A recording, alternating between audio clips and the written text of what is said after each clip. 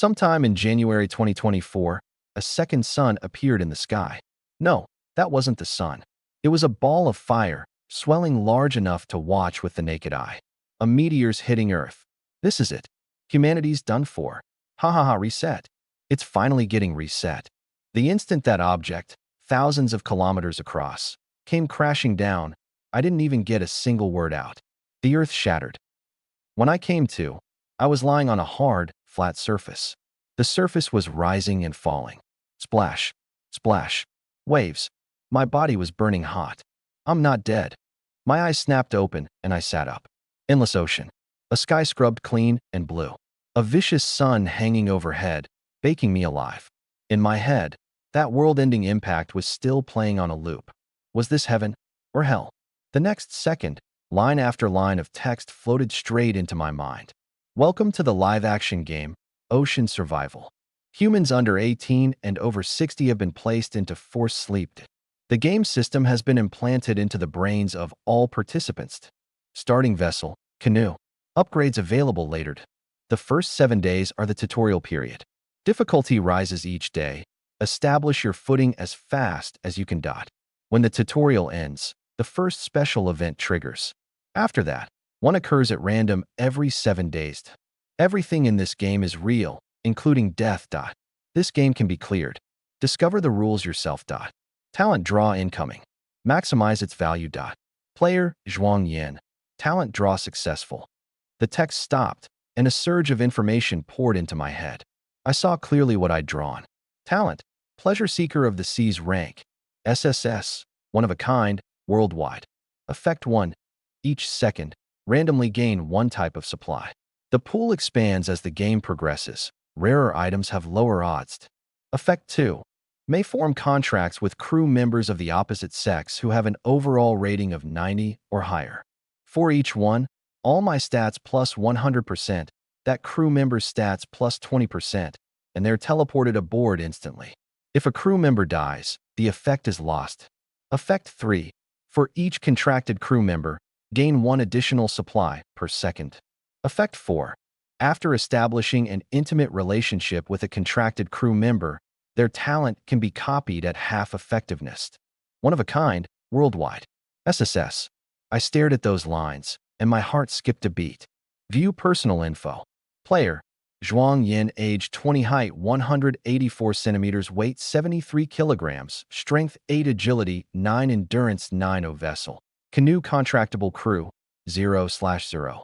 Contractable 0. The boat was too small. I'd have to upgrade first. A guy my size, over 6 feet, was crammed into this canoe with no room to even straighten my legs.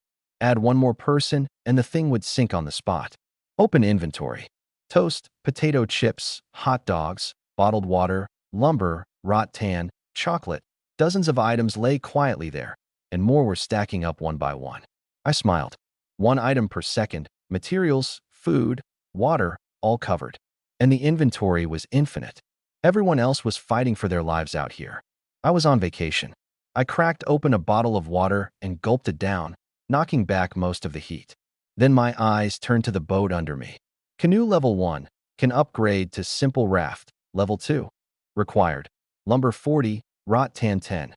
Lumber came fast, rattan a little slower, but it wouldn't take long to have enough. I could afford to wait either way. Open the regional chat channel. First entry. Please set a name. Zhuang Yin. You have entered Zone Z, District K1. Currently alive. 998,865 players. I froze. A full million players had started, and in the blink of an eye, over 1,000 were gone. More than 1,000 people drowned in the first second. I looked down at the canoe rocking beneath me with the swell and said nothing more. The chat panel was scrolling like crazy. I skimmed through line by line, hunting for anything useful. The channel was a chorus of wailing and screaming. A fish just leaped out of the water and scared me so bad I flipped my boat. Now I can't flip it back. Any pros got ideas? So hot and so thirsty. Who'll share some water with me? Big bro will repay you someday, I sweared. CC, can you see this? If you can, contact me right now. I drew a B rank talent. Wipe-free pooping, never constipated again. How strong is that, ballpark? Anybody draw A rank or above? Let us live vicariously. Garbage game. Gives you a rod but no bait. How am I supposed to fish? A mess. Not one useful line. I just closed it when a new notice chimed. Effective immediately. Treasure chests will appear randomly on the sea. Quality is random. Opening one yields supplies, and higher quality means better loot. I looked up. Sure enough, a little black dot was drifting in from the distance. Slow, far, and not even guaranteed to drift into salvage range. Building a fortune off chests meant relying on the face of a born luck god. For other people, they were a lifeline. For me, take it or leave it. 10 minutes later, that chest bobbed off 30 meters away. My face darkened. Forget it. Upgrading matters more. Inventory. Lumber 66. Rattan 10. Enough. Upgrade vessel. Confirm. A flash of white light, and the canoe became a narrow raft, 1.5 meters long. A modest improvement, but my legs, cramped up for ages, could finally stretch out. Vessel upgraded. Simple raft, level 2. The next moment, a line of golden text slammed into everyone's view. Announcement. Congratulations to player Zhuang Yin of Zone Z, District K1, the first in the district to upgrade their vessel to level 2. Reward, bronze chest ×1. It flashed 3 times in a row. The whole district lost it. Holy crap, I just pried 2 units of lumber out of a chest, and this guy's already at level 2. 40 lumber and 10 rattan. Where'd he get that? Must have struck a chest jackpot. Big bro Zhuang Yin. Carry me, share your secrets. Secrets my ass. Dude's definitely cheating. I glanced over and couldn't be bothered to respond. The private messages, though, 99 plus unread already. I opened them and skimmed, all begging for guides or shamelessly fishing to get taken care of. Nothing worthwhile. I was about to close it when a different one popped up. Xinhua, Zhuang Yin, is that you? It's me, Zhang Xinhua. Zhang Xinhua. Rich family, fair skin, long legs. A classmate in my own department, the acknowledged campus beauty, the kind known across the whole school. In 3 years, she and I had exchanged maybe a handful of words. The reason was simple. I was poor. I was busy working part-time jobs to pay my way. She was busy enjoying college life. That she even remembered me was probably just because Zhuang Yin was an easy name to recall. She'd heard it called too many times at roll. Zhuang Yin, it's me. You need something? You didn't need a brain to know she wanted something from me. I didn't mind. Her wanting something was exactly what set up my next move. Because her overall rating in the system was 93. Right on the line. Just enough to clear my talent's contract threshold. I pulled up her panel. Zhang Xinhua rating 93 talent. Plant affinity, a rank. Plant growth speed aboard plus 20%. Once daily, can cast accelerated growth over an area for a major boost. A talent that looked useless at first glance. But combining it with the fact that someone had just opened strawberry seeds from a chest. I'd bet that in this game, vegetables and fruit were extremely hard to get. Short term, no problem. Long term, vitamin deficiency could kill you. And a stretch with no vegetables, no fruit? A Chinese stomach like mine couldn't handle it. So Zhang Xinhua was my predetermined first crew member. She wouldn't agree? Then on to the next. Xinhua, how'd you get to a raft so fast? Can you tell me? Just as expected. Zhuang Yin, luck off the charts. 7 or 8 chests drifted and clustered together. Opened them all, and it was just enough. My hand. No chance she was seeing it. A mix of truth and lies. Let her guess for herself. With that talent of hers, surviving the early game wasn't going to be easy anyway. Xinhua, okay, and here I thought you had some trick. Add me as a friend. I want to ask you things later. Zhuang Yin, sure did. Once it was done, she logged off, satisfied. I set a special alert for her messages, then ran through the private messages one more time. Aside from a few classmates equally bent on prying, still nothing useful. Open the chest first. I tossed the bronze chest onto the raft. The waterline didn't budge. The chest had no weight. Made sense. If it actually weighed anything, a single bronze box could have sunk the canoe. Open. Opening bronze chest. Obtained sturdy hemp rope ×10. I paused and checked the inventory to confirm. Among the 20-some supply types my talent rolled each second, there was no hemp rope at all. These 10 could only come from chests. A little disappointing. But the next glance at the upgrade screen nearly broke the corners of my mouth. Simple raft, level 2. Can upgrade to sturdy raft, level 3. Required. Lumber 80, sturdy hemp rope 20 contractable crew after upgrade. 01. Plenty of lumber, plenty of food and drink. Just short on hemp rope. I had only these 10, half of what I needed. As luck would have it, another chest drifted over. An iron-trimmed wooden box, ordinary grade. I waited until it floated within a meter, then yanked it in with the net. Thunk. Open.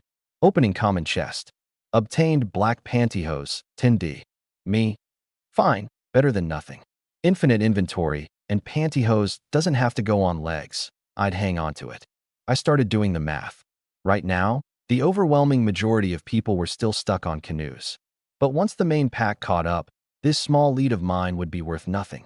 My talent wasn't rolling hemp rope for the moment, and just sitting around waiting was a waste. So, trading. I was holding the one thing everyone was short on, water. I opened the trade channel. One glance told the whole story. WTB. Drinking water 200 milliliters. Trading lumber / rot tan. Have a heart. Big bro, I'm dying of thirst. WTS.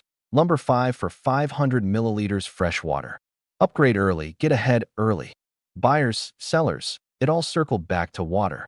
People actually selling water? Barely any. I posted one. WTB. Sturdy hemp, rope times 10, 500 milliliters drinking water per rope. Posted it and stepped away. People had only been in the water a short while. I wasn't in a hurry. Once they got thirsty enough, anyone holding goods would come trade like good little kids. I took out the rod, tore off a piece of hot dog for bait, and cast it down. Plop. I watched the bobber, eyes drifting over the sea, checking for any chests floating in. Unfortunately, luck wasn't online. A full hour. 2 bottles of water gone. Not a single fish, not a single chest. The inventory, on the other hand, kept piling higher. Toast 82, chips 120, hot dogs 154, bottled water 540, lumber 1266, instant noodles 48. A dozen plus new types added, several thousand items in all. Hemp rope alone, none. Still this few people who've reached a raft. I clicked my tongue and opened the public channel for some entertainment. The whole screen was one tune. I think I'm getting dehydrated. Somebody save me with some fresh water. Why does this seawater get harder to drink the more I drink? Above you, are you stupid? I opened a bottle of water from a chest, not thirsty anymore, but now my stomach's empty. Some yelling about thirst, some about hunger. Only me, fishing and sunbathing out on the sea. The private messages had stacked up too. Begging for water was over half of them. The rest asked how to get lumber fast. Men and women just used different tactics. The women, big brother, little sis is so thirsty. Let little sis drink some of your water first, and later little sis will let you drink hers too, okay? The men, big bro, brother here is parched. Beg you for some water. I'll repay you tenfold someday. In the friends list, Zhang Xinyue had sent a string too. Xinyue, Zhuangyan. I opened a cream bun from a chest. Are you hungry? Wanting to share half with you. Xinyue. Oh, I forgot. You've already upgraded your vessel. You definitely wouldn't want this half bun of mine. Xinyue. Actually, I'm a little hungry too, but I'm scared eating will make me thirstier. Xinyue. In the chat channel, what everyone wants most is water. No idea when I'll be able to get any. Xinyue. If I really get water, I'll share with you too. Half a bun. She was really selling the performance. It was crystal clear to me. She had a flock of simps hooked on the public board. She could wheedle a little lumber out of them, but not a single drop of water. A campus beauty wilting under the sun suddenly remembering me. The poor classmate she hadn't said more than a few words to in 3 years. No need to guess what she was after. Too bad I couldn't be the simp she wanted. I couldn't be bothered to dance around it. So I went straight to the point. Zhuang Yan, thirsty. 2 words, leaving her to stew. The reply came fast. Xinyue. Yeah, baking in the sun this long. I'm hot and thirsty. Xinyue. Look, my skin's all sunburned. Xinyue, image. A photo from her face to her collarbone. Snow-white skin flushed with a layer of sunburn red. Lips that should have been dewy now cracked and peeling pale gray. The whole picture limp and listless. Pitiful, the heart-melting kind. A softer man would have dissolved on the spot. Too bad I wasn't soft. Zhuangyan. Xinyue, I can give you water. I can give you food too. Zhuangyan. 500 milliliters drinking water. Cola. Chocolate. braised beef noodles, chips, toast. The other end went silent for several seconds. I could almost picture her eyes going wide. After all that acting, finally hooking a big fish. But of course she didn't dare reach out openly, afraid of giving herself away. Sure enough, she knew, wow, Zhuang Yin, you're amazing. But these are so precious to you right now. If I take them, won't you be left with none? I can't take them to. Zhuang Yin, you really don't want any? Another few seconds of hesitation on her end. Xinhua, if you've got plenty, I'll just take a tiny bit of water. A teeny bit is enough. Zhuang Yin, sure did. I opened the trade and put it up. Player Zhuang Yin requests a trade with you. Drinking water, 1 bottle cap. Nothing. 1 bottle cap. Not more, not less. Exactly a teeny bit. Her end went still. So still I could practically hear her grinding her teeth from tens of thousands of kilometers away. Zhuang Yin, why aren't you confirming? Come on. A good while later, the trade bar finally lit up. Xinhua, Zhuang Yin, thank you so much. Thanks delivered through gritted teeth. She must have struggled to even type the words. I had water, I had cola, I had a whole spread of food and drink, and I gave her 1 bottle cap. It was a humiliation, and she knew it better than anyone. But she still took it, because she was truly thirsty. Thirsty enough that the last of her dignity couldn't outweigh the fire in her throat. I didn't push her, let her sip slowly. Timing it to about when she'd be done, I tapped out another line. Zhuang Yin, water, I've got tons. Food, tons too. Want some? This time she replied instantly. Xinhua, Zhuang Yin, what do you want? Done acting. Smart. Zhuang Yin, I want you. Her end went quiet. What she was scheming, I couldn't be bothered to guess. Nothing but to con the water and food out of me first. The sea was so vast we might never meet again, and a promise was worthless after the fact. Xinhua, okay, I'm willing to. Zhuang Yin, head. Xinhua, Zhuang Yin, I know what you're thinking, but getting things from me isn't as simple as you imagine. Zhuang Yin, as long as you don't get any clever ideas, sign the contract obediently, and serve as my crew, I guarantee you'll never have to worry about water or food again for the rest of your life. Zhuang Yin, here's the contract. See for yourself. I pushed that sheet of parchment over. 4 big characters at the top. Crew contract. Her end went silent. While she read the contract, I went over the terms again myself. The thing was generated by the system to my specifications, and the wording was ruthless enough. Crew contract. I, Zhang Xinhua, voluntarily enter into a contract with Captain Zhuang Yin. For the duration of the contract, Zhang Xinhua must do everything in her power to complete all tasks assigned by the captain. For the duration of the contract, Zhang Xinhua is the private property of Captain Zhuang Yin, with ownership of body and mind belonging entirely to the captain. For the duration of the contract, if Captain Zhuang Yin dies, Zhang Xinhua dies with him. Once signed, the contract is irrevocable, with enforcement supervised by the system. Heavy stuff. If I were her, I'd have sucked in a cold breath reading it too. Sure enough, after a long pause, a line finally popped up on her end, with a sob in it. Xinhua, Zhuang Yin, how can you have the heart to make me sign this? You're so cruel. Boo-hoo. Crying for my benefit? Wouldn't work. I wasn't annoyed. I replied at a leisurely pace. Zhuang Yin, not willing? I can only contract 1 crew member right now anyway. You don't sign? I'll find someone else. It wasn't a bluff. A pampered young lady selling herself after a little son was unrealistic to begin with. Wait another day or two, let her get thirsty enough, hungry enough, and things would naturally change. Besides, if she really would rather die than yield, then I'd swap in someone else. Women rated above 90 were plentiful. I wasn't in a hurry. To put it bluntly, the odds of someone used to being adored turning around to play the simp for someone else were low to begin with. She'd come to me on her own only to collect one more simp. And instead of collecting a simp, she'd eaten a bottle cap's worth of humiliation first. Xinhua, does it have to be this way? For old classmates' sake, can't you just give me a hand? Zhuang Yin, no? You won't do it, plenty of others will. I closed her window and turned to clearing friend requests. Down the long list, one note stood out and caught my eye. Friend request, Meng Zhou note. Big bro, saw you're looking for sturdy hemp rope. I've got a little here. If it's convenient, please accept. A pure trade didn't need a friend ad. Meng Zhou wanted a long-term partnership. But if he really had enough hemp rope, why not just upgrade himself? Let me ask first. I accepted the request and instantly got a message. Meng Zhou, Big Bro Zhuang Yan. I've got 10 ropes here. Want to trade for some water? Any chance you'd loosen the ratio? Zhuang Yan, no. I was short on hemp rope, not on water. But long term was long term. The rule for opening shop could never be broken. Meng Zhou, not gonna lie, these 10 are pooled from me and 2 friends.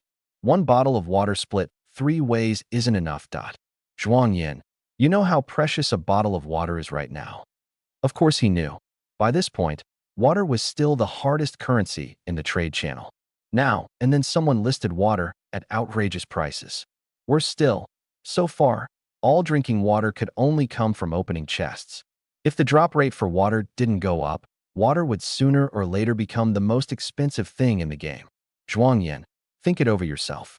Willing, we trade right now. Not willing, I find someone else. What choice did he have? Other people trading hemp rope opened with 20 ropes for 1 bottle, and the 3 of them couldn't even scrape 20 together. A moment of silence, then he caved. Meng Zhou, fine, deal. Drinking water 500 milliliters times 1 sturdy hemp rope times 10. I added one more line. Zhuang Yan, whenever you get your hands on something rare, come find me. I won't promise everything, but water and food. You won't lose out. Meng Zhou, thanks, big bro. Leave a line open. It'd come in handy later. Upgrade. Simple raft, sturdy raft. Cost, lumber 80, sturdy hemp rope 20. Confirm. Confirm. After the white light, the raft stretched to 4 meters long, nearly 2 wide. Sturdy raft level 3 contractable crew, 1. Right after, the golden announcement slammed across the district again. Announcement. Congratulations to player Zhuang Yan of Zone Z, District K1, the first in the district to upgrade their vessel to level 3. Reward, silver chest times 1. Same as before, 3 flashes. The public channel blew up for the 3rd time. Big brother Zhuang Yan, little sis is soft and tender, can do any position you like. Get lost, you above. At Zhuang Yan, big bro, spare some lumber. I'm just 2 units short of a raft. Ji Chincy, where are you? If you see this, please contact me. I'm so worried about you. Silver chest. Holy crap. The private messages and friend requests exploded again. I glanced over the women messaging me. The highest system rating among them was only 88, none clearing the 90 line. No surprise. I jotted down the chest sequence the system had popped up. Chest quality: common bronze, silver, gold, platinum, diamond, mythic. Thunk. The silver chest landed on the raft, the sound a touch heavier and duller than the bronze. Following this pattern, the first to reach level 4 should get a gold chest. Let's open this one first. I rubbed my hands together. Any fisherman understands this little bit of ceremony. Opening silver chest. Obtained. Small seawater filtered. Removes most of the salt, bacteria, and microorganisms from seawater. Filtered water is recommended for utility use only, not for drinking. Can be installed on level 3 or higher vessels. No power required. A filter? Was that useful to me? I looked up at the vicious sun overhead just as a bead of sweat slid down past my temple. Actually, yeah, useful. I didn't have so much water that I could waste it freely, but filtering seawater to bathe with? More than enough. I clamped the filter onto the edge of the raft. The intake hose dropped automatically into the sea. The outlet extended into a length of adjustable rigid pipe. I pulled it up to about 2 meters, fixed it in place, just like mounting it on a wall. I flipped the switch. The unit gave a soft hum and water flowed out.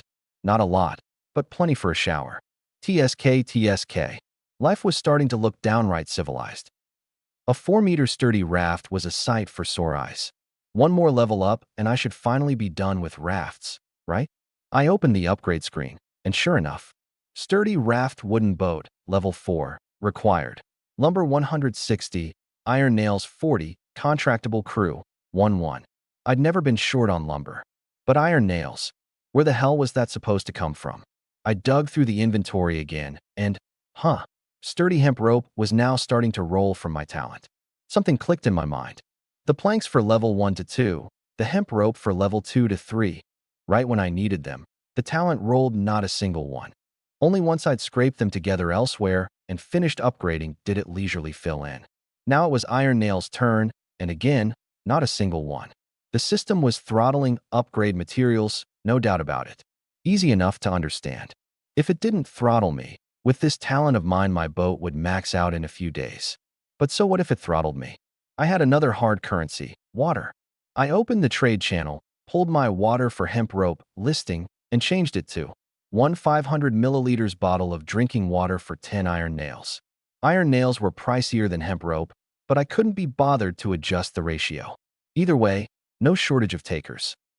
Nothing else to do, so like everyone else, I cast my line and fished. This round of fishing lasted until dark. Not a single fish.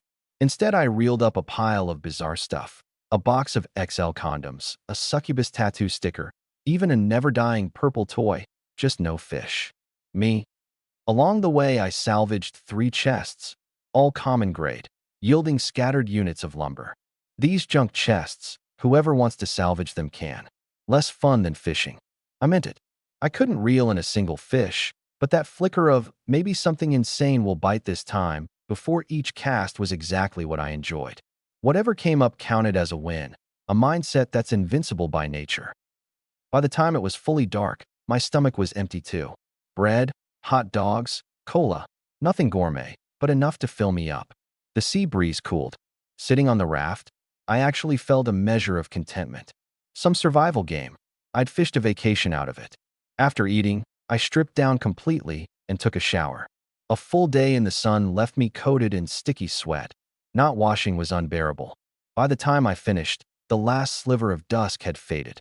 A bright moon hung high, stars twinkling all across the sky, the raft rising and falling with the waves. The whole world was nothing but the sound of the waves. I lay in the center of the raft and gazed up at the sky. How long had it been since I'd seen a starry sky like this? 3 years, or 5. It sounds romantic. It was actually spine-chilling. I had no light. The faint moonlight couldn't illuminate this world made entirely of water. Look in any direction across the vast dark, and it was pitch black. More chilling still was the bottomless sea beneath the raft. In daylight, with the sun, I could see 10 some meters down. I could swim. I had the raft beside me, and the visibility was good. Nothing to panic about. Now it was different. The seawater holding up the raft was black as ink. Below the surface, nothing was visible at all. I wasn't even willing to dangle a hand or foot over the edge. Who knew what kind of surprise this damn survival game had prepared for people like us? Fed and watered as I was, even I felt this uneasy. What about the people who were thirsty and hungry? I couldn't see anything in the water, but the public board had already boiled over. The moment night fell, everyone's fear was magnified. Brothers, I keep feeling like there are tons of eyes in the water staring at me. Drop the I keep feeling like. There really are tons of eyes staring at you. Don't scare me. I think I just saw greenish glowing dots in the water. Heads up, everyone. Plenty of deep-sea predators rise to the surface at night to feed, mostly big, vicious fish. Stay quiet on your boat and move as little as possible. Best way to avoid drawing them in. Bro, I was fine before you said it. Now I'm more scared. One more reminder. Food scraps, the smell of sweat, the smell of blood, they'll all draw them in with pinpoint accuracy. That's it. I just took a dump. Am I gonna attract a big fish? Should have gone on the boat. I watched it and just grinned. Fear is a thing that grows wilder the thirstier and hungrier you get. Too bad it had nothing to do with me. The level 3 sturdy raft was roomy in length and width, and its structure had gone from 2 wrought 10-lashed layers to 3 hemp rope-lashed layers, solid. I saw nothing in the water. The ground under my feet was steady, and that prickly being watched, feeling flickered through at most for an instant. I switched to the trade channel. The bottle of water I'd listed in the afternoon had already brought back 16 iron nails, still 24 short of the 40 the upgrade needed. Leave it up overnight, and by the time I woke it should be about enough.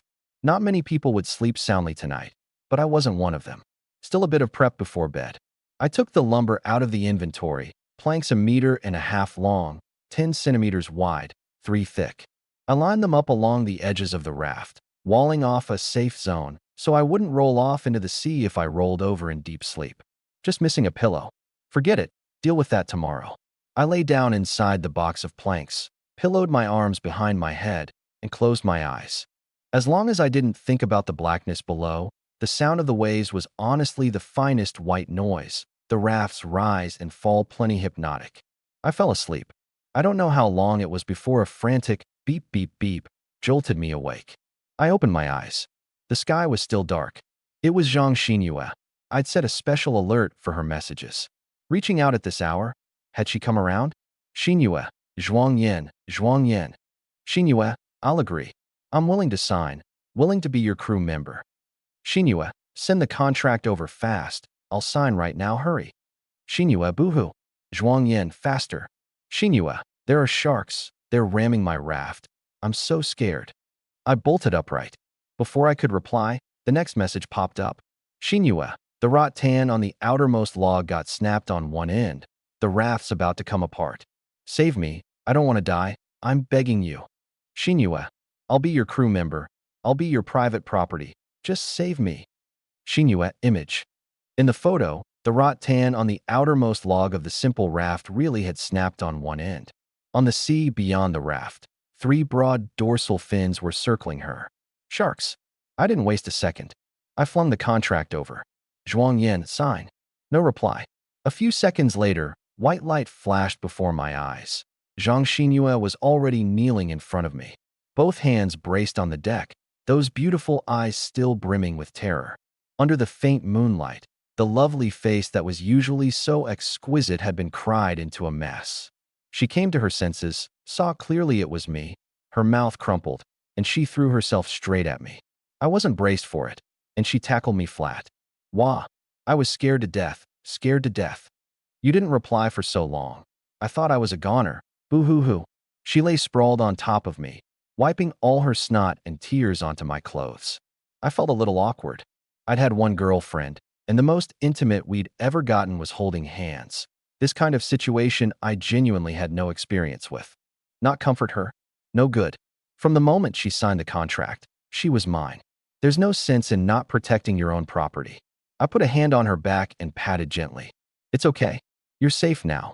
Her crying got quieter and quieter, gradually fading to hiccuping sobs, then stopping. Then it hit her. She was clinging for dear life to a man she'd barely ever spoken to. Eek! She scrambled to get up, planted a foot down, right onto the planks I'd lined up. There was almost no friction between them. She slipped, and her whole body pitched straight back toward me. Mouth to mouth. You wish. Reality is never that convenient. She'd already gotten half her body up, so this fall sent her head diving straight into my stomach. A solid hit would have left me aching for ages. In the nick of time, I tensed my abs. Thud. Her face and my stomach had an intimate encounter. She froze, because she'd flopped right back on top of me again. Sorry. She was so mortified she practically wanted to dive into the sea and tried to climb up again. This time, I didn't let her flail around. I pressed both hands down on her shoulders. Don't rush. Slowly.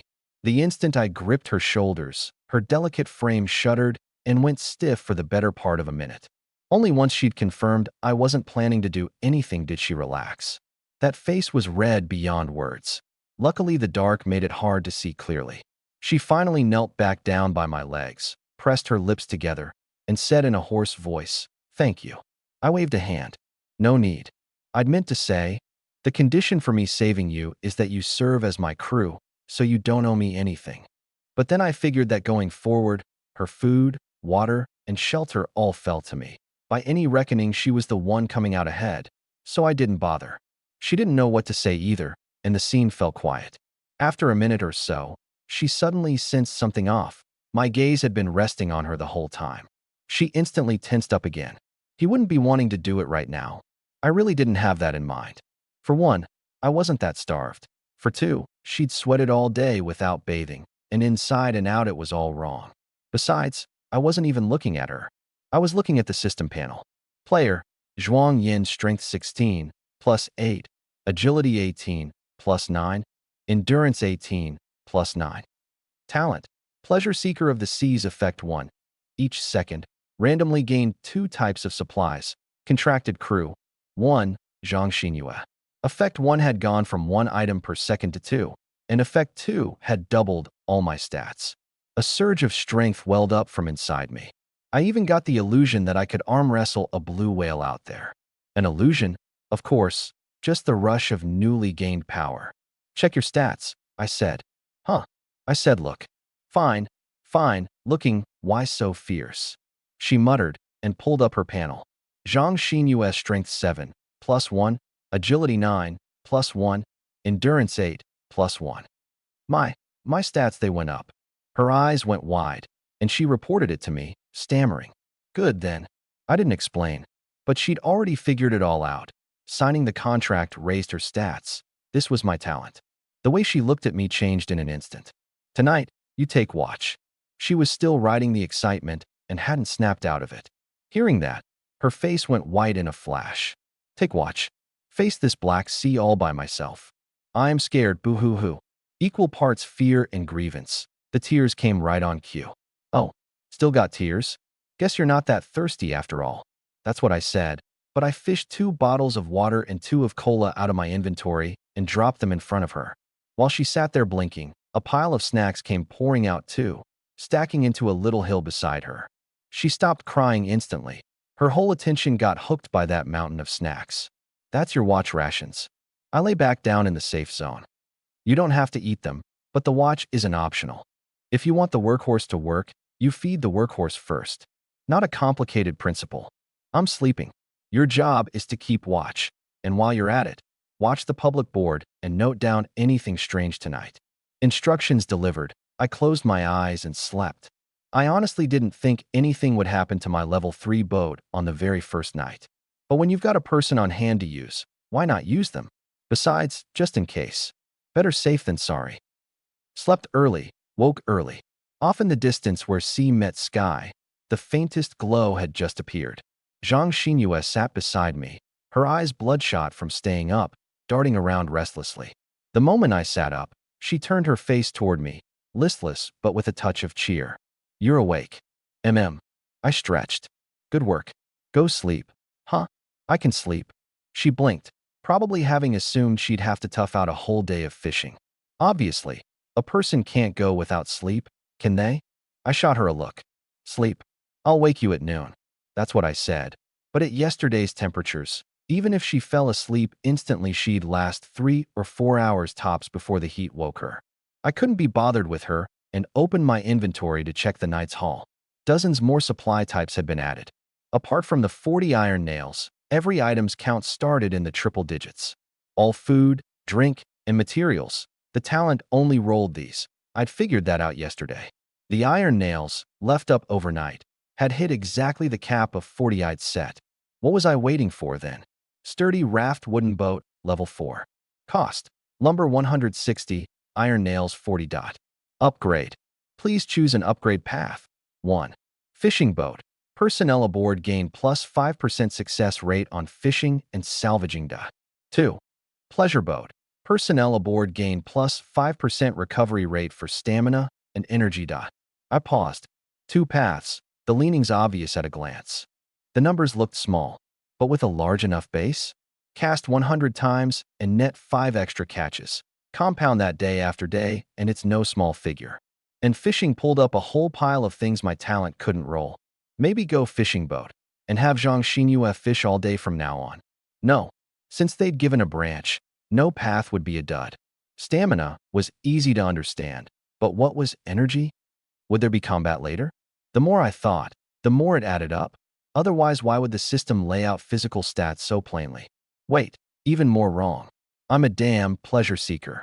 Why am I racking my brain over this? Every choice I made should put living comfortably as the #1 principle. As long as I had food and drink, what couldn't I trade for? Why agonize over a fishing boat? Recovery rate was the right answer. In the same span of time, more good sleep and more comfort were what did my talent justice. Upgrade. Pleasure boat. Confirm. Pleasure boat. A phantom image of a pleasure boat overlaid the raft, then solidified the next second, swapping out the whole thing. Vessel upgraded. Pleasure boat level 4 contractable crew. 1. Zhang Xinyue was sleeping deeply, with no idea that the boat she'd been serving had just traded up from a musket to a cannon. I looked at this brand new pleasure boat, my mood excellent. It was nearly 3 meters longer than the sturdy raft, and now over 2 meters wide. At the stern stood a sleeping cabin about 2 meters high, Toward the front center sat a sunshade canopy, and both sides of the hull had gained railings and fixed benches. Zhang Xinyue was sleeping between two of those benches right now. At the bow was a small toilet, with waste draining straight into the sea, and my seawater filter had been moved in there too. Quality of life just shot up. I was feeling smug. Golden announcements slammed across the district one after another. Announcement: congratulations to player Zhuang Yin of Zone Z, District K1, the first in the district to upgrade their vessel to level 4. Reward: silver chest ×2. Announcement: congratulations to player Zhuang Yin of Zone Z, District K1, the first to trigger an upgrade branch. Reward: gold chest ×1. The public board erupted once again. It was still in an uproar over those two announcements. First step ahead, every step ahead. No catching up to the big bro this lifetime. Does nobody care about the gold chest? Gold. Care my ass. The point is the upgrade branch. Okay. At Zhuang Yin big bro, what's the deal with the branch? Fill us in. Someone had D me, so I tossed off an explanation. Zhuang Yin. When the sturdy raft hits level 4, the system gives two options: fishing boat or pleasure boat. Different bonuses, just pick by your needs. One stone, 1,000 ripples. Anyone with eyes could see this branch wasn't about preference, but about your direction going forward. Some were even mulling it over. I, the district's #1, had picked the pleasure boat. Did that mean the pleasure boat was stronger? They were overthinking it. Without my talent, how could they guess? I was purely after comfort. Having watched enough of the show, I pulled up the next level's upgrade requirements. Pleasure boat, level 4, small yacht, level 5, required. Lumber 100, iron 300, leather 50, cable 20, battery pack ×1, diesel engine, greater than or equal to 25 horsepower, ×1 contractable crew after upgrade. 1-2. I paused at first, then couldn't hold back the excitement. Lumber, iron, leather were no problem, clearly high-frequency common materials. But the moment cable, battery, and diesel engine showed up, the meaning was crystal clear. Hit level 5 and the boat would have electricity and power. Earlier, someone on the board had talked about adding a sail to a raft, and I hadn't taken it seriously. At my upgrade speed, the raft would be obsolete in a blink. But now, even at a level 4 pleasure boat, the boat could still only drift with the currents. The level 5 small yacht was when it truly evolved into a modern vessel. Not to mention, level 5 let me contract one more crew member. There was no suitable target at the moment, but I could keep the slot ready, so when one came along I wouldn't miss out. And I had a hunch. The reward for being first to reach level 5 was probably more than just a chest upgrade. I dug through the inventory. Lumber, a mountain of it. Iron just over 100. Leather still under 10. Those two only started accumulating after the pleasure boat, so a small count made sense. What I lacked was cable, battery, and diesel engine. Cable shouldn't be hard. Battery and engine, though, were a clean generational break from those earlier primitive materials. Not so easy to come by. List the requests first. On the trade channel, same as before, I used 500 milliliters water as the trade item to collect cable and added a note: buying battery packs and diesel engines at high prices. Listing done, I took out the 2 silver chests and 1 gold chest and set them on the deck. The sun had just peaked over the horizon, orange light hitting the boxes, making them glint. Just as I was about to open them, I held back and put them away. I had a clear-eyed understanding of my own luck godforsaken constitution. I'd wait for Zhang Xinyue to wake, ask whether she was a luck god first, then decide who opened them. After years of gaming, this little bit of superstition I still believed in. I gnawed through 2 slices of bread, downed a bottle of milk, and sat by the gunnel to fish. Obtained: halter bikini, red. Obtained: slippers, macho pink. Obtained: sanitary pads. Obtained: portable folding chair. This is good. Finally something to sit on. Almost 11. A yawn came from over by the canopy. Zhang Xinyue was awake. Eek. Zhuang Yin, the boat upgraded. Her delight was impossible to hide. Call me captain, I said flatly. She choked, then put on a goofy voice and shouted, Captain, probably remembering some movie. She walked toward me, her beige sundress all wrinkled, her flesh-toned tights snagged into a few runs, Her white chunky heels scuffed with black marks. A bit of a sorry sight, but her spirits were high enough. What I found most curious was her attitude. Sleep enough. Slept plenty, full of energy. Her eyes curved up, and she winked at me playfully. I handed over a bottle of milk and a few slices of bread. Eat first, then work. In fact, she hadn't finished last night's pile of snacks. She'd stashed it all in her own inventory. She didn't point that out, just brought her legs together, stood ramrod straight, and bellowed in that weird voice. At your command, Captain. That stunt finally cracked my straight face, and I shook my head and laughed. This girl was strange. I'd heard she never gave any guy at school the time of day. No good face for anyone. Playing weak for supplies yesterday, I could understand. Yet when I wanted to contract her, she still refused. And then in one night, her attitude did a complete 180, and not the fake, swallowing humiliation kind, but like she was actually enjoying it. Let her be. I'm done eating. What are your orders, my lord captain? She brushed the breadcrumbs off her hands. Fish, salvage chests. I raised an eyebrow. As for the rest, when you play games, how's your luck? Huh. She didn't follow.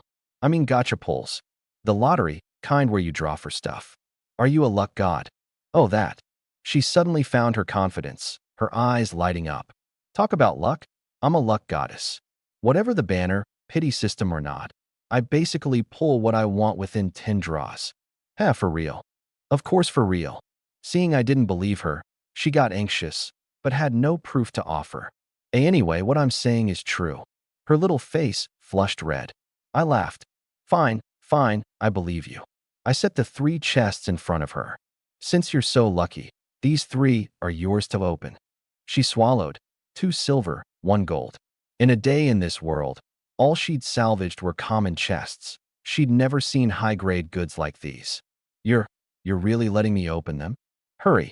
She didn't waste words and started with the silver. Opening silver chest, strength candy, +1. Eat to gain strength, +1 dot. Opening silver chest, stamina candy, +1. Eat to gain endurance, +1 dot. See, I told you my luck's good. She laid the 2 candies out in her palm and held them up to me like treasures. Stack candies. The corner of my mouth twitched. For a moment, I genuinely couldn't tell whether the seawater filter I'd opened was the better haul or these 2 candies of hers. Keep going. I pocketed the candies. Her confidence even higher now. She flung open the gold chest. Golden light shot skyward. In broad morning daylight, it was bright enough to make you squint. Opening gold chest, small indoor climate control unit. Once installed aboard, it can hold an indoor space of up to 100 square meters at a set temperature, adjusting in real time to the actual conditions of the personnel aboard. She stared, speechless for a long while. What did you get? She'd opened it. I didn't know the result yet. She turned her neck with effort and pronounced it word by word. Small, indoor climate control unit. I blanked for several seconds too. In this environment, the value of a climate control unit went without saying. It wasn't even noon yet, and the temperature was already racing toward 40 degrees. The pleasure boat had a canopy and a sleeping cabin, but no airflow. The sun-baked hot air seeped into everything, and even the cabin was stuffy. By afternoon, even the upper layer seawater would hit 30-some degrees. Well, isn't it great? Her face screamed praise me.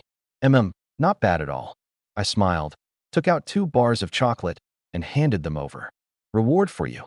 In the old days, she wouldn't have spared these 2 bars of chocolate a second glance. Now, she happily tucked them into her inventory. Hee, what else do you need me to do? She wanted to earn more merit. I opened my mouth, meaning to say there was nothing for now, but the words changed on my tongue. Go take a shower first and change into these. I pointed to the toilet at the stern and handed her the red bikini I'd just fished up. After a moment's thought, I stuffed the macho pink slippers in along with it. She took them, puzzled, shook the bikini open to look, and her little face flushed crimson. She'd worn plenty of swimsuits, but all conservative one-pieces, and even then she'd drape a scarf over her waist to cover up. This bikini of mine, with its pitifully little fabric, no wonder she was embarrassed. Zhuang, call me Captain. She pursed her lips in secret, then said helplessly, Captain, I'm guessing you've got lots of water, and I'd honestly love a nice shower, But there's no need to burn water on something like this, right? Not refusing outright, finding a legitimate excuse. She had this down pat. You don't need to worry about that. I installed a seawater filter yesterday. Filters the seawater directly, plenty for showering. Huh. She probably hadn't expected the boat to have a seawater filter. The save water excuse collapsed on the spot. She stood there fidgeting. I couldn't be bothered to guess at her little calculations, prompted a go on, hurry, turned, and went into the cabin. The cabin wasn't big.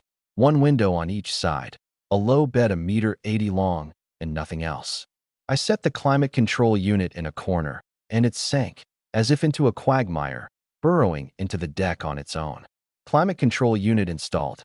Will adjust to the optimal temperature in real time based on the personnel aboard. The next moment, the cabin temperature dropped in a flash to around 20 degrees. Me? Fine, pretty user-friendly. Knows not to take up space in my cabin and can auto-adjust the temperature. Living up to coming out of a gold chest. Since chests could yield a climate control unit, then the battery and diesel engine the upgrade needed could, in theory, be opened too. The drop rate from low-grade boxes was surely low, but with the survivor base this huge, someone was bound to open one. Worth shouting about on the board. First, the trade channel. The cable collecting line had already reached 11. At this rate, 20 would be full before dark. Battery and engine, though, nobody had left a message. I switched to the board and posted a buy request. Zhuang Yin, buying battery packs, diesel engines. If you've got goods, add me directly. Anyone who can provide leads gets a separate reward. The moment it went out, the board scrolling stuttered. A few seconds of dead silence. Then a string of question marks came surging up like an avalanche. What battery? What diesel engine? A little raft needs those. Why do I feel like I'm not even in the same dimension as Big Bro Zhuang Yin? One look, and you know he's going for a level 5 modern boat. Ahead of us by who knows how many streets. Weary surviving. The big bro's already enjoying himself. A friend request popped up. Du Yiming requests to add you as a friend. This fast. I tapped accept. Du Yiming. Big Bro Zhuang Yin. I've got a lead on a diesel engine here. My heart leaped, but I held the excitement down. Zhuang Yin, speak. If the lead's good, I'll pay the reward. Du Yiming. How would I dare con you? It's definitely good. Diesel engine blueprint, 80 horsepower. Holy crap. The upgrade only required a minimum of 25 horsepower, and right out of the gate this was an 80 horsepower blueprint. Zhuang Yin, sell me the blueprint. Name your price. Du Yiming, 100 bottles of 500 milliliters water plus 200 slices of toast. A wildly inflated price? Or a modest one? It was my first time trading this kind of thing, no precedent to go by. I had a terrifying amount of water and toast, but that didn't mean I'd pay in full. Zhuang Yin, bro, that's a bit dark. 50 bottles of water and 100 slices of toast, and we close right now. Du Yiming. Come on, big bro, slashing it clean in half is too brutal. Zhuang Yin. I'm not the brutal one, you are. 100 bottles of water and 200 slices of bread. How much that's worth right now, I don't have to spell out, do I? Du Yiming. Zhuang Yin. Here's the deal. I can give you 100 bottles and 200 slices. But you have to tell me how you got this blueprint. That question was actually crossing a line. If it were me, it'd be like someone asking why a level 2 raft owner was already stockpiling level 5 materials. I wouldn't tell even if it killed me. Du Yiming. Oh, that. I can say. It's actually my talent. Every 50 chests I open, I randomly get a blueprint. The more rare chests I open, the more valuable the blueprint. Du Yiming. So I really wasn't sky high with the price. Of these 50 chests, 30 some were borrowed from 3 roommates, and I'll have to give them a cut later. Whether he borrowed them or not, I didn't care. What I cared about was the value of his talent. Zhuang Yin, fine. One more condition. Agree and we close immediately. Du Yiming, go ahead. Zhuang Yin, from now on, every blueprint you produce, I take all of them. Any blueprint, save it for me. Each one, I'll buy at 1.3 times market price. A verbal agreement had zero binding force, I knew. So I bought him out at a higher price, part bait, part leash. Once the boat had power, where in this whole ocean couldn't I go? If he was clear-headed, he'd understand. Not today, and from here on he'd have to follow through. Du Yiming. This, big bro, All I don't dare commit to. Aside from what I need for myself, everything else is yours, deal? Zhuang Yen. Done. Deal. Dot. And so, that 100 bottles of water plus 200 slices of bread in my inventory, constantly replenishing, was gone, and in its place was one item: the 80 horsepower diesel engine blueprint. Hiss. 80 horsepower. That little beat-up pleasure boat of mine wouldn't just take off. Having the blueprint didn't mean I could build the engine right away. I stared at the blueprint and frowned. Diesel engine blueprint, 80 horsepower, required. Cast iron 5, thick iron plate 5, iron nails 5, rubber 5, leather 5, copper ingot 5, refined steel bar 5. I had leather, the talent could roll iron nails, and I'd seen rubber in the inventory too. But cast iron, thick iron plate, copper ingot, and refined steel bar, those four, I was sure, I had not a single one. Nothing for it, same old rule. List them on the trade channel, water in exchange, and add one more note: buying battery packs. Done with all that. I looked up and only then remembered Zhang Xinyue had gone into shower. How was she still not out after all this time? I get that girls take time showering. But under these conditions, a shower could hardly count as a luxury. Just rinse off and you're done, no? Just as I was thinking it, a flip-flop of slippers came from the stern. She'd come out. Damn, that figure. A 169 frame, legs straight and long. The red bikini traced a taut waistline, her shoulders and neck clean, curves evenly proportioned, not a trace of excess flesh, the fabric setting off her bright, translucent skin. Slender, but not scrawny. Come here. I heard my own voice drop a register. And my hair's not dry yet. Huh, it's so much cooler inside than out.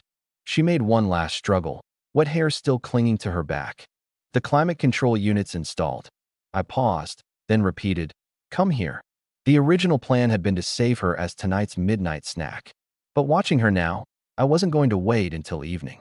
Besides, who says that if you eat at noon, you can't eat again at night? She opened her mouth but, in the end, said nothing more, obediently sitting down beside me.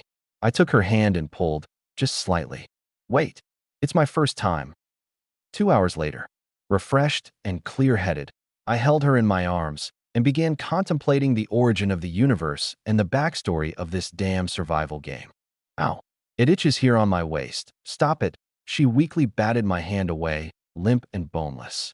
I couldn't be bothered with her and went to check the results first. The talent had indeed taken effect. Having gotten intimate with her, I'd copied her talent over. Talent, plant affinity, rank, copy. Plant growth aboard plus 10%. Once daily, can cast accelerated growth over an area. The effect was only half of the original. Better than nothing. I climbed out of bed. I'm going to fish and salvage chests. You rest a bit and watch the public board and the trade channel. While you're at it, buy a few big flower pots and some soil. If there are cheap vegetable and fruit seeds, grab those too, so we've got fresh produce to eat down the line. Also, daily necessities, clothes, bedding, pots and pans, stock up as you see fit. That said, I traded her 1,000 bottles of water and 500 slices of toast directly. By today, I'd figured it out completely. Talent, fishing, chest opening. None of them would ever roll fresh produce. If you wanted to eat vegetables and fruit, you could only grow your own. Those daily necessities I'd long wanted to acquire, just never had the time to hunt down one by one. Now that I had a person, handing it off to her was perfect. On her end, receiving 1,000 bottles of water and 500 slices of bread, she was stunned at first, then answered in a soft, sweet voice. Okay, got it, my lord captain. A world apart from the Zhang Xinyue who'd squeezed out a gritted teeth, thank you yesterday. I shook my head and smiled. I sat on the folding chair, looking like I was fishing, my mind entirely on the panel. On the trade channel, those engine materials were trickling in 1 or 2 at a time. On the battery front, I casually accepted 10 friend requests, chatted a few lines, and one by one they showed their true colors. Either, I have a battery, but the system limits it, so you have to trade the water over first before I can give it, or, I have a lead, but you have to pay the water first before I'll tell you. The same old online game scams. Chatting with them wore on my patience, so I just delegated again. Xinyue, you taking a battery pack too? I called into the cabin and traded over 200 bottles of water. Okay, got it. Don't mix it up. That's for upgrading the boat. Relax. I'll confirm with you before the trade. No mistakes. A few seconds later, her surprised voice came from the cabin. Our boat's upgrading again? Bit of a delayed reaction. But our? I smiled silently. This girl was deep into the role. Materials aren't all gathered yet, but the progress is good. Apart from the battery, everything else can be collected by tomorrow at the latest. Wow, my Lord Captain is so awesome. I kept my eyes on the rod. Obtained. Crotchless body stocking, black. Obtained. Silk lace nightgown, black. Obtained. Beach shorts, men's, floral. Oh, finally something I can wear. I changed into the beach shorts right then and there, much more comfortable. Keep going. Obtained. Watermelon seeds. Exclamation point. Think of something and it comes. Could it be that I've got luck god potential hidden inside me too? An hour later, Zhang Xinyue sidled over. My Lord Captain, get up for a sec. I didn't know what she was scheming, but I got up anyway. Ta-da-da-da, she supplied her own sound effects, pulled something out of her inventory, and spread it open with both hands. It was a bit big, and she was straining, so I gave her a hand. Unfolded, it turned out to be an outdoor folding lounge chair with a sunshade canopy, about 1.33 meters long. Seats 3, no problem. Sit. Grinning, she pressed me down onto it by the shoulders, then settled in right beside me, lay down in one motion, pillowed her head on my thigh, crossed her legs, and swung one little foot back and forth. The whole routine, as natural as if we'd been living together for years. I was a little surprised. Let her be. If she wasn't content with the role of crew member and wanted to get closer to me, I had no objection. How's that? Comfier than that little stool, right? She said smugly. Traded a bottle of water and a slice of bread for it. Not bad, much comfier. I nodded. These things really do need a woman's attention to detail. Oomph. This chair could keep being used through future upgrades and boat changes. One bottle of water and one slice of bread for it was honestly cheap. As for whose hands she'd collected it from and what spiel she'd used, I didn't care. Captain, what level's your fishing rod? She suddenly asked. Huh. I blanked. Then it hit me. The rod and the net could be upgraded, and I hadn't paid it any mind, never upgraded once. Don't tell me you didn't know rods can be upgraded? She was startled. She'd meant to say upgrading boosted the success rate, but glancing at the pile of water and bread I'd just casually tossed her, she lost steam and changed tack. Well, not upgrading is fine. Each level only adds 1% success rate, and if you don't fish every day, there's really no need. Not long after she said it, the system announcement chimed. Announcement: congratulations to player Zhuang Yin of Zone Z, District K1, the first in the district to max out a fishing rod, level 9. Reward: gold chest ×1. You maxed it just like that? She was dumbfounded, and after a long while squeezed out. When you've got the supplies, you're just loaded. Xinyue, max yours too. I tossed over 6,400 lumber, set the rod down, and stopped caring. Huh. She stared. Spending this much lumber, is it worth it? The rod's first upgrade took 25 lumber, doubling each level after. So going from level 1 to maxed at level 9 was 6,375 total. She was already at level 2, so maxing it needed another 6,350. She'd long gone numb to how many supplies I had. She just didn't get why I insisted she max hers too. Each level only added 1% success rate. Terrible value. Of course it's worth it. I tossed over the level 9 rod stats. Automatic fishing rod manual fishing success rate plus 8%. If mounted on the gunnel, can fish automatically. Efficiency minus 30%. She got it at a glance. I didn't care about the success rate. What I wanted was maxed. It could fish automatically and produce supplies on its own. The net could be upgraded too, but unfortunately it took nylon line, which I didn't have, so I set it aside. A moment later, a second rod appeared next to mine. She'd maxed hers too. Captain, we really came here to survive, not to vacation, right? The whole day felt like a dream to her. What do you think? I don't care. From today on, I'm here on vacation. She gave a coy little huff, then broke into giggles. I've got to go brag to my bestie. Buy everything I asked you to first. Got it. With an automatic rod, there was no need for me to keep roasting on the deck. The rod fished by itself, and I went back to the cabin and lay down. Once I left, Naturally, Zhang Xinyue didn't stay outside either. The moment she stepped in, the heat wave outside was shut out by the climate control unit, cool air washing over us. My lord captain, don't you feel like something's off? She sounded a little uncertain. I was chewing on something. Chew, what's chew off? What tasty thing are you eating? She scooted over and reached out to pry my chin open. The stat candy you opened from a chest. 2 candies down, my strength, agility, and endurance had hit 17, 18, and 19. So that means you've got even more strength now?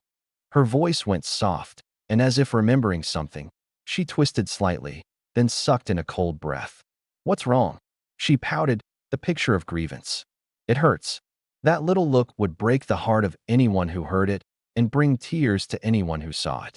I rubbed her head. It won't hurt tomorrow. That was already the gentlest thing I could muster. I'm not much good at coddling, and I have no interest in it.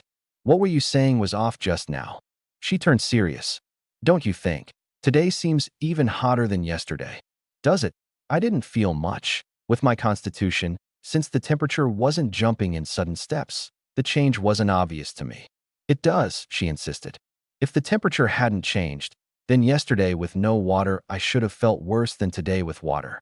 But just now outside, I clearly felt today was hotter, easier to get thirsty. Could it be, I said indifferently, that you were just hollering too long earlier?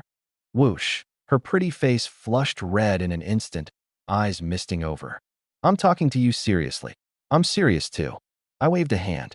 Besides, hot or not outside, as long as it doesn't set the boat on fire, why bother yourself over it? But hotter weather is an opportunity for us, she argued her case. We can use less water to trade for more good stuff. Fine, I'll leave it to you. Decide the small stuff yourself. Report the big items to me first. Leave it to me. Leave it to me, oomph. She gave a coy huff, opened the public board, and muttered under her breath. For this household, I've worked my heart out. I couldn't be bothered to open my eyes, just shut them for a rest. I knew what rising temperatures meant, but I really didn't much care. I'd mulled it over yesterday. To stay ahead and stay comfortable, sooner or later, I'd have to use this per-second supply talent to do some business. But that was work I didn't want to do myself. A pleasure seeker of the seas, grinding away at trade every day. Where's the pleasure in that? Once the boat hit level 5 and the contract slots went +1, I'd find a crew member with a head for business, sign them, dump the operation on her, and play the hands-off boss, just steering the big picture. That was the optimal solution. For now, the only thing on my mind was the matter flagged at the start. Once the 7-day adaptation period was over, what exactly was that special event?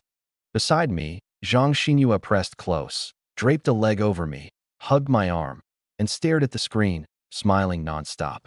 She wasn't smiling at me. She was chatting happily with someone.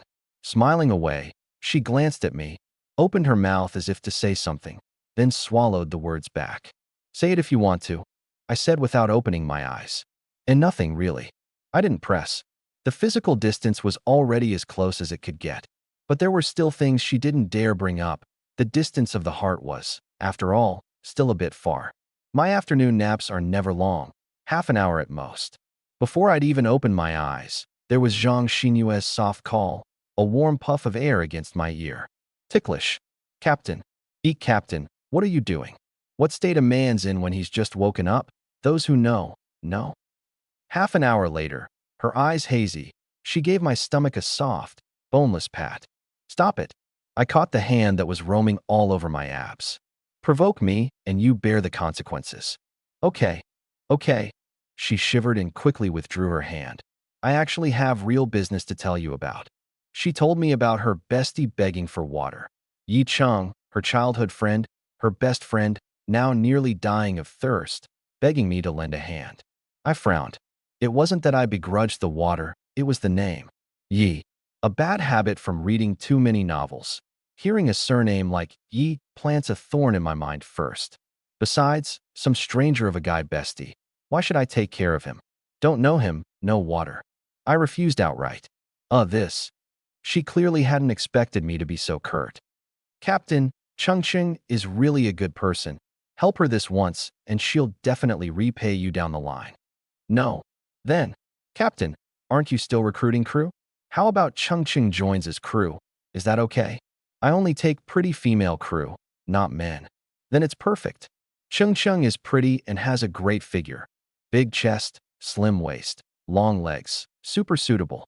That wait, you said Yi Chung is a woman. Of course she's a woman. Didn't I say she's my bestie? So it was a woman. I'd been taking it as a guy bestie this whole time. Have her add me. I'll talk to her. Zhang Xinyu rolled her eyes at me, muttering horny ghost under her breath, but did as told anyway. Soon, a friend request popped up. Player Orange requests to add you as a friend. Orange fine. Her name's Yi Chung, not some Yi, surname Big Shot. I accepted. Orange. Hi. I'm Yi Chung, Xinyue's friend. Zhuang Yin. Hi da. Orange. This is a bit hard to ask, and I don't want to be a bother to you and Xinyue, but I'm really thirsty right now. From yesterday until now I've only had half a bottle of water. Hot and thirsty, starting to feel dizzy. Could you lend me a bottle of water? I'll definitely pay it back once I recovered. Only half a bottle, most likely someone else's leftover, taken in by her. Pretty rough, indeed. But whether to help or not didn't hinge on how rough she had it. I pulled up her panel.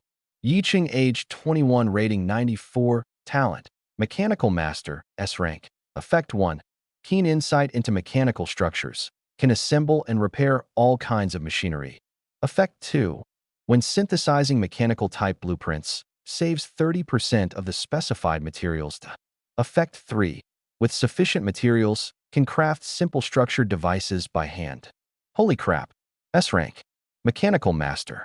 This game would surely have combat later, and combat meant wear and tear on equipment. Holding an S rank mechanical master. How much trouble would that save me? Right now, just those two clauses alone, saving 30% materials when synthesizing blueprints and crafting simple devices by hand, were plenty sweet. As for that shiver business, I had Zhang Xinyue, that was enough. This talent was the real treasure. Zhuang Yin. I can give you water. But there's a condition. Orange, tell me. Zhuang Yin. I'll keep you from dying, and afterward you contract with me and serve as my crew. Her end paused for quite a while. Orange, can we swap the condition? I can do anything else. Zhuang Yin. You're afraid that once you contract over, I'll force you? Orange. No. She denied it verbally, but that reaction was a tacit yes. Zhuang Yin. I promise, if you don't make the first move, I won't touch you. Xinyue can vouch for it. Think it over yourself. After sending it, I stopped pressing. Push too hard, and you get the opposite of what you want. The boat wasn't upgraded yet, so there was only one contract slot. Before upgrading and being able to sign her, all I could do was keep her stable and take it slow. If she died of thirst, heaven knew where I'd find another 90-rated beauty with a talent like this. Sure enough, before long, Zhang Xinyue, mid-purchase on the trade channel, turned her head, her face full of resentment. Captain, that's not fair. I'd seen it coming. The moment that Xinyue can vouch, line went out, she'd come for me. What's not fair? You promised Ching that if she's unwilling, you won't touch her. But you never promised me that. Her little mouth pouted enough to hang an oil bottle. I'd had my answer ready for a while. Let me ask you. That thing, does it feel good? You don't have to answer, I know.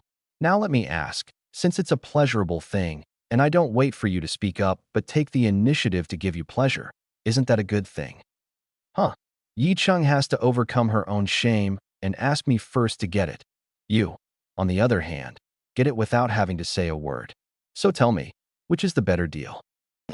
She sat there with her mouth open, unable to refute it for the longest time. I was secretly pleased. Of course I hadn't actually convinced her. This wasn't hypnosis.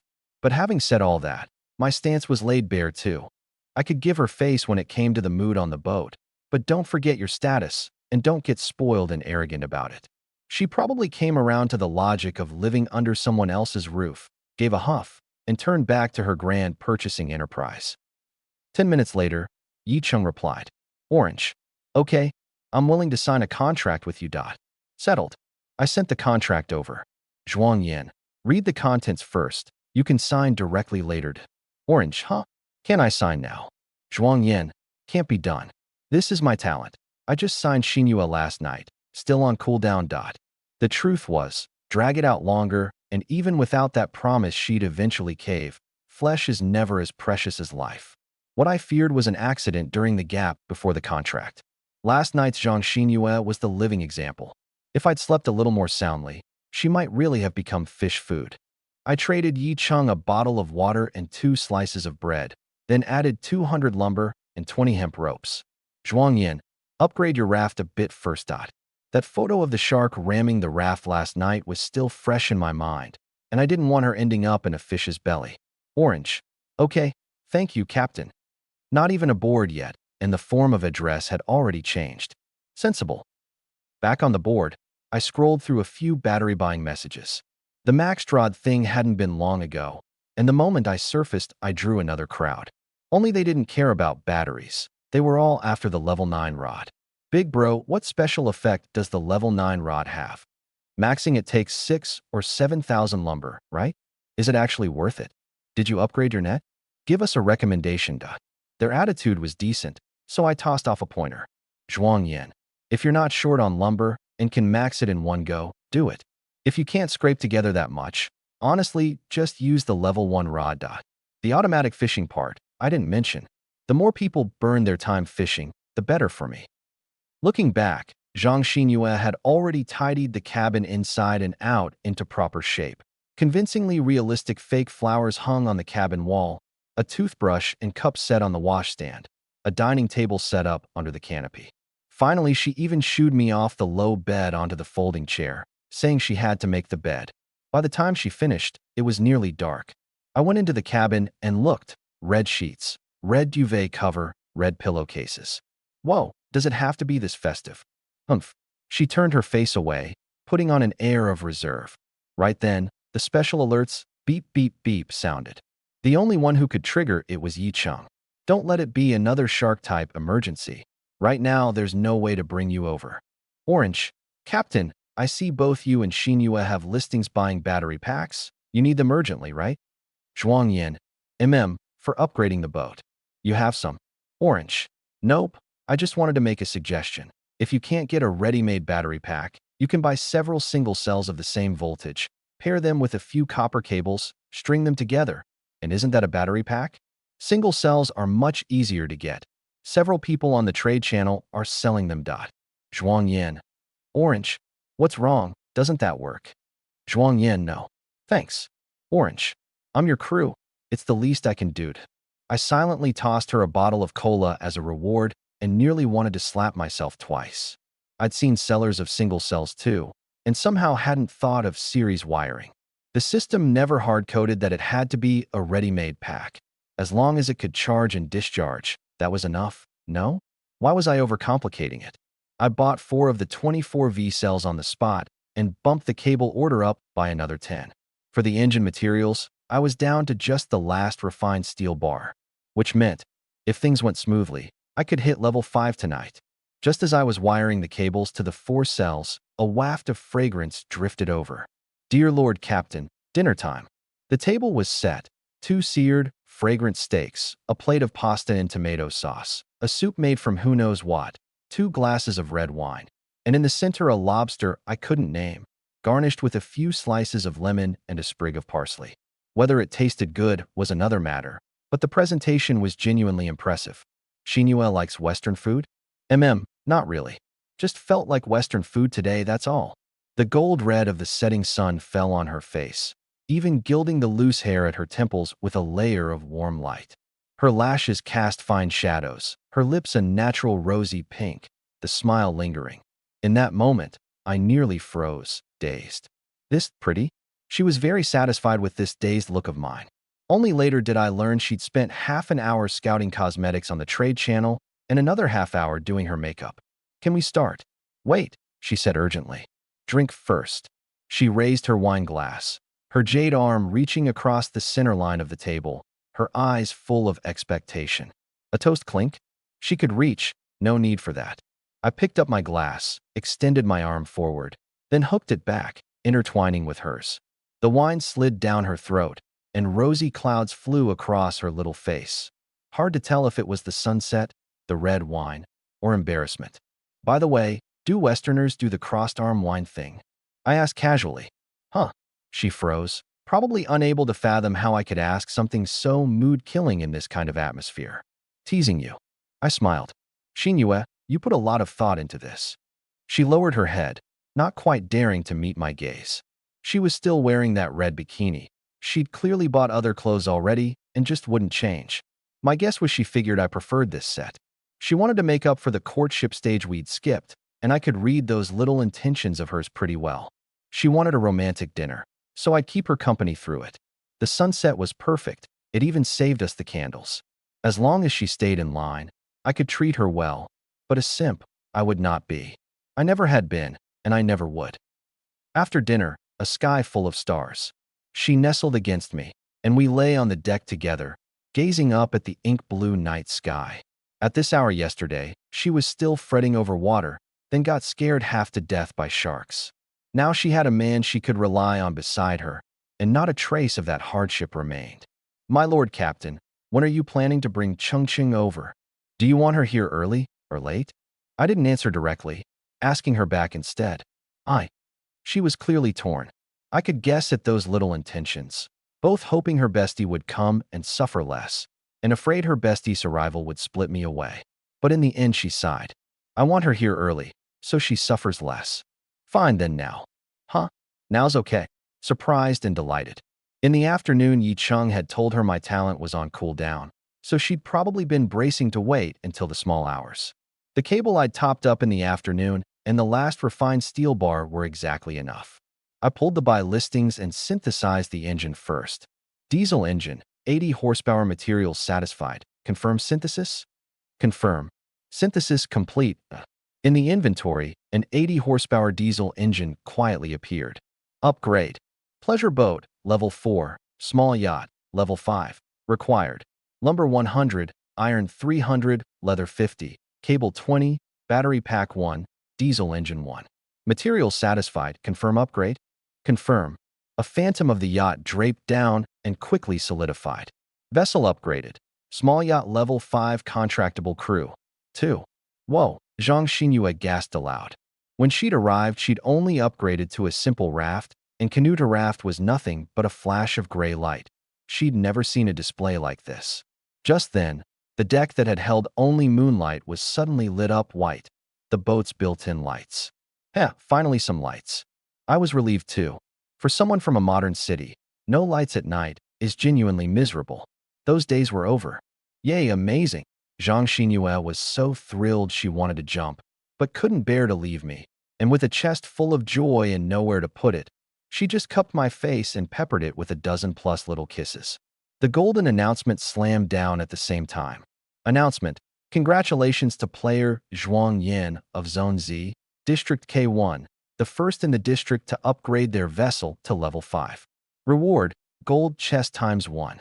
Right after, Yi Cheng's message popped up. Orange: Captain, you hit level 5. Amazing. Zhuang Yin: sending the contract now. Come on over to. A flash of white light, and Yi Cheng arrived on the boat. The two girls hugged on the deck and cried their hearts out. Heartbreaking to hear, tear-jerking to see. I left them to it, let them vent, and went to tour the newly upgraded boat myself. Same word, boat. But this time the change was even bigger than canoe to raft. Before the upgrade, it was a primitive, powerless wooden boat. After, a modern powered steel vessel. Things from two different eras. The hull had grown again, now 13 or 14 meters long and around 5 wide. Painted white all over, every light blazing, like a pearl on the pitch-black sea. The first room above deck was the wheelhouse. Not much space, but fully equipped, except that row of levers, buttons, and complex instruments, of which I couldn't understand a single one. Behind it was the lounge cabin, like a living room at home. 2 built-in induction cooktops, 2 small sinks, a sofa, a table, and a half-unrolled projection screen on the cabin wall. A ladder in the corner led to the lower deck. The lower deck had 2 living cabins, a shared bathroom, and a small door in the wall leading to the engine room. With conditions like these, living's pretty comfortable now. I was satisfied, then couldn't help my curiosity. If level 5 is like this, what about later? Maxed out, is it straight up a giant luxury cruise liner? I twisted the sink tap to test it. After some gurgling, clear water gushed out. I dabbed a bit to taste, and it was fresh. During the upgrade, the seawater filter had auto-connected. Effortless. Just then, the pair of sisters from the deck came in too. Whoa, Captain, it's so cool in here. The one speaking was Yi Chung, also a pretty girl. White tee, light blue denim hot pants, little white shoes, a pair of white knee socks with a run in them. Very youthful. These past 2 days she hadn't eaten or slept well, so her condition was off. Otherwise her looks were no less than Zhang Xinyue's. And she had one area where two Zhang sinews tied together couldn't compare. I took one glance, and 4 characters surfaced in my mind. Capacious is great. Every indoor space has a climate control unit, holding the temperature at the most comfortable level, I explained. I opened it from a chest, you know. Impressive, right? Zhang Xinyue immediately swooped in to claim credit. Really? Impressive, impressive. Yi Cheng still had a good eye, supplying the emotional value right on time. Yi Cheng's tired, surely. There are 2 living cabins below. Xinyue, get her something to eat, and pick a room for her to rest in. Instructions delivered. I turned to head for the wheelhouse. A captain who can't even drive his own boat. How does that work? Captain, Zhang Xinyue called me back. That one note was so saccharine that goosebumps instantly rose on Yi Cheng's arm, her almond eyes going wide. I turned back. What is it? Tonight I want to sleep with Ching Ching. Is that okay? The picture of grievance. What's not okay about that? I was baffled. You don't need to report things like that to me. I waved a hand and went off to the wheelhouse on my own, only to be stumped the moment I walked in. A console full of buttons, no manual, just an icon each. And who the hell knew which one matched which function? Have me guess? Of the whole control panel, the only things I recognized were the 2 screens and the wheel. Looks like I still need to find someone who can drive a boat, I mulled. Ask Yi Chung tomorrow. She's a mechanical master. Driving a boat has to be at least adjacent to that. Also, the materials for the next level need stockpiling now. Small yacht, level 5. Medium yacht, level 6. Required. Lumber 300, iron 500, leather 150, cable 50, diesel engine, greater than or equal to 80 horsepower, times 1.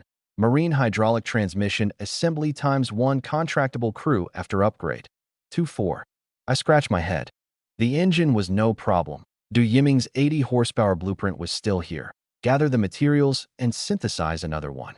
But this marine hydraulic transmission assembly, what the hell was that? Ask me which game character hits hardest or which figurine's worth the most, and I'm crystal clear.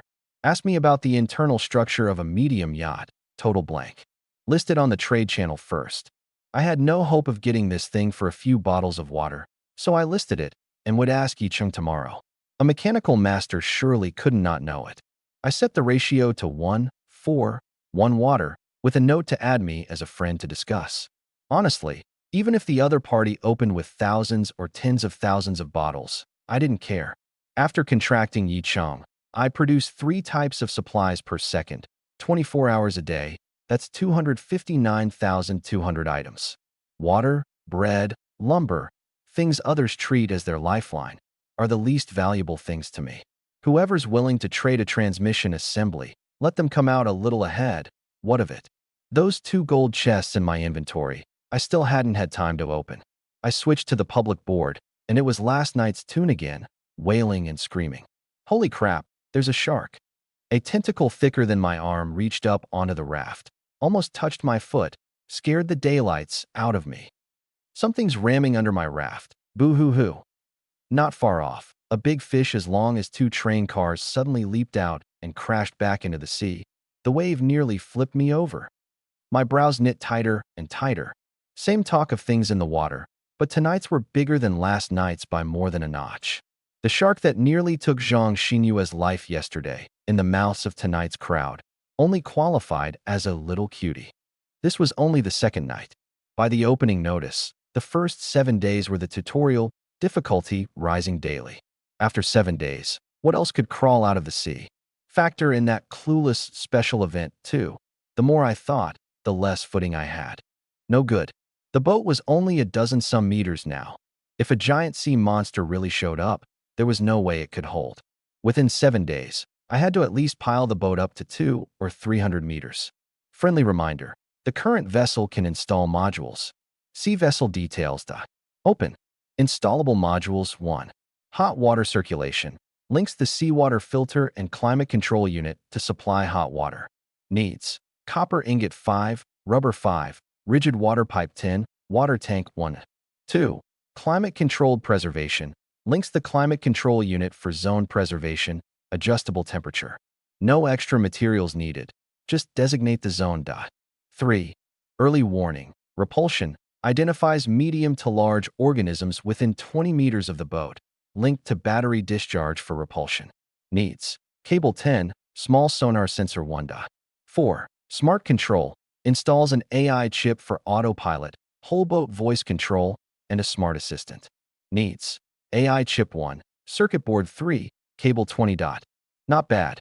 I listed all the materials for the 4 modules on the trade channel in one go. The warning and smart modules I couldn't gather for a while. Hot water circulation wasn't hard. Climate-controlled preservation was even simpler.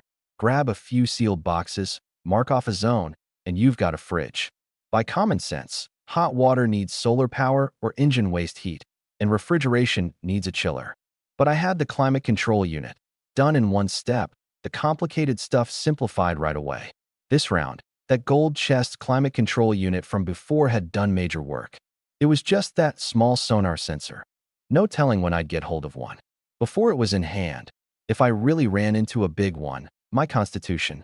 After contracting Yi Chang, I was already at strength 25, agility 27, endurance 28. An ordinary adult tops out around 10. I'd long left the human category behind. But even so, I didn't think I could arm wrestle those colossi in the water. The threat in the water, at this stage, was absolutely not to be taken lightly. Thud! A dull boom came from the starboard side. Flip-flop, flip-flop, hurried footsteps came from the cabin. In nightgowns and slippers, Zhang Xinyue and Yi Cheng ran up onto the deck and stood beside me. "Captain, is it a shark?" We heard the sound. Zhang Xinyue's voice trembled. After that one night, her fearing sharks was normal. "It's not a shark." I shook my head. "It's a fish I've never seen, not even on TV. Most likely a specialty of this game world." Huh. The two leaned over the railing to look down. Just then, that thing rammed the hull again, a dull boom. It really isn't a shark." Yi Cheng's expression changed. Zhang Xinyue quickly clapped a hand over her mouth too. And you couldn't blame them. That thing in the water was, indeed, bizarre enough. A little over 3 meters, at first glance like a grouper. But its head was a patch of ashen white, skinless, nothing left but a heavily calcified skull. 2 blood-red eyeballs bulged from their sockets, brimming with bloodthirst. Its wide mouth, worked by black-purple muscle, kept opening and closing, bearing fangs the same color as the skull. Behind the ashen fish head was a heavily rotted body, with only a few strands of half-shed decaying flesh still attached, drifting in the water as it swam.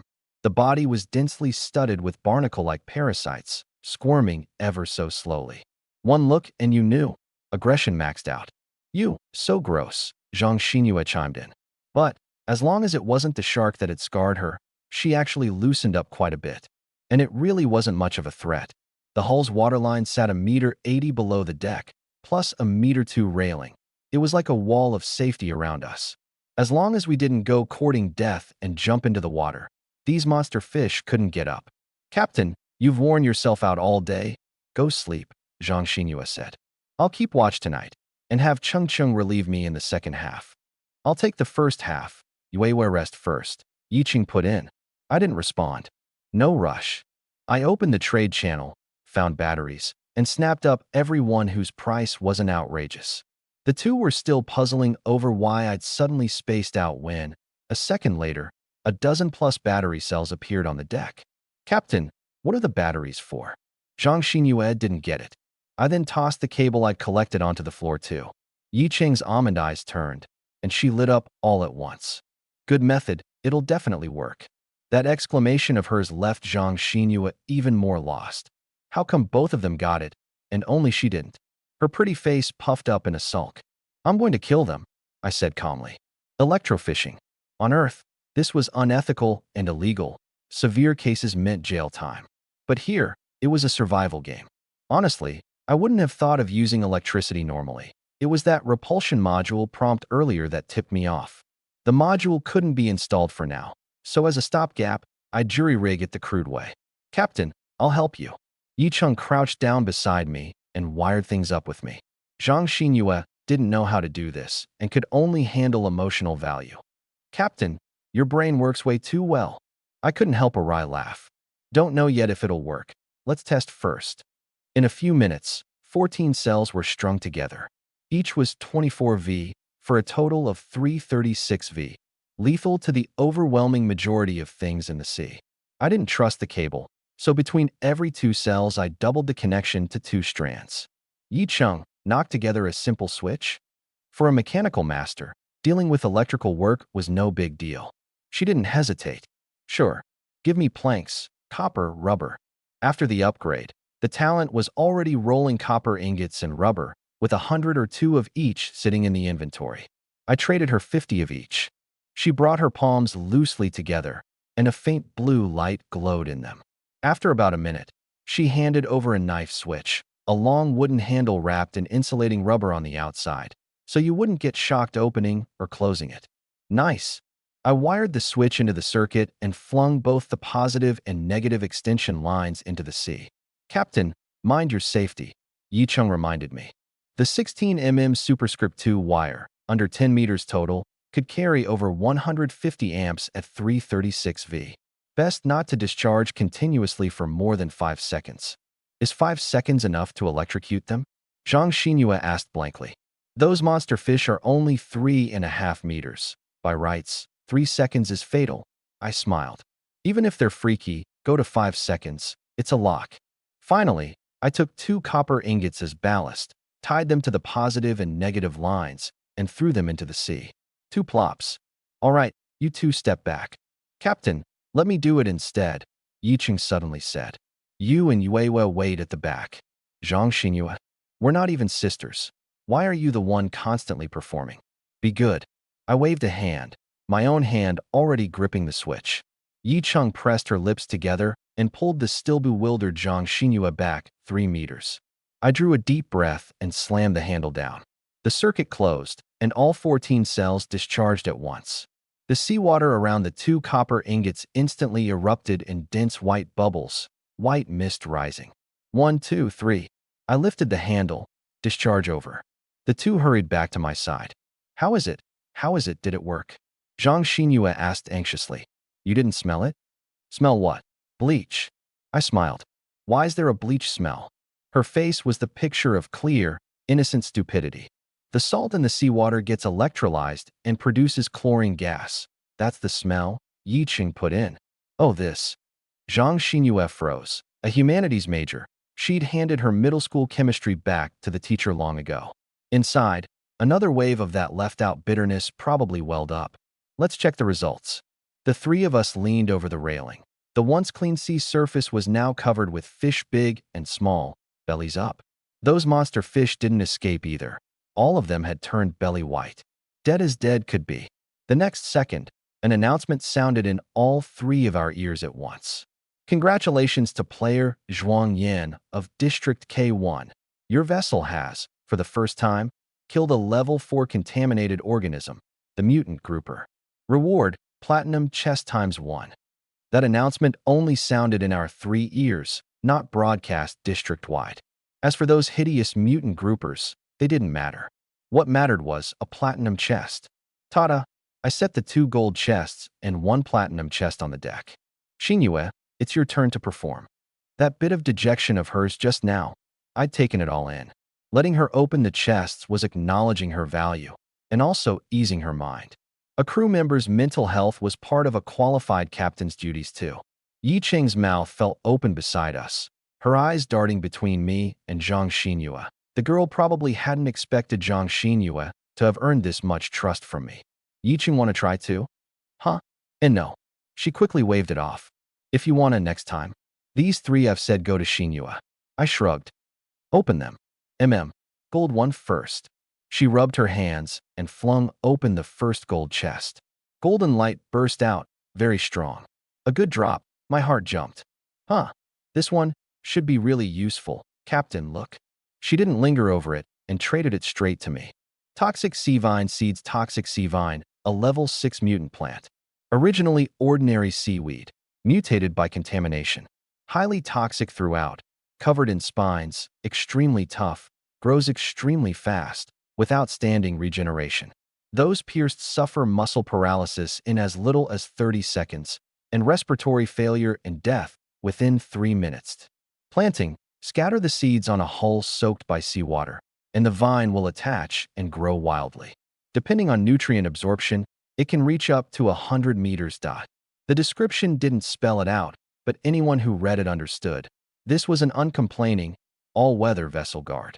Haha, now we can sleep easy. Overjoyed, I scooped her up and planted a hard kiss on her little mouth. I shared the info with Yi-chung. You can think of it as our guard. I was just worrying about where to get a sonar and install the warning module. Now with this thing, the module can wait. I'm impressive, right? Zhang Xinyue's little face flushed. Impressive, Xinyue's the most impressive. Come on, next one. She flung open the second gold chest. The golden light was weaker. Drop rarity was proportional to the strength of the light, which she now understood too, and a flicker of disappointment crossed her little face. I thought it was normal. If they let you open top tier every time, would the operator still turn a profit? Advanced Stat Candy, a sharing pack, contains 5 small pouches, 1 candy each. Eating 1 grants +1 to all 3 physical stats. Takes effect only once per person. I tore it open on the spot, gave the 2 of them a pouch each, chewed 1 myself, and stowed the remaining 2. The candy down, my strength rose another notch. Captain, this is too precious, maybe we should. Yi-chung, having read the description, instinctively tried to decline. Quit yapping, eat it. I was firm. Stats on you means working for me down the line. Would I make a losing deal? Zhang Xinyue had long since swallowed hers. All stats +1, smiling with her eyes curved up. Yi-chung looked at my face, then at Zhang Xinyue's crescent moon eyes, sighed, and opened hers and ate it too. Blueberry flavor, pretty tasty. Good. Last one, the platinum. Open. She flicked open the platinum chest. A pillar of light, gold tinged with orange, shot skyward, straight up into the clouds. The 3 of us instinctively looked up to see where it landed, but couldn't see the top. Holy crap. Holy crap. I swallowed. So this was the prestige of platinum? Quick, what did you get? She snapped out of it and handed it over without a close look. Designated space module, buffet restaurant. Installable anywhere on the boat, appearing as a door. Inside the door is an independent space offering a richly varied buffet, unlimited quantity, auto-replenishing as food is taken, but nothing can be removed. No limit on number of people, no limit on time. I paused, a bit let down. The first platinum, and it opens this? Captain, what's wrong? Zhang Xinyue got anxious too. This was the first platinum. If it was bad, she'd surely be scarred. It's not that it's bad, just see for yourselves. I shared the info. Seems like it really isn't that useful. Zhang Xinyue's mood plummeted, her eyes even rimming red. Captain, I'm sorry, I let you down. My heart softened. I hadn't meant to blame her at all. If I'd been the one to open it, I might not have gotten anything good either. It's fine, don't beat yourself up. I rubbed her head. It's a lottery, after all. How could luck always be on our side? Right then, Yi-chung suddenly spoke up timidly. Captain, Yue, didn't you 2 get something wrong? Huh. The 2 of us looked at her. She drew a deep breath and said earnestly, with this module, we'll never fret over food and drink again. That value. And it doesn't deserve platinum? It's a good thing, but it doesn't seem to deserve platinum, right? Zhang Xinyue wouldn't let it go. Hey, Yi-chung got worked up. An unlimited daily buffet. Do you 2 not understand what that means in this game? Apart from the captain who can make infinite water and grain, who out there isn't carefully rationing every mouthful of water and bread. For words, no worries about food and drink. How could that not deserve a platinum chest? After she put it that way, I came around too. This buffet restaurant really was a treasure, priceless on the market. Oh no, wait. Right now nobody could even afford it at all. If there was a problem, you could only blame it on landing in the hands of a monster like me. New supplies every second, inexhaustible. Compared to that urgently needed toxic sea vine. Only then did it look not so precious. So the restaurant wasn't wrong. The one who was wrong was me. Maybe trade it for something? I half muttered. I'll go with what the captain says. Zhang Xinyue spoke up first, but Yi Ching shook her head. I'd suggest keeping it for our own use. We may not fret over food and drink, but having varied, stable meals every day is a fine thing too, isn't it? Variety? Did it matter? Oh, it actually did. Most of what my talent rolled was snacks, with few that could serve as staples. The occasional snack was fine, but eating them every day, even I couldn't take it. The restaurant, however bad, beat gnawing on bread. Right, I'm a pleasure seeker. I made the call. Keep it for our own use. I took out the toxic sea vine seeds and scattered them along the hull as instructed. The seeds slid down the side of the hull, and just as my heart did a flip, they latched on firmly once they fell below the waterline. A few seconds later they broke their shells, purple sprouts growing wildly. I quietly used the plant affinity I'd copied from Zhang Xinyue on it. The sea vine instantly shot up to over 2 meters. Roots anchored below the waterline, yet it didn't harm the hull. The blue-purple vines rose and fell with the waves, beautiful and eerie. Xinyue, here's another chance to perform. I pointed at the sea vine in the water. Use your talent. My talent. She blanked.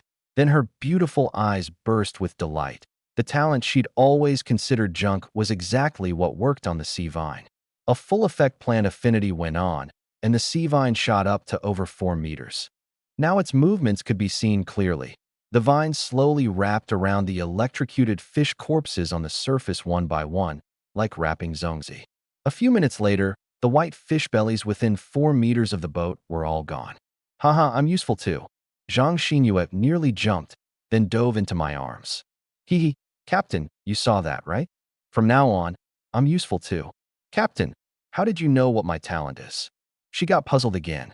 I patted her back and walked her toward the cabin, an arm around her. I'm the captain. What else could there be that I don't know? Something must have crossed her mind, because her little face flushed red again in a flash. Yi Chung, nothing more for today, go rest. I didn't forget to address her. That night, Zhang Xinyue still slept with Yi Chung, and I had a room to myself. Right up to the minute before I fell asleep, I could still hear the two of them whispering next door. The next day, I woke first. The two girls next door were still sleeping soundly. I first installed last night's buffet restaurant module, picking the empty spot by the stairs.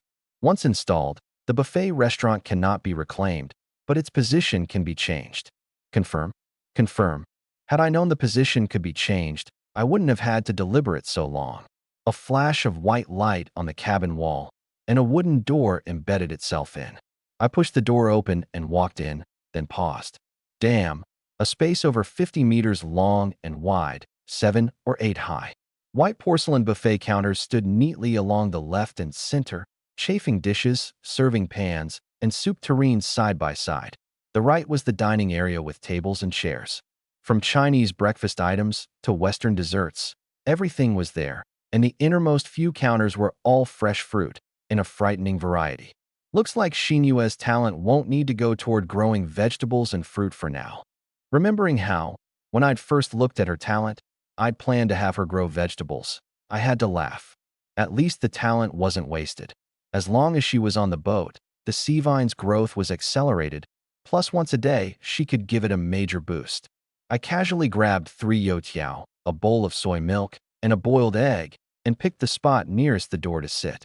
I'd never lived the rich man's life, so with 200 or 300 dishes laid out before me, this was all I took. The youtiao were good, the soy milk richly fragrant, the yolk was tasty, but why was its color so deep? Some kind of organic egg? Mid-meal, footsteps came from the doorway. Wow, it's so big in here. Zhang Xinyue. Yeah, hard to imagine a restaurant like this hidden behind a door. Yi Chung. I looked back and paused. The two stood arm in arm in the doorway. Zhang Xinyue had changed out of the red bikini into a red one-piece swimsuit with large cutout sections, bearing her whole midriff, white over-the-knee socks on her legs. Yi Chung wore the blue lace-up bikini Zhang Xinyue had prepared for her last night. One sweet and alluring, one spirited and sharp, both top-tier, one in a million. Captain, Zhang Xinyue came over arm in arm with Yi Chung to wheedle. You didn't even call us, just ran off to eat all by yourself. Yi Cheng's eyes brimmed with a smile. Good morning, Captain. I shot Zhang Xinyue a look. Your crew, you got up later than me. And you've still got the nerve to call me out? Then I smiled at Yi Cheng. Morning. There are 200 some kinds of food here. You're hungry, go on. Yi Cheng's eyes lit up, and she pulled Zhang Xinyue off to get food. Last night she should have had something to eat, but the mutant grouper had thrown things off, so back in the cabin she'd made do with snacks. Getting a proper meal now made her pretty happy. Watching those two figures, I had that falling into a dream feeling once again. How others had been living before this game, I didn't know. But I knew that I'd certainly been living worse before than now. By the time they came back with their food, I'd already finished eating. I'll head out, take your time. I stood. In a bit, Xinyue, boost the sea vine first, then rearrange the home again. The boat can install modules now. I'm authorizing you. Handle the materials as you see fit. Yi Cheng, come find me in the wheelhouse when you're done eating. That said, I turned and left the restaurant. The word home had slipped out of my mouth on instinct, without thinking. But once it was out, I caught its flavor. In my subconscious, this boat had indeed become home. For a good long while to come, at least, there was no way we could leave this survival game world. Earth itself was gone. Sitting in the wheelhouse, an inexplicable wave of bewilderment surged up in my heart. The rest of this life, just drifting on the sea like this? Captain, a crisp voice came from behind me. Yi Cheng's here. I stepped back 2 paces and gave her the front of the console. Take a look. Can you make sense of this stuff? She stepped up and stood there, and after about half a minute said earnestly, a bit complicated. Give me some time to study it. Shouldn't be a problem. Really? That's great. I was overjoyed. Until we get smart driving working, you're the helmsman. Helmsman? More than that. She chuckled. I'm also the engineer. Why she held both jobs I didn't get, but as long as the boat could get moving, it was fine. Thanks for the work. Raise any requests anytime. 3 days adrift, and I was genuinely sick of it. Even if the whole planet was sea, with the boat moving, there'd be at least a bit of freshness in my heart. Then please, Captain, collect some fuel first. She tapped the fuel gauge. The tank's empty. No problem. Any other requests? None for now. I was about to go when I suddenly remembered something. Your talent can handcraft simple machinery, right? A smoothbore gun. Can you make one? Smoothbore gun? What's that? She blanked. If the structure's simple, it should be doable. A very old firearm with a very low threshold. I smiled. The core is just 4 parts. Barrel, action, stock, and firing mechanism. Simple. I'd actually researched this thing. If it weren't for the law, you could order materials online and assemble one yourself on Earth. Now there was no online shopping, so I couldn't manage it, but Yi Cheng definitely could. The difficulty wouldn't be much higher than that knife switch of hers last night. I had no paper or pen, so I first scrounged some from the trade channel, planning to draw it for her. Unfortunately, I'd never studied drawing. My hand shook so badly I couldn't even draw a straight line, and all I could do was pile on labels. Barrel from iron and copper, firing mechanism from spring, steel ball, and flint, stock whittled from wood. In a dozen some minutes, I handed her the drawing. The more Yi Cheng looked, the tighter her brows knit. What, can't make it? She shook her head, her expression serious. Captain, I can make it, but I don't recommend it. Why? One hand holding the drawing, the other on her hip, she leaned slightly forward, because it'll explode. With that motion, a deep, bottomless cleavage was naturally squeezed out at her chest. Unavoidable. I made one last struggle. I knew there was a barrel burst risk, but I thought that S-rank talent of hers could smooth it out. It's mainly the materials that won't do. She shook her head. I can keep the risk as low as possible, but I can't get it to 0. As long as there was a barrel burst risk, the thing couldn't be used. One blast and the shooter was injured or maimed. Forget it then. I shrugged, left only to try my luck on the trade channel. But these 2 days, the trade channel hadn't shown a single gun. Captain, you want this to kill the mutant organisms in the sea? Not really, just better safe than sorry. When the idea first came up, there were no mutant organisms yet. If I really had to deal with the things in the water, right now the toxic sea vine and that battery pack were enough. I just figured it might come in handy down the line. If it really won't work, I'll make something else as a substitute. She pressed her lips together. Shorter range and weaker power, but it wins on safety. Oh, what? Secret for now. I got chased out of the wheelhouse and got a pile of supplies scooped out of me too. Fine. I gave them myself. She needed to buy materials for her secret weapon, so I just gave extra, settling the fuel along with it. Zhang Xinyue was busy in the cabin arranging the new home. On the sea, not one of last night's electrocuted fish remained. The toxic sea vine had eaten a portion, and the rest had surely had help from other marine life too. The sea vine was already 7 or 8 meters, the result of Zhang Xinyue's boosting. I boosted it once more with the copied talent, but saw no obvious change. A turn around the boat, and I found I'd become the idle man aboard. At a time like this, it'd be nice to have a game console. Unfortunately, that thing definitely wouldn't be coming anytime soon. At this stage, those still on canoes should be gone. But people like me who'd hit level 5, I reckon there were some, but definitely not many. The materials for level 4 to 5 had stumped even me for a while. Where on the market were there that many diesel engine blueprints in circulation? Most people, perhaps, were still struggling on level 3 sturdy rafts. I decided to go shout on the public board to collect a marine hydraulic transmission assembly, just in case there was a lead. A night without opening the chat window, and the private messages and friend requests were 99 plus again. I first sent Du Yiming a message, then turned to the board. Ji Chinsi, where are you? You can definitely see my messages. Just reply to me once. Without you, how am I supposed to live, Chinsi? Simps, scram. Whoever's got spare iron nails, buying at normal market price. Iron nails. I switched to the trade channel and searched. Damn, packed solid. The listings for iron nails had generally hit a ratio of 3 nails for 1 bottle of water. When I'd been buying back then, it was still 1 bottle of water for 10 nails.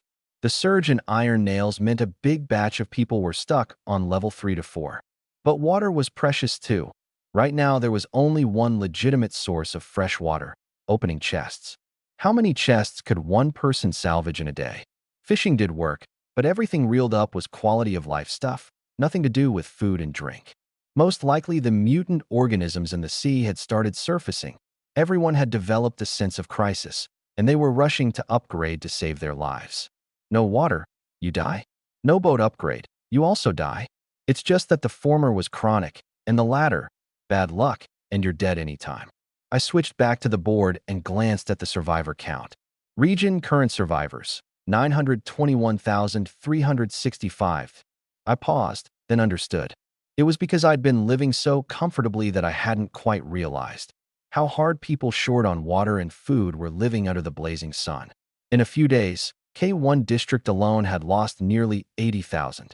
80,000. Plenty of county towns don't even have that many people total. I shook my head, unwilling to think further, and pulled my gaze back to the board. Brothers, I see land. I see land. Big deal, seeing land. I saw it yesterday, way far off, no way to get there at all.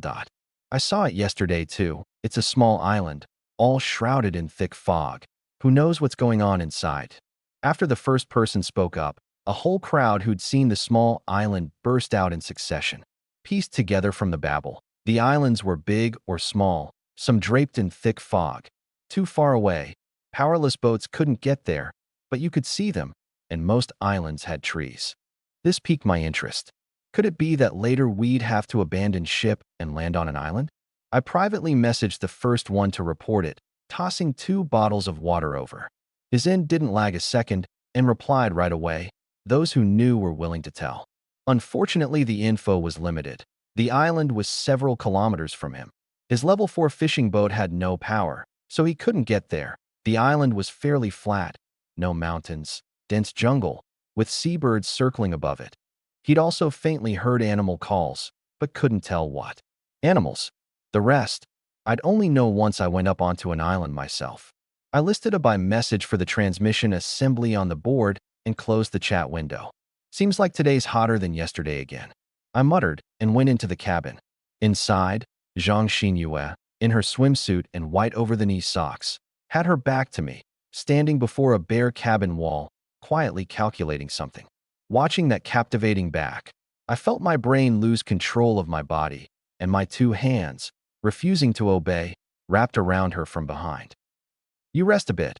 I'll go see how Yi Cheng's research is coming. Refreshed and clear-headed, I kissed her smooth forehead and turned to leave the cabin. A small grumble came from behind me. Jerk. Back at the wheelhouse, I arrived just as Yi Cheng pushed the lever beside the wheel upward. The hull gave a light shudder and began to move forward. Oh, it can drive? A mechanical master for sure. I was thrilled.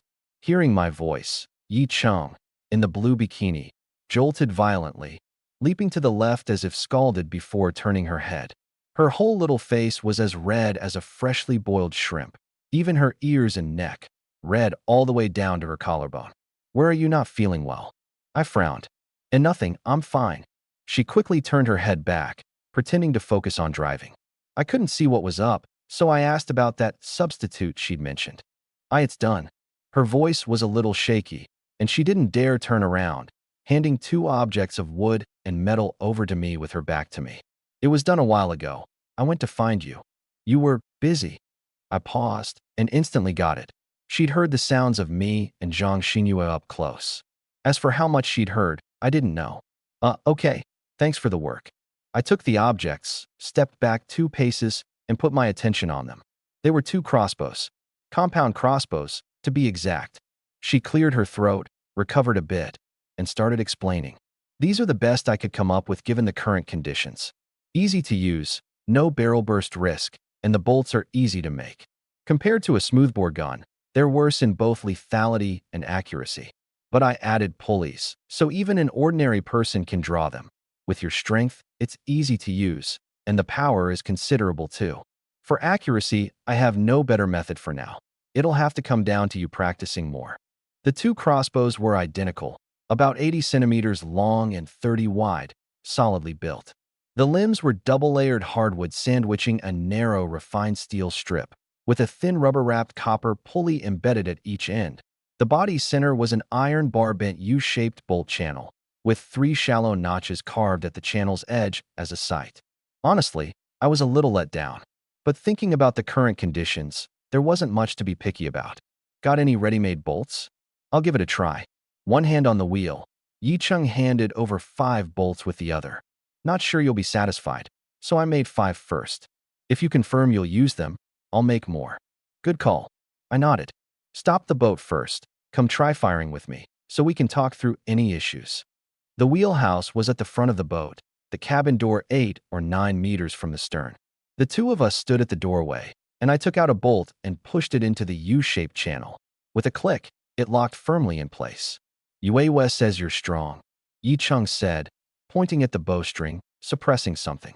I didn't fit you with a crank handle. Try whether you can draw it all the way back directly. If not, I'll add one. I gripped the crossbow body with my left hand, pinched the string with 2 fingers of my right, and pulled back. The string was tough and stiff too. Before I contracted Zhang Xinyue, I'd probably have needed a crank handle. But now, with strength far beyond an ordinary person's, a little force, and the string drew all the way back. The trigger catch sprang up automatically, locking the string. Loading a bolt is way less hassle than loading a smoothbore gun. I was satisfied. Of course, less hassle only for me. For anyone else, just drawing this string would be a struggle. Where do I shoot? I held up the crossbow but couldn't find a target. Wherever the captain wants to shoot. Fine there. I pointed at the railing at the far end of the stern deck. Watch, firing. I released the safety and squeezed the trigger. VMM. The string snapped taut. The wooden bolt turned into a black blur even I could barely make out, shooting out fast. Clang. A loud metallic crack. I fixed my eyes. The bolt had hit dead center. Yi Cheng's mouth fell open in shock too. Captain, you shoot so accurately. Have you practiced? Practiced my ass. Does a slingshot count? Of course I didn't say that, just smiled. It's this thing of yours that's accurate. Come on, let's go look. At the railing, I saw 2/3 of the iron bolt head was sunk into the hollow rail, locked in firmly. I gave it a hard tug to pull it out. This power's no joke. I was startled. I'd thought it wouldn't be much better than a toy, but never expected that at this range, the destructive force might not lose to a smoothbore gun. Tisk, I'd underestimated her. The value of an S-rank mechanical master wasn't to be taken lightly. There's room for improvement, Yi Cheng smiled. If you confirm you'll use the crossbow, I'll swap both the bolt head and shaft to refined steel and make the head triangular. Make them. Make several thousand as backup, never mind the cost. I waved a big hand and gave her a number that made her sweat. Oh right, using the talent to make these drain stamina, doesn't it? Then handle it, however. Make a batch first, fill in the rest gradually. She'd meant to say her stamina couldn't keep up, but my words headed that off, and she just nodded. Okay. By the way, the boat can move now. Do we have a destination? A destination? There wasn't one. No. But someone on the board said they'd seen small islands. Keep an eye out as you drive, and the moment you spot land, tell me at once. Okay. Also, help me make a long blade and a dagger. Okay. After that, the pleasure boat cruised the sea at a speed of 10 knots. I took some time to learn a bit of boat driving from Yi Cheng and spent the rest practicing with the crossbow. Zhang Xinyue recovered and went back to arranging the cabin. By the time the sun sank below the horizon, the cabin had taken on a whole new look. Various cute or stylish little ornaments, carefully chosen sofa, table, and chairs. Anyone who didn't know would take it for a cozy little two-bedroom home. That night, Zhang Xinyue slept with me, and Yi Cheng had a room to herself. The next day, it was Yi Cheng who woke me. Captain, it's nearly 11. There's a small island not far ahead. Do you want to come out and look? Hearing small island, I jolted and was about to spring up, only to find a smooth, exquisite naked body still in my arms. You go first, I'll be right there. I laid the still sleeping Zhang Xinyue back on the bed, tucked the blanket over her, and got up to leave the cabin. In the wheelhouse, Yi Cheng had waited a dozen minutes. I came holding a bottle of milk. Food from the buffet restaurant couldn't be taken out, so this bottle was rolled by the talent. Where's the island? I asked eagerly. Up ahead. She raised a hand and pointed into the distance. Today she wore a white halter bikini, paired with her short hair, clean and crisp. The only flaw was the two faint dark circles under her eyes. That bit of noise next door had probably kept her up another whole night. I knew, and didn't point it out. I looked in the direction she pointed, only the boundless sea. It's right up ahead. Look carefully, it's still just a little black dot now, she explained with effort. I drove 2 hours this morning at 16 knots before I saw that dot. A black dot poking up on the horizon should be land. Only then did I catch the little black dot I'd overlooked. Small indeed, almost stuck to the horizon, and with the sea swaying constantly, you'd skip right past it if you weren't paying attention. Speed up, head over. About 20 minutes later. Captain, do we keep getting closer? Yi Cheng asked. The pleasure boat was only half a kilometer from the island. The former little black dot had now spread out its full face toward us. 300 or 400 meters at the longest across, rugged coastline, not much land. Most of the ground was taken up by dense forest. Yi Cheng, go wake Xinyue up. Before long, Zhang Xinyue came over with sleepy, bleary eyes. Yan honey, what did you call me for? She rubbed her eyes, tears welling. Why'd you come without even putting on clothes? Looking at her, not a stitch on, dark lines crept across my forehead. Cheng said there was something important and to hurry, she mumbled. There's no outsiders on the boat anyway. What's there to worry about? Me? Yi Cheng. The two of us were silent for a good while. Xinyue, in a bit you watch the house. Yi Cheng and I will go up onto the island. Huh? Island? Where's there an island? Only then did she look ahead and find there really was a small island. There won't be danger on the island, will there? Maybe I should go too, an extra hand to look out for each other. There were contaminated mutant fish in the sea. Who knew whether there were mutant plants on the island? She was genuinely afraid something would happen to me and her bestie. Besides, she didn't want to be apart from me and felt no security without me by her side. No, the boat can't be left empty. I shook my head. If something really goes wrong, you staying on the boat is good for backup too. Then have Cheng stay on the boat? She still has to drive. She wouldn't give up. Be good. Listen, we'll be back soon. Picking Yi Cheng over her. The reason was simple. Yi Cheng made the crossbows and was more practiced with them than Zhang Xinyue. So if we hit real danger, she could be a bigger help. Yi Cheng drove the boat to a deep water line near the shore with trees and cut the engine. I took a hemp rope from my inventory, tied one end to the bollard at the bow, and holding the other end, gave a light leap from the deck, landing steadily on the island, then tied the ropes into a nearby tree. Only after loading the bolts on both crossbows did I let Yi Cheng off the boat. The gangway door was midship, far from shore, so Yi Cheng could only climb over the bow railing to land like me. She came over and reached out for a crossbow. I didn't move, staring at her. You sure you're going dressed like that? I did quite like this white bikini and little slippers of hers, but the island's trees were dense, and there'd be no shortage of bugs. Charging in with this much skin bared was definitely not a good idea. Huh? Oh, I'll change right away. She flushed bright red and flailed into the athletic wear and sneakers she'd bought this morning, then handed me the long blade and dagger she'd been told to make yesterday. And only then was everything in order. After calling out to Zhang Xinyue on the deck, I went into the forest, blade in one hand, crossbow in the other, Yi Cheng with a dagger in one hand and a crossbow in the other. Half a minute later, a prompt floated into both our minds. You have entered slaughter hunting ground now. Z06-54115. Rewards granted upon clearing. Clear task. Kill all contaminated mutant animals. Time limit. None. The two of us stopped at the same time. Yi Cheng, stay sharp and run outright if you have to, I said seriously. She was a contracted crew member. If she died, the contract reward would be reclaimed, and I'd take a huge loss. As long as she could get away, with my near 30 across-the-board stats, I could absolutely make it out. Okay. She nodded firmly. If there's something I really can't handle, I'll pull out at once. Forward. Me in front, her close behind. Captain, if I can't get away, just leave me to lure the enemy and go yourself, she suddenly said. I couldn't tell whether she was testing me. I mean it. If you die, I die same as Yuewa. If you can get away, then Yuewa gets to live on with you. Don't hesitate. One dying is better any way you cut it than all three dying in the end. She said it earnestly, and there wasn't a trace of pretense in her eyes either. Enough, quit yapping. That's what I said, but something stirred in my heart. I've got my own judgment, sincere or not. Being able to say something like that at a time like this took courage in itself. I was helpless, too soft-hearted after all. When the game first started, I'd clearly thought myself stone-hearted. Changing this fast was all that little minx Zhang Xinyue's fault. Just you wait. I'll deal with you properly when we get back. The two of us softened our steps, heads constantly sweeping side to side, guarding against mutant creatures springing out anytime. 5 or 6 minutes later, I, walking ahead, suddenly raised a hand, signaling Yi Cheng to stop. She'd just opened her mouth when I'd already raised the crossbow one-handed, aimed forward, and squeezed the trigger. Hiss!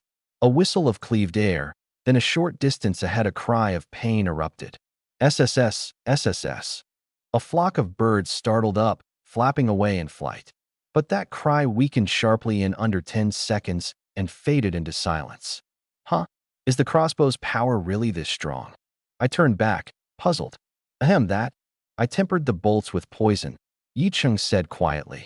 Didn't you complain the power wasn't enough? After I finished the bolts yesterday, I salvaged some more toxic sea vine, squeezed out the juice, baked off most of the water, boiled it down thick, and smeared it on the bolt heads. I sucked in a cold breath. It was already highly toxic, and you concentrated it on top of that?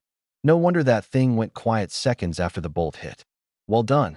I smiled and pointed at a dense clump of trees in the distance. A wild boar. Up close, that wild boar, aside from its bristles, had gone blue-purple all over, dead through and through, the refined steel bolt buried deep in its neck. Called a wild boar, but far from the one in my head. Half a size bulkier than an adult domestic pig, hide taut as tanned leather, a few strands of withered yellow bristles down its spine, for tusks no less. Curving outward with hooks, glinting black, shoulder blades ridged into a hump, for limbs thick and short as pillars. So huge. Yi Cheng sucked in a cold breath. Normally it could take several bolts and, as long as none hit a vital spot, still kill a person, I said seriously too. Good thing you tempered the bolts with poison. I meant that sincerely. With my current constitution plus crossbow plus blade, taking it down was no problem, just more effort.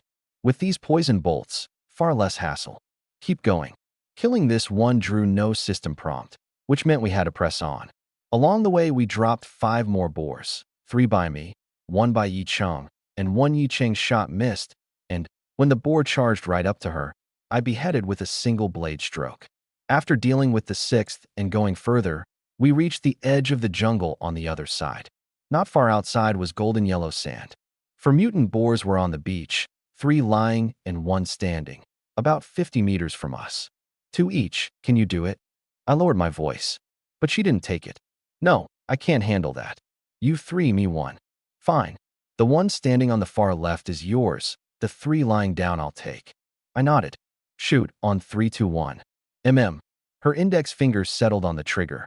3, 2, 1, shoot. 2 whistles of cleaved air rang out almost simultaneously. I shot a bolt, didn't even look, and immediately loaded, aimed, and shot again. Hiss. An earth-shaking shriek erupted on the beach. My first bolt hit dead center. Yi Cheng's bolt looked about to connect, but the standing boar suddenly took 2 steps forward. The bolt grazed past it and plunged far out into the sea. I missed, she cried anxiously, hurriedly loading a bolt. My second bolt hit again. 2 boars remained on the beach. The 2 startled boars hadn't found their enemy and instinctively charged toward what they thought was safety, the jungle, which was our side. Holy crap! I gritted my teeth and yanked out another bolt to load. On Yi Cheng's side. She was weak to begin with, and after the miss, seeing the boars charging, her nerves seized up with the bowstring. She couldn't draw it to the firing position no matter what. The 2 boars were frighteningly fast, charging out more than 20 meters in a blink, only 20-some meters from us. My third bolt loaded, I raised the crossbow, took a rough aim, and squeezed the trigger. Thunk. Not precise, but the boar was huge and the distance close, and the poison bolt plunged right into the left eye of the one straight ahead of me. Only the last one left. It had spotted us too. Shoot, quick, I warned. I can't load the bolt. Yi Cheng was nearly in tears. The more anxious, the more flustered. There was no time to load a fourth bolt. The boar suddenly leaped, charging straight at Yi Cheng. I stowed the crossbow in my inventory, grabbed Yi Cheng beside me, and flung her toward the beach. Her 50-some kilo body, with that fling of mine, flew out 7 or 8 meters. Almost at the same instant, the boar slammed into the spot she'd just been standing in, its momentum carrying it forward several meters until it crashed through a tree as thick as a bowl rim with a roar. Crack! The tree snapped, and the boar's momentum was spent. But as if nothing had happened, it wheeled around and charged at me. Not far behind me was Yi Cheng. Looking at those 4 thick, sharp tusks, I had no doubt it could skewer a person clean through. I advanced instead of retreating. Gripping the blade one-handed, I chopped down at its head. I put only half my strength into this stroke. If it dodged, I'd follow up by drawing the dagger. If it didn't, it would take the blade, and I'd be set to dodge the charge. But I'd miscalculated. Clang! It flicked its head up, parried my blade with its tusks, and kept charging. The huge recoil knocked the long blade clean out of my hand, dropping it to the ground. It could do that too. In a flash, I shifted my footing right to avoid the charge, drew the dagger from my inventory, and stabbed it hard into the boar's belly. Thunk! The dagger couldn't fully stop the forward charge. As its body moved forward, the blade tore a long gash in its flank, and crimson blood gushed out like a spring, spattering my hand and the ground. SSS, roar! The badly wounded boar shrieked earth-shakingly. Get back! I roared at Yi Cheng. I couldn't let her become its next target. Roar done. I let go of even the dagger, bent down, threw both arms around its left hind leg, and clung on for dear life.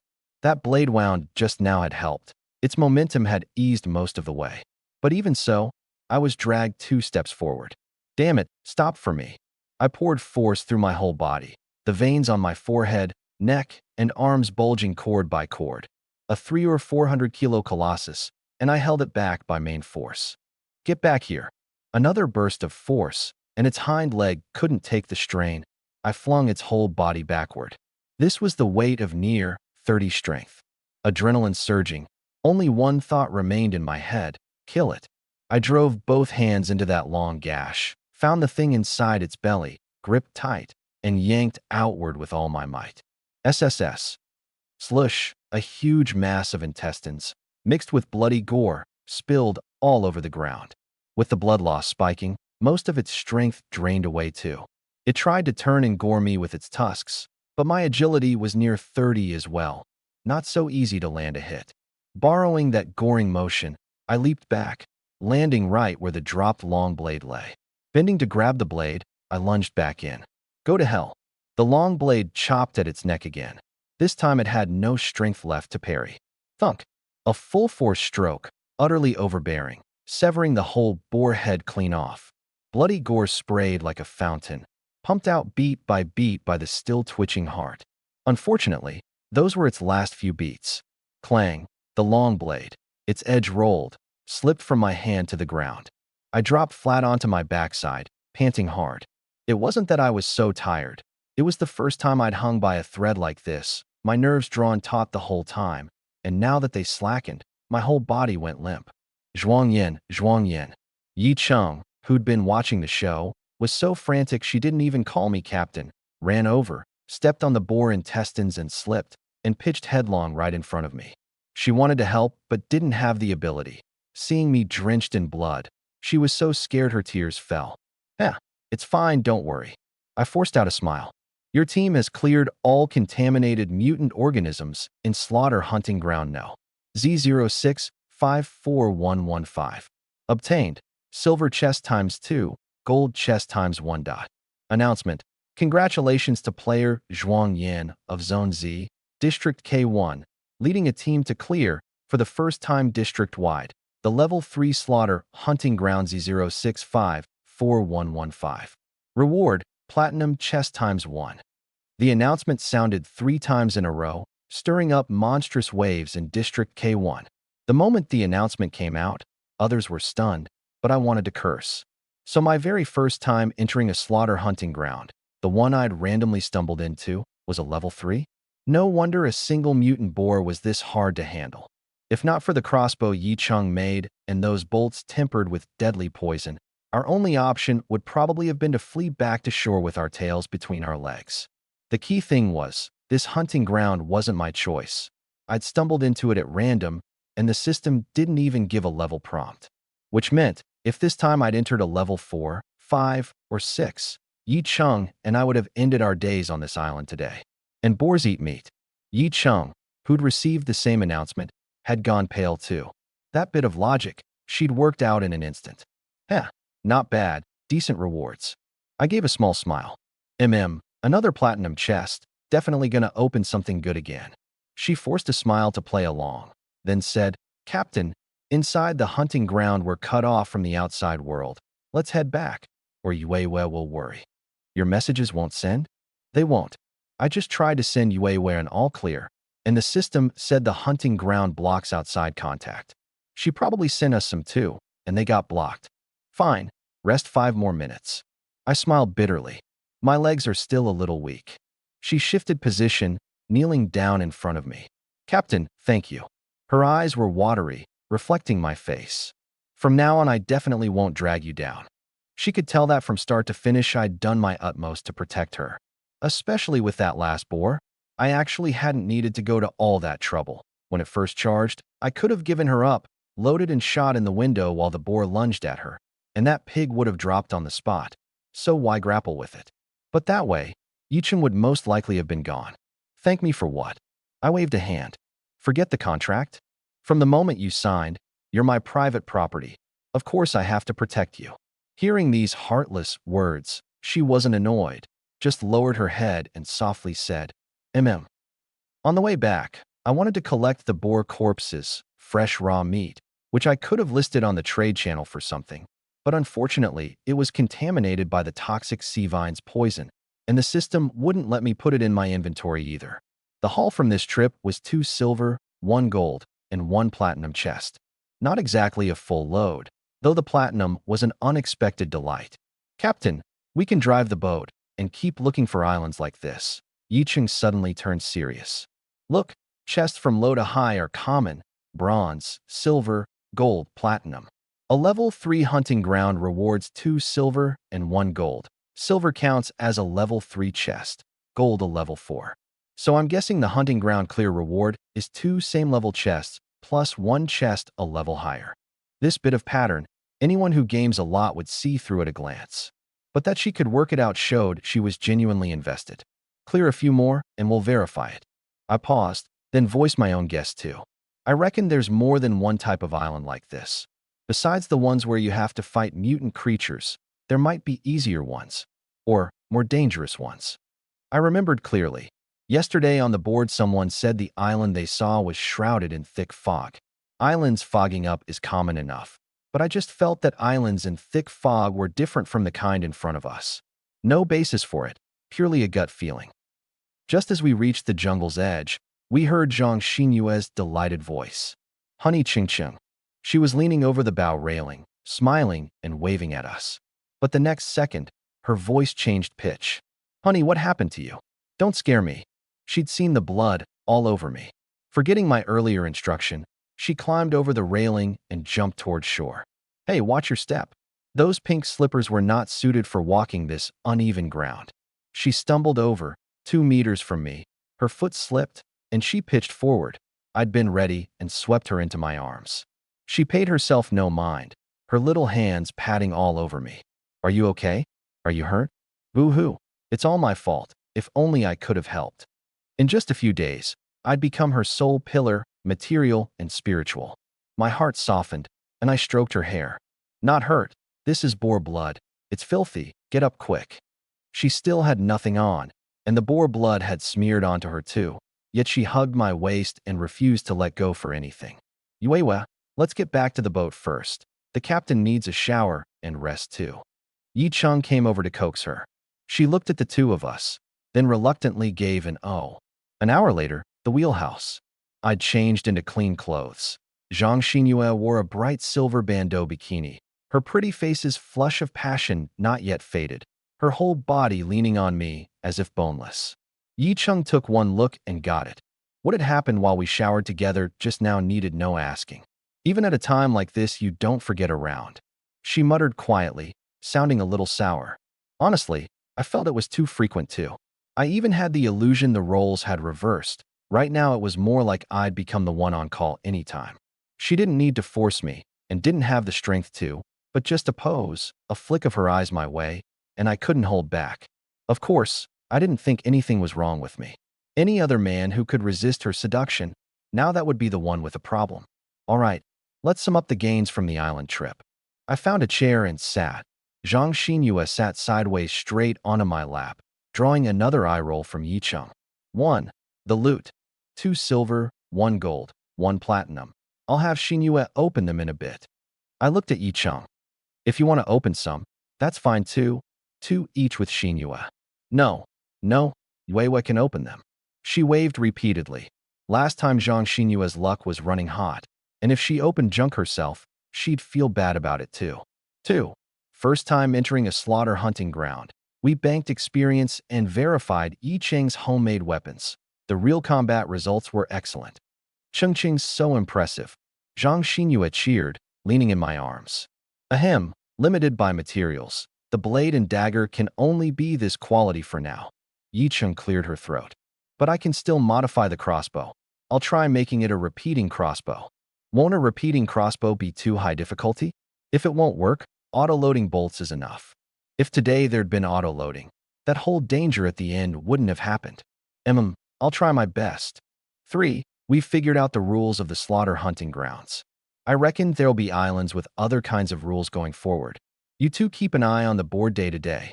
I caught that little hand of hers roaming over my Adam's apple. Especially you, Xinyue. While you browse the trade channel, glance at the board on the side. Got it. She tilted her head and gave my chest a light bite, protesting that I said she only knew how to shop. Business done, chest opening. I dumped all 4 chests onto the deck and jerked my chin at Zhang Xinyue. Then I'll open them. Silver 1, stat candy, strength. Silver 2, household medicine kit, containing common medicines and medical supplies.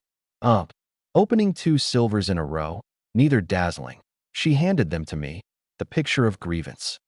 Honey, maybe let's open the rest another time. No need, keep going. Gold, advanced stat candy, a sharing pack. This. She looked at me again. I waved indifferently.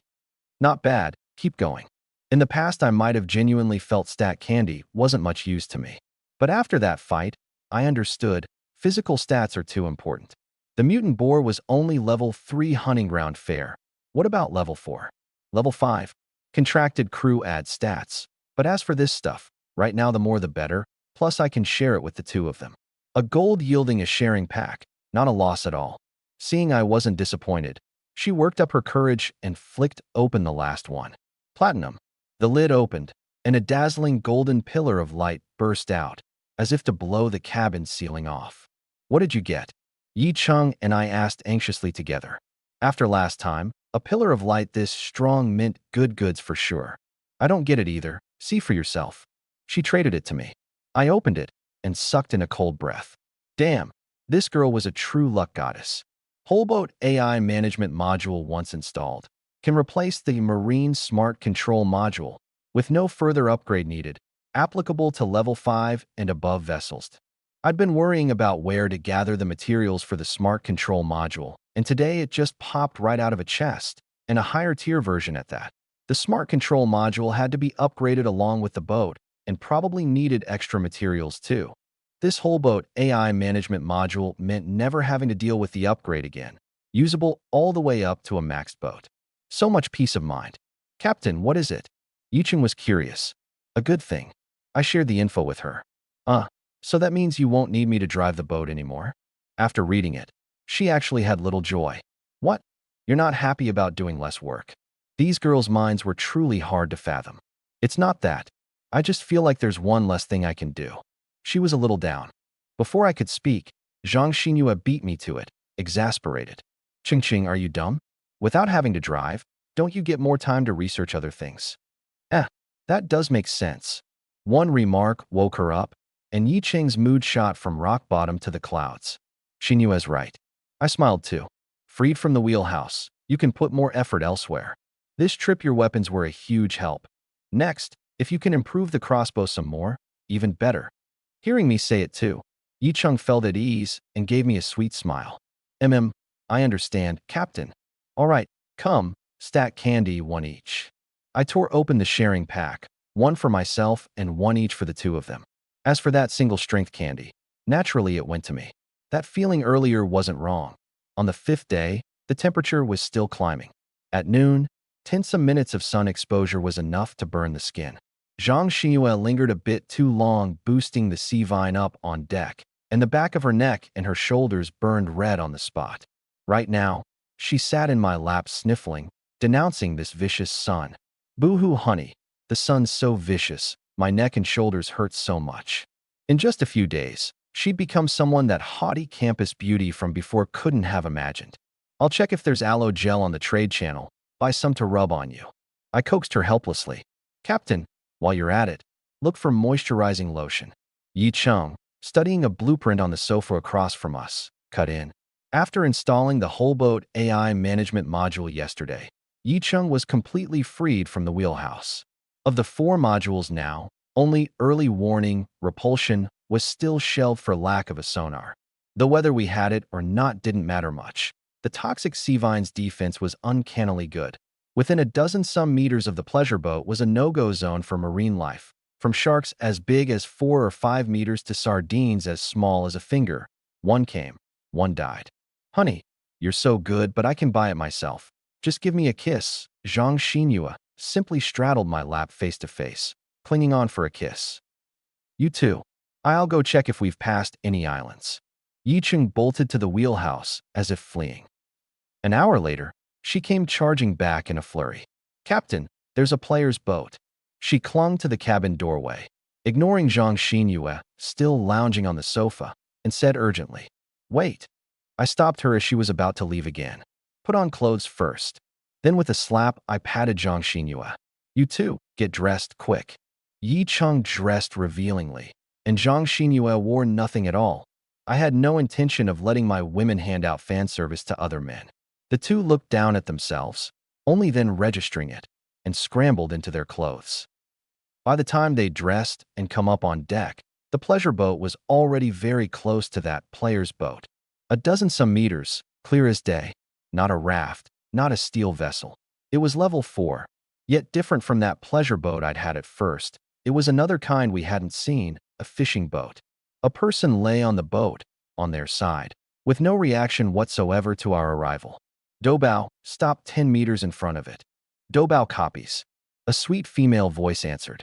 After installing the AI module, I'd named the assistant inside it Dobao.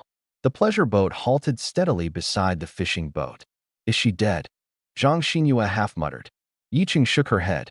No, She's still breathing.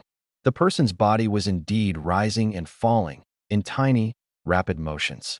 Hey, can you hear me? I called to her. No response. Honey, are you going to save her? Zhang Xinyue asked. Saving someone was no big deal. I was just weighing whether, once this woman came around, she might be a threat to Zhang Xinyue or Yi Cheng. You can't see into a person's heart. As for me, her level 4 fishing boat didn't have what it took. Fine, save her. I took a hemp rope, tied one end to the bollard, gripped the other, leaped over the railing, and landed steadily on the fishing boat, tied the rope's end, then went to look at the woman. To my surprise, even unconscious, she was very beautiful. Willow leaf brows, long lashes, lips cracked and tinged pink, but exquisitely shaped, hair disheveled and clinging to her cheek, but jet black. I felt her forehead, scalding. Heatstroke, unconscious. I frowned. The temperature was too high, the sun exposure too long, dehydration plus heatstroke. Without intervention soon, there'd be only one outcome. I scooped her up in both arms and handed her to Yi Cheng and Zhang Xinyue on the boat. Catch her. The cabin's climate held at 20-some degrees, a great help to her recovery. Xinyue, cool water and a towel. Yi Cheng, get some lightly salted water. Okay. I laid her on her back on the sofa, draped wet towels on her forehead and neck, asked for 2 more for her thighs, loosened her collar to vent the heat, and propped a thin pillow to raise her upper body for easier breathing. I'd done all I could. Now it was just waiting for her to wake. If she didn't, I had no other tricks. But that would be a real pity, because this woman had a system rating of 95, and her talent could be called top tier. Shang Musin, age 31, rating 95, talent, profit, S rank. Effect 1, 5 days in advance, can know the content of the next special event. Effect 2, within 100 meters of an island, can foresee that island's type, level, and species of mutant creatures. Yi Cheng came over with the lightly salted water. Captain, how is she? No danger for now. When she'll wake, I can't say for sure. That's what I said, but inside I was shouting. Don't die. Hurry up and wake and be my contracted crew member. I dipped a chopstick in the salt water and dabbed it on her lips. After watching for a dozen-some minutes, her body temperature gradually dropped, her expression a bit calmer. Suddenly, her long lashes trembled, her lips moved slightly, as if saying something. I quickly brought my ear close. Water. Xinyue, a spoon. I scooped a little water and fed it drop by drop into the gap of her lips. The moment it touched her lips, she opened her mouth on her own and stuck out her tongue to lick. I got a bit bolder and sent it in against her lips. She swallowed more and more smoothly. A few spoonfuls down, she gave a soft moan through her nose and slowly opened her eyes. I'd already retreated to the side, and Zhang Xinyue and Yi Cheng had gathered around. So the first thing she saw on opening her eyes was 2 angel-like girls. Where is this? Her voice was faint. You passed out from heat stroke. We were passing by and brought you onto the boat, Zhang Xinyue explained. How are you feeling now, sis? You're severely dehydrated. If you're not feeling well, keep lying down. It's very safe here. Yi Cheng said too. Thank you. She forced a smile. If sis wants to thank someone, you should thank our captain. We too just helped, Zhang Xinyue said with a smile. Captain? She blanked. Only then did I speak. Hello, I'm the captain of this boat, Zhuang Yan. Welcome aboard. She turned to look, and into view came a young man. Her expression turned wary all at once. Captain? Crew? Wasn't a survival game solo. The comfortable cabin, the look of the 3 of us, everything reeked of the implausible. I could guess what she was thinking. Had she run into natives of the game world, NPCs, and would they be a threat to her? Hello, my name is Shang Musin. I'm deeply grateful to you and your crew for the rescue. Verbally, she stayed courteous. You're welcome. We're all old neighbors from Earth. I smiled. I'm called Zhuang Yan. You may have heard of me. Zhuang Yan. It sounded familiar to her, but for the moment she couldn't place it.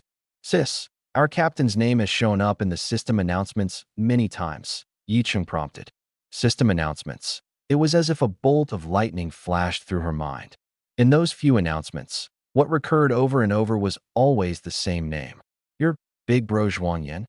No wonder she hadn't recognized me. When people mentioned Big Bro Zhuang Yan, they instinctively pictured a mature, steady middle-aged man. Who'd have thought it was a young guy? Haha, don't call me big bro. Just Zhuang Yin is fine. It sounds odd. I waved a hand. She visibly relaxed. Not a native, but an old neighbor from Earth, and one who'd saved her. It lent this big sister, adrift for 5 days, a few measures of closeness. Miss Shang, your boat's tied together with ours. Don't worry. Don't think about anything. Just get your health back first. Right, Sis Shang. Our conditions here are great. We've got everything to eat and drink. Zhang Xinyue started showing off again. The sun slanted west, and Shang Musin, well-watered and well-fed, and having stayed the whole time in the climate-controlled cabin, came fully around. During this time, Zhang Xinyue and Yi Cheng gave her a brief tour of the pleasure boat. After one round, 2 words were written in her eyes: envy. That little fishing boat she drifted on for 5 days, hot and cramped, compared to here, it was simply 2 different worlds. Truth be told, she really didn't want to go back. She didn't ask how all this had come about, and the 2 girls wouldn't say. Besides, they didn't know where I got so many supplies either. In any case, I'd long told the 2 of them the truth about the talent. I could copy crew members' talents. And right now, what I had my eye on was that profit of Shang Musin's. The 3 women sat on the sofa chatting, from the game to their respective pasts. Turned out this Shang Musin was a bona fide female tycoon, with a sizable company under her name, dabbling in everything: snacks, women's clothing, real estate, AI. How fitting. I'd long wanted to find someone with a head for business to dump the commerce operation on. As they chatted, the 2 girls sweet-talked her, Sis Shang, shifting how Shang Musin addressed them from Miss Zhang, Miss Yi to Yuewe, Cheng Cheng. Yi Cheng gauged the timing was about right, and gave Zhang Xinyue a look. Zhang Xinyue caught on, and took Shang Musin's hand. Sis Shang, I'll take you to shower. Right after, you can have dinner. Shang Musin, who hadn't bathed in 5 days, went into the bathroom with token resistance. Zhang Xinyue casually outfitted her from the trade channel: a black dress, black tights, high-heeled sandals. These things would have cost plenty on Earth. In this game, they wouldn't fetch a single bottle of water. I spent most of my time in the wheelhouse. Du Yiming had just reached out, saying his chest opening count was enough again, and he'd produced a blueprint, identical to last time, an 80 horsepower diesel engine. I asked why he didn't keep it for himself, and his exact words were, "This thing's only fit for you to use right now. If I install it on my junk boat, I can't even afford the fuel to burn." I didn't hesitate much, and per my promise, marked it up 30% over last time's price and took it. At the end, I reminded him again to keep an eye out for a hydraulic transmission assembly. Just as I finished, Yi Cheng poked her head in.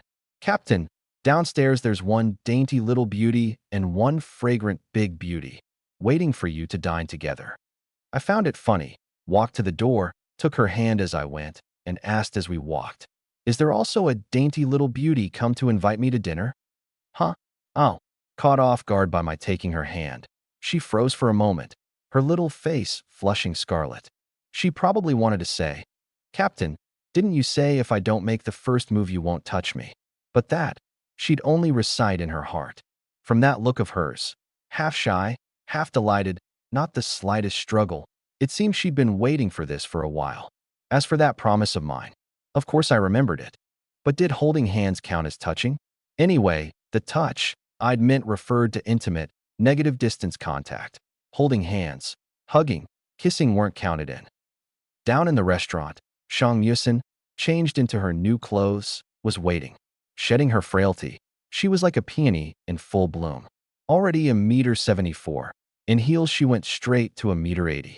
Full of figure, chest large but not sagging, legs fleshy but not thick, ample but not cloying. The perfect female lead comes straight out of a mature woman manga. "Wow, Sis Shang, you're so pretty," Zhang Xinyue exclaimed. I had to admit it too. But more than this figure, I had my mind on that prophet in her head. However beautiful a mature woman manga lead, she couldn't outshine those words. Know the special event 5 days in advance. In the restaurant, Zhang Xinyue and Shang Musin had already gotten their food, and even grabbed a pile of meat for me and plenty of vegetables for Yi Cheng. "Honey, why are you only just, Sis Shang, starving?" Zhang Xinyue's words cut off, her eyes glued to the hands I held with Yi Cheng, instantly switching to an amused expression. Yi Chung tried to pull her hand back. I held tight, so she let me hold it, only lowering her head, unable to hide that bit of shyness. Shang Musin watched curiously from the side, then hurriedly admonished herself not to think or ask. It was none of her business. Mr. Zhuang, you're here. She rose to greet me. Sit, sit, sit. I sat beside Zhang Xinyue and had Yi Chung keep Shang Musin company. Sorry to keep you waiting. A blueprint seller contacted me just now, chatted a few lines. Blueprints? The engine blueprint to upgrade our boat to level 5. You got it too. Zhang Xinyue picked up. What did you buy this time? Still an engine blueprint. Same as last time, 80 horsepower. I shrugged. I'm starting to suspect that guy's talent only produces 80 horsepower blueprints. Then isn't that the same as the one we have now? Yi Chung chimed in. Why buy it? I told him ages ago. He's got a new blueprint. He contacts me, and I buy at 1.3 times market price. I explained. Once the word's out, I can't go back on it. Worst case, in a few days when a big batch of people are upgrading to level 5 and 6 boats, I just resell it. Actually, I didn't need to detail the blueprint's origins this thoroughly. I was just steering the topic toward talent to see how Shang Musin would react. That guy opens 50 chests for one blueprint, and the higher the chest quality, the more valuable the blueprint. I added a line.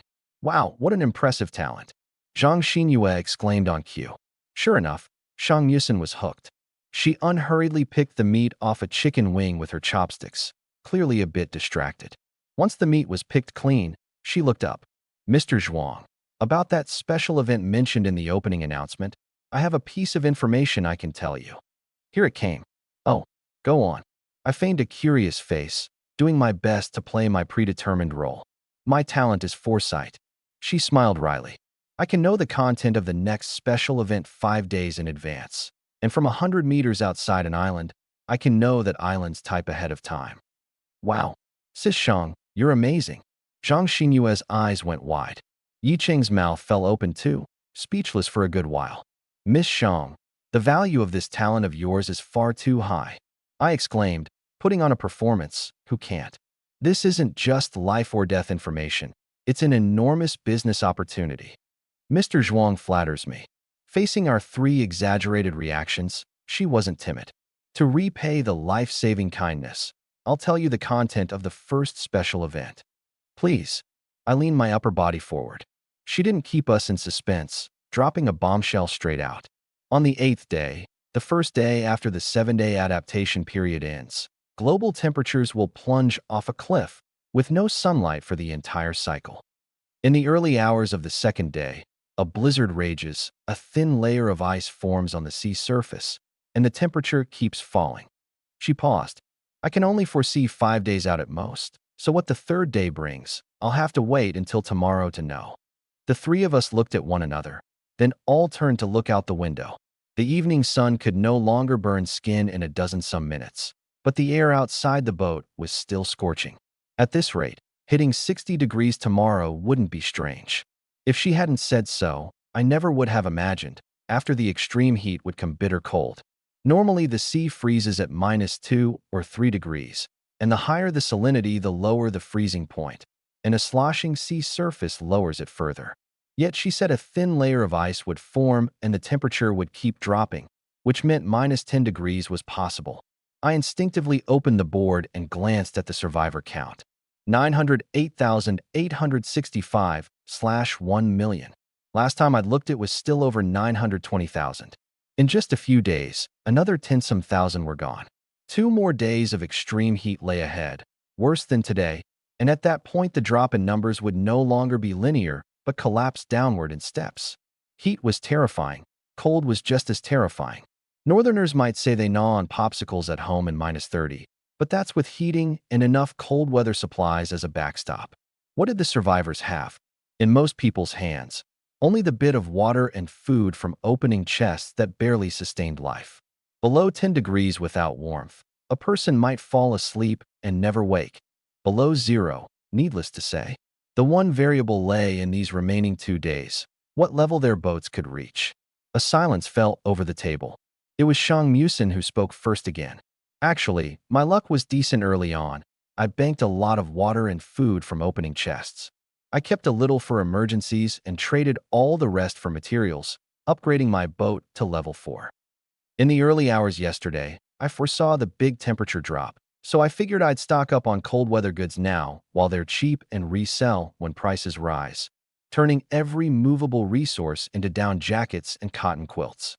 Who knew that the moment I emptied my supplies, my chest-opening luck crashed. Not a single slice of bread or bottle of water came out. I scraped through yesterday on my reserves. Today the water ran out, and I genuinely couldn't hold on anymore. Luckily you passed by.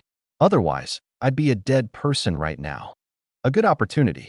In that case, Miss Shang, you might as well stay on our boat first, I said.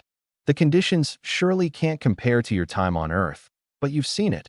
I can give you shelter, food and drink in abundance, sound sleep at night. No need to fear those things in the sea. In return, you tell us what you foresee. How about it? Zhang Xinyue immediately picked up. Sis Shang, stay? Since childhood, I've only had Cheng Cheng as a playmate. I've so wanted a sister like you. Yi Cheng took Shang Musin's arm too. Right? We need someone like you. When we do something wrong, you can guide us with your wisdom and experience. The captain's a good person. He'd never treat you unfairly. This, how could I impose? Shang Musin was somewhat moved. There's nothing to impose. It's settled. I drove the final nail. From now on, Miss Shang is our boat's specially appointed advisor, in charge of special events and island foresight. With it put this way, refusing further would be failing to know what's good for her. Then all right. She gave a charming smile. I'll be counting on your guidance from now on. A dinner enjoyed by host and guests alike. After the meal, the four of us sat on the sofa. Sis Shang, about this special event, do you have any suggestions? My form of address shifted from Miss Shang to Sis Shang for a touch more closeness. She knew full well that while I asked for suggestions, what I really meant was to have her keep doing that cold weather stockpiling work. Only before it was for herself, and now it was working for me. My suggestion, while it's hot now and cold weather goods are at rock bottom, buy in bulk. Resell at a high price once the temperature drops. Clearing a few 100% round trip isn't hard. I nodded. Selling cold weather goods I did want to do, but not for the profit. When had I ever been short on basic supplies? What I lacked were high-grade key materials. Enough people had already died, and if they kept dying like this, the situation would spin out of control and gathering upgrade materials would only get harder. So for my own interest, I had to fish a batch of the dying onto shore, without taking a loss myself. Fine, leave this to Sis Shang. But, buy quietly, don't make a big show of it. Understood. Of course she got it. As for the resale price, we'll discuss it when the time comes. That said, I traded her 20,000 bottles of water. This. Won't this be too much? She gulped, staring at that string of numbers, frozen all over. If you're going to play, play big. Tell me when it's used up. Water, to others it was life. To me as I was now, just an icon in my inventory. Right, mix this in too. I tossed over another 50,000 slices of toast. And I smacked my forehead and added 80,000 lumber. Lumber being what my inventory least lacked right now. Hee, Sis Shang, you'll get used to it, Zhang Xinyue said with a giggle from the side. She had no interest in our business talk, her whole heart soaking in shopping on the trade channel. Shang Musin held that string of transaction records, not recovering for the longest time. I guess she was thinking, had she met an immortal, or was this the good fortune that follows surviving disaster? And how could his trust in me be this high? Trust didn't come into it. That powerless junk fishing boat of hers couldn't run if it tried. Besides, with the life on this boat, only a fool would run. After that, everything was harmonious. I worked on the repeating crossbow with Yi Cheng. Zhang Xinyue buried herself in buying clothes, and Shang Musin quietly stocked cold weather goods. Until night, Zhang Xinyue and I in one room, Yi Cheng keeping the newcomer Shang Musin company in another. These two living cabins were adjacent, with movingly bad soundproofing, which gave Shang Musin a real first-night welcome, something I only caught on to afterward. In the night, Zhang Xinyue carried on as usual. That 31-year-old big sister next door probably truly hadn't expected to be treated to such a show her very first night. In the small hours, I faintly heard movement on the upper deck. It was Shang Musin, hugging her pillow, fleeing to the sofa upstairs. Fair enough, no one could sleep through that. The next day, I rarely slept until the sun was high. When I got up, Zhang Xinyue was still under the covers. After washing up, I went upstairs and caught sight of Shang Musin curled on the sofa, sleeping soundly, a thin blanket over her. That blanket, I draped it over her when I came up in the middle of the night. Seeing her hugging her pillow, lying there with it done with living look, I couldn't well wake her, so I grabbed a thin blanket and covered her. Right now she slept soundly, her brows finally relaxed. I didn't disturb her, going to the restaurant to throw something together.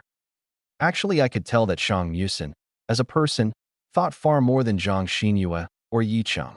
She wasn't in a rush to beg me to sign a contract. Instead, she single-mindedly did the specially appointed advisor work beautifully first, stocking cold-weather goods fast and steady. I knew in my heart she was afraid of being left behind. For someone not yet contracted, a free person, the surest way to stay was to keep herself useful. Smart people are easy to use. As for the contract, no rush. Only when the boat hit level 6 would a contract slot open up. By then, she couldn't run, and I wouldn't lose out. Take it slow. It was past 2 in the afternoon before Zhang Xinyue and I showed our faces. We'd carried on too late last night and slept 2 extra hours. Yi Cheng had gotten up in the morning with 2 dark circles, gotten teased around by Shang Musin, and was now hiding in the wheelhouse. As for Zhang Xinyue, facing Shang Musin's amused gaze, she not only didn't dodge, but returned an even more meaningful one. This thing called shame really does thicken the more it's used. Sis Shang, good work. How's the buying going? I spoke first. All smooth. I've kept it low-key. Probably few people have noticed I'm buying cold-weather goods. She chuckled. This time we can shear a good batch. I smiled too. Tell me when the supplies are used up, and I'll transfer more. I'd worked it out. If this round went smoothly, I could shear 3 rounds and earn a good reputation besides. First shear the supply-rich at a high price. Then drop the price to shear ordinary folk. Then drop it further to shear the bottom rung. For those who genuinely had nothing to trade, the remaining cold-weather goods I'd simply give away free. Shearing leeks is about leaving the roots. Roots remaining means you can keep shearing. These cotton coats and quilts were useless in my hands anyway, and giving them away for some goodwill might come in handy later. As for those who bought high at the start, buy early, enjoy early. Buy late, enjoy the discount. Their fault for buying early. Oh right, I smack my forehead. While you're buying supplies, help me keep an eye out for info on a marine hydraulic transmission assembly. I wasn't rushing to sign a contract with her for one reason only. The current level 5 boat had just 2 contract slots, and they were full. Only when it hit level 6 and the slots opened to 4 would it be her turn. If I could sign her, I'd have done it yesterday. The words had barely left my mouth when she traded a blueprint straight over. Marine hydraulic transmission assembly blueprint. Captain, take a look. Is this it? What's going on? I froze. I'd only just brought it up, and you flung the blueprint over? Bought it off someone the day before yesterday. She shrugged. One look and I figured it was for medium to large boats and would be useful down the line. Got it for 3 bottles of water plus 2 bottles of cola. How much? I could hardly believe it. You kidding me? This thing had stumped me for days, and she'd somehow gotten it at this price. Really, 3 bottles of water plus 2 of cola. She smiled. I first offered 2 waters and 2 colas, but that person wouldn't sell. I told him the blueprint was useless short-term, that holding it was pointless, better to trade me for some water. He didn't agree. But a few hours later he came back, said add 1 more bottle of water and he'd sell, so I bought it. At this point, she suddenly laughed out loud, her expression hard to read. Funny coincidence. At the time I was stocking cold-weather goods, my water was already low, and banking on my good luck the past few days, I figured I could open more water, so I didn't hesitate much buying the blueprint. As it turned out, after buying this one, I never opened another drop of water. Yesterday, I genuinely couldn't hold on, passed out from heat stroke, and ran into you all. And now you bring up this blueprint again. Huh? I had nothing to say either, and silently transferred her 500 bottles of water. A reward, use it however you like. In the wheelhouse, Yi Cheng was still tinkering with the repeating crossbow. She'd made 2 finished pieces, neither satisfying, the accuracy too low or the power too weak. Handcrafting was limited after all. The more complex small parts were hard to make. I handed over the transmission assembly blueprint. Transmission assembly required. Refined steel bar 20, cast iron 15, copper ingot 15, thick iron plate 20, rubber 10, sealing gasket 10, high pressure oil line 4, gear set 2, shaft 2. Chung Chung, take a look. A few of these materials are hard to get. Can you make them? She stared at the blueprint for a few seconds and nodded. Yes, half an hour. Good. Synthesize it once the materials are gathered. Just give me the finished product. Her talent saved materials when synthesizing, and not using it the whole time felt like a waste to me. Speaking of waste, I went out and boosted the toxic sea vine once, then called into the cabin. Shinua, have you used your talent today? If not, come out and use it now, don't forget. Coming. Zhang Shinua hopped out and did the boost. The sea vine was already long enough now. Boosting it further showed no obvious growth. Shang Musin followed out wanting to see for herself, didn't catch the imagined scene of rapid surging growth, and was a bit let down. Too hot. Today was the 6th day, the felt temperature probably heading towards 60. Leave a raw egg in the sun a while, and you could eat it cooked when you came back. Once the three were done boosting, they immediately shrank back into the cabin. I hid inside the wheelhouse doorway practicing the crossbow. After 20-some minutes of shooting, Yicheng called me. Captain, it's done, trading it to you. Her little face was slightly red, fine sweat on her brow. The talent drained stamina, and she'd worked it without rest for over an hour, no small toll. Marine hydraulic transmission assembly, the core component for transmitting and controlling a vessel's power, allowing smooth engine output and regulation of speed and torque suitable for medium to large boats. Good work. I rubbed her head. It's what I should do. Hee, saved 30% on supplies. After coming out of the slaughter hunting ground, Yicheng's attitude toward me had clearly changed. That intentional or not closeness, I could feel it. She wanted to draw near, and I didn't mind giving her a bit of courage. Come, let's upgrade our home together. Wait, I'll call Yuewe and Sis Shang. She trotted off. Soon, the three girls surged up onto the deck, faces full of excitement. However vicious the sun, only on deck could you see the whole upgrade process clearly. Small yacht, level 5. Medium yacht, level 6. Required. Lumber 300, iron 500, leather 150, cable 50, diesel engine, greater than or equal to 80 horsepower. 1. Marine hydraulic transmission assembly 1. Materials sufficient. Confirm upgrade? Confirm. The familiar Phantom draped down. This time, the hull grew about 50% longer and nearly doubled in width, and atop the original layer of cabins, a layer of superstructure rose as well. The three girls' heads turned this way and that, gasping non-stop. Shang Musin, seeing a steel vessel upgrade for the first time, was far more awed than when her own raft had become a fishing boat. The Phantom solidified. Right after, the announcements arrived on schedule. Announcement. Congratulations to player Zhuang Yin of Zone Z, District K1, the first in the district to upgrade their vessel to level 6. Reward, Platinum Chest ×1. Announcement. Congratulations to player Zhuang Yin of Zone Z, District K1, the first to reach level 6 and unlock the fleet/flotilla function. Reward, Diamond Chest ×1. The two announcements each flashed 3 times, stunning the other survivors at sea while leaving the few of us dazed too. Fleet? Flotilla? Honey, what does fleet mean? Zhang Xinyue couldn't wait. Going by the words, it should let a group of people band together, Shang Musin guessed. In that case, won't it be easier for everyone to survive? Yicheng said too.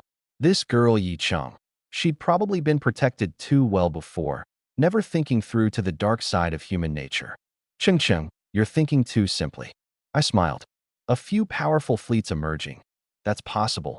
But as for the people at the bottom, I opened the system, and beneath the Friends tab, sure enough, a new entry had appeared, Fleet. You have not yet joined a fleet/flotilla. Please join or create one first. Create. Create a fleet or a flotilla. What's the difference? Discover it for yourself. By my read, a fleet leaned toward combat and a flotilla toward daily living, though that line probably wasn't so rigid. Create a fleet. Before creating, please name your current vessel. A name? Easy enough. Pleasure Seeker. Naming successful. The current fleet has only one ship, with the Pleasure Seeker set as flagship by default. Please name the fleet. The fleet name couldn't also be Pleasure Seeker. I couldn't be bothered to ponder and tossed out one off the cuff. Azure Sea Beauty's fleet. Azure Sea Beauty's fleet, created successfully, strive to grow and become an overlord of the seas. I always felt this system was peddling pipe dreams. I was fine, but everyone else was struggling to stay alive, and the system tossed out, become an overlord of the seas. Just like joining a startup that can barely make payroll where the boss paints IPO pipe dreams for you every day, same flavor. What's more, I was still a commander with no troops, just one ship under my name. Wait. I exited the interface and looked at Shang Musin. Sis Shang, join my fleet. She wasn't surprised, probably having long guessed I was fiddling with the fleet business. Sure, that little fishing boat of hers was, at this moment, still tied alongside the Pleasure Seeker. She agreed to join. Haha, I'm a man destined to dominate this sea someday. I rarely went full Chinibyu. Zhang Xinhua blinked. Dominate what? Me? Never mind, forget I said it. Captain, Yi Ching suddenly spoke up. Does the system say each survivor can only bring one ship into a fleet? What do you mean? I just feel this game has pretty high freedom, she mused.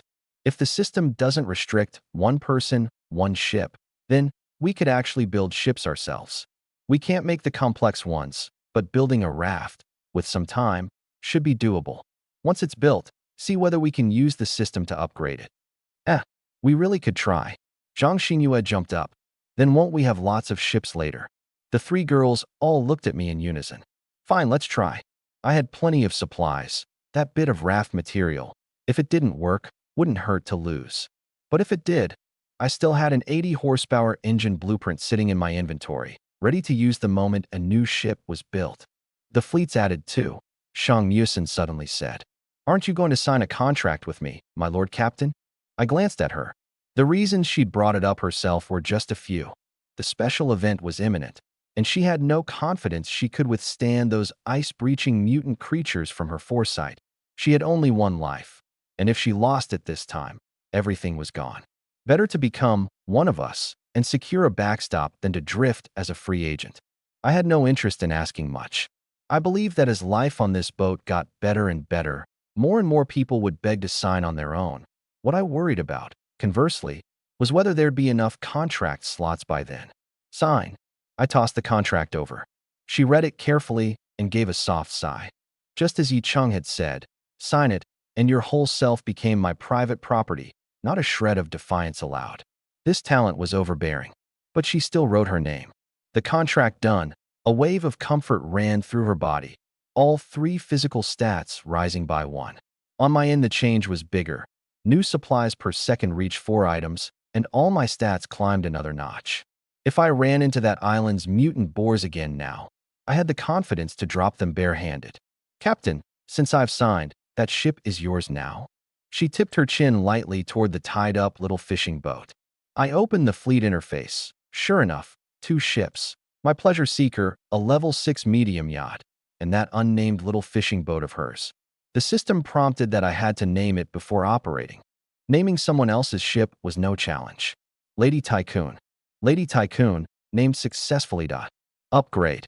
Fishing boat upgrade requires lumber 100, iron 300, fishing net rope 30, brass nail 20, fishing pulley set 10, insulated copper wire 10, battery pack 1, diesel engine, greater than or equal to 25 horsepower, 1. A level 4 fishing boat to level 5, compared to a level 4 pleasure boat to level 5, had about the same total material amount but a few more types. These materials I bought before here. Shang Musin traded over all the fishing boat materials she'd stockpiled. One look, basically all there, just short 1 diesel engine. Conveniently, I had a blueprint. With the blueprint, I synthesized an engine for the Lady Tycoon 2 and upgraded it to level 5. The 4 of us stood at the deck's edge, looking at that freshly upgraded level 5 fishing boat. Looking at it now, it seems useless for the moment, I said, not quite sure. A level 5 fishing boat was about 2/3 the size of a level 6 yacht, but its configuration was far inferior. It didn't even have a seawater filter, let alone a climate control unit. They could be installed by buying them at a high price, but there was no need. Purely, I had too many supplies, just messing around. Want to go in and see what it's like after the upgrade? Zhang Xinyue proposed, charging in first. Inside the level 6 cabin, the layout was largely unchanged. The lower deck was still living cabins, only jumping from 2 to 6 all at once, with the area considerably larger and each fitted with its own bathroom. The one regret, the 6 living cabins still weren't partitioned off, 3 on the left and 3 on the right, facing each other. Zhang Xinyue and I didn't care, but Yi Cheng was clearly let down. I could roughly guess what she was thinking and didn't point it out. After discussion, the extra space would still go to Zhang Xinyue to arrange. The buffet restaurant's door would move to the main deck level. That level had the most space. The superstructure was all empty for now, like a big house all renovated, but with no furniture moved in. Whatever function you wanted depended entirely on what you moved in. A ladder in the corner led to the top open-air deck. Up there was just a ring of meter 2 railing. Once the weather was normal, it'd make a perfect observation platform. After that, Zhang Xinyue arranged the new home.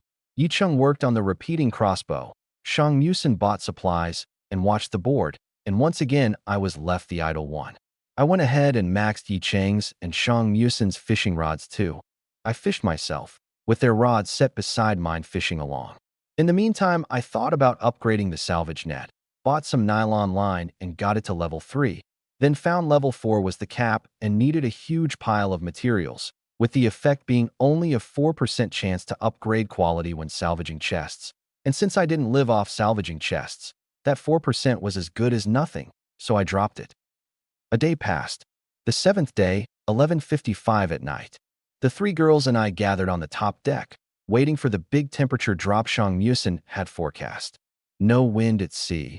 The temperature still 30 degrees, stars hanging high. Nothing about it looked like the weather was about to turn. Zhang Xinyue and Yi Cheng were relaxed, lying side by side on deck chairs and bikinis. Shang Musin wore a backless one-piece swimsuit, standing shoulder to shoulder with me at the railing, staring at the pitch-black sea in the distance. The hand gripping the railing was clenched white. Don't worry. I'd seen her unease. Your talent says it'll get cold, so it definitely will. How could the information from a talent be wrong? She understood the logic, but this was the first time it was being verified, and I'd staked a massive amount of resources on it. If it were off, that pile of cold weather goods would become a pile of junk. She was more afraid than anyone. Midnight. The 8th day had come. The novice adaptation period has ended. The first special event arrives. Forecast. The next round of special event, 7 days from now. Strive to survive. The words had barely landed when a light wind rose abruptly over the sea, a chill brushing our faces. There's wind. Shang Musin let out a long breath. This was the first time she'd felt wind since entering the game. The wind quickly grew stronger, everyone's hair whipping about. Inside, I made the call decisively. The wind blew fiercer and fiercer, the sea churning, the hull pitching violently, as if a storm were coming. Look at the sky. Zhang Xinyue, clinging to the window, suddenly shouted. We looked together, dark clouds pressing in from who knows where had already sealed the sky over, and the moon and stars, bright moments ago, were all gone. At least one thing was certain, the weather had turned. The wind and waves didn't last long before calming. But that heat that had clung to the air the whole time was swept clean away by this gust. The temperature was dropping. At first, everyone thought it was a normal correction, the extreme heat ending.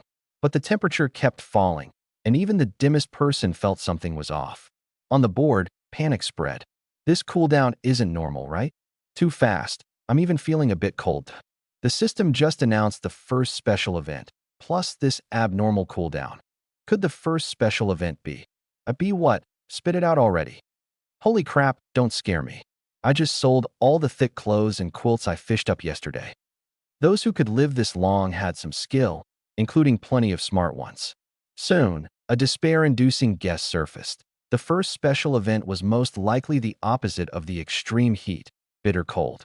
Cold and heat, two extremes, either could drive a person to death. Sis Shang, when are you planning to offload the cold weather goods? I gazed at the pitch-black sky. I think we can wait a bit longer. She gave me a look that was almost a smile. Of course we wait longer. No one's dying yet, and the temperature isn't low enough. The timing to offload. has to wait until after it snows. Honey, we're not short on supplies. Why are you bothering with this? Zhang Xinyue was curious. Because it's a win-win deal. I smiled. For ordinary survivors, it makes living easier. For us, it earns a big wave of gratitude. No loss to our actual interests, still worthwhile, and it gives Sis Shang something to do besides. Hearing this, Shang Musin had a bit of happiness in her eyes. She knew I was squeezing her value, but she was glad. This was what she was good at and liked anyway. All right, it's pretty late, let's sleep. I clapped my hands. The selling, we'll talk tomorrow morning. By this point, Shang Musin's prophecy was accurate to the smallest detail. That night, Zhang Xinyue got her period, and the two of us had a rare quiet night. The two next door probably got a whole night's sleep for the first time. The snow fell heavier and heavier, 3 or 4 centimeters of white piling on the deck, railings, and observation platform. The temperature was still dropping, the sea not yet frozen for now, around 0, by my reckoning. Sis Shang, can you foresee what's next now? Shang Musin, listing cold weather clothing on the trade channel, looked up. The cool down will slow. Starting tonight, the sea freezes. Tomorrow in the early hours, a blizzard. The temperature keeps dropping. The ice thickens. Anything else? Yes. Her face suddenly took on an unease hard to conceal. And panic. I hadn't known her long, but I knew that low temperature alone could never force out an expression like this. What is it? My face sank too. She drew a deep breath. On the third day, the mutant creatures in the sea will break through the ice onto its surface and attack survivors. I paused. You're sure? If the likes of mutant groupers came up, I'd just feel they were here to deliver takeout. But since it could make Shang Musin afraid, the matter was definitely not that simple. Sure, not just fish. There are also standing mutant mollusks, and some things I can't make out clearly in the foresight images. Enough. That was enough to make me understand the weight of it. Fine, I understand. I said in a low voice. You just handle the selling. The mutant creature matter. I'll go find Yi Cheng for a solution. When she worked, Yi Cheng still preferred to stay in the wheelhouse. When I went to find her, she'd just finished a repeating crossbow per the improved design and was about to come find me. A mutual rush toward each other, you could say. The two of us opened our mouths at the same time, then shut them at the same time, staring at each other for a few seconds. She broke first, giggling. You go first. I steadied myself and told her Shang Musin's intel. So the captain came to find me to ask about the new repeating crossbow? She knit her dark brows, probably picturing a swarm of mutant creatures lunging. Before I could ask, she'd already handed the repeating crossbow over. Given current conditions, this is the best I can do for now. I took it and examined it. She explained as she went. All steel construction, effort-saving pulley loading, refined steel poison-tempered bolt heads. Max lethal range 80 meters. The heads are poisoned so effective lethality is actually far beyond that. 10-bolt magazine, 0.5 second firing interval. Empties a magazine in 6 seconds if you rush. Semi-auto.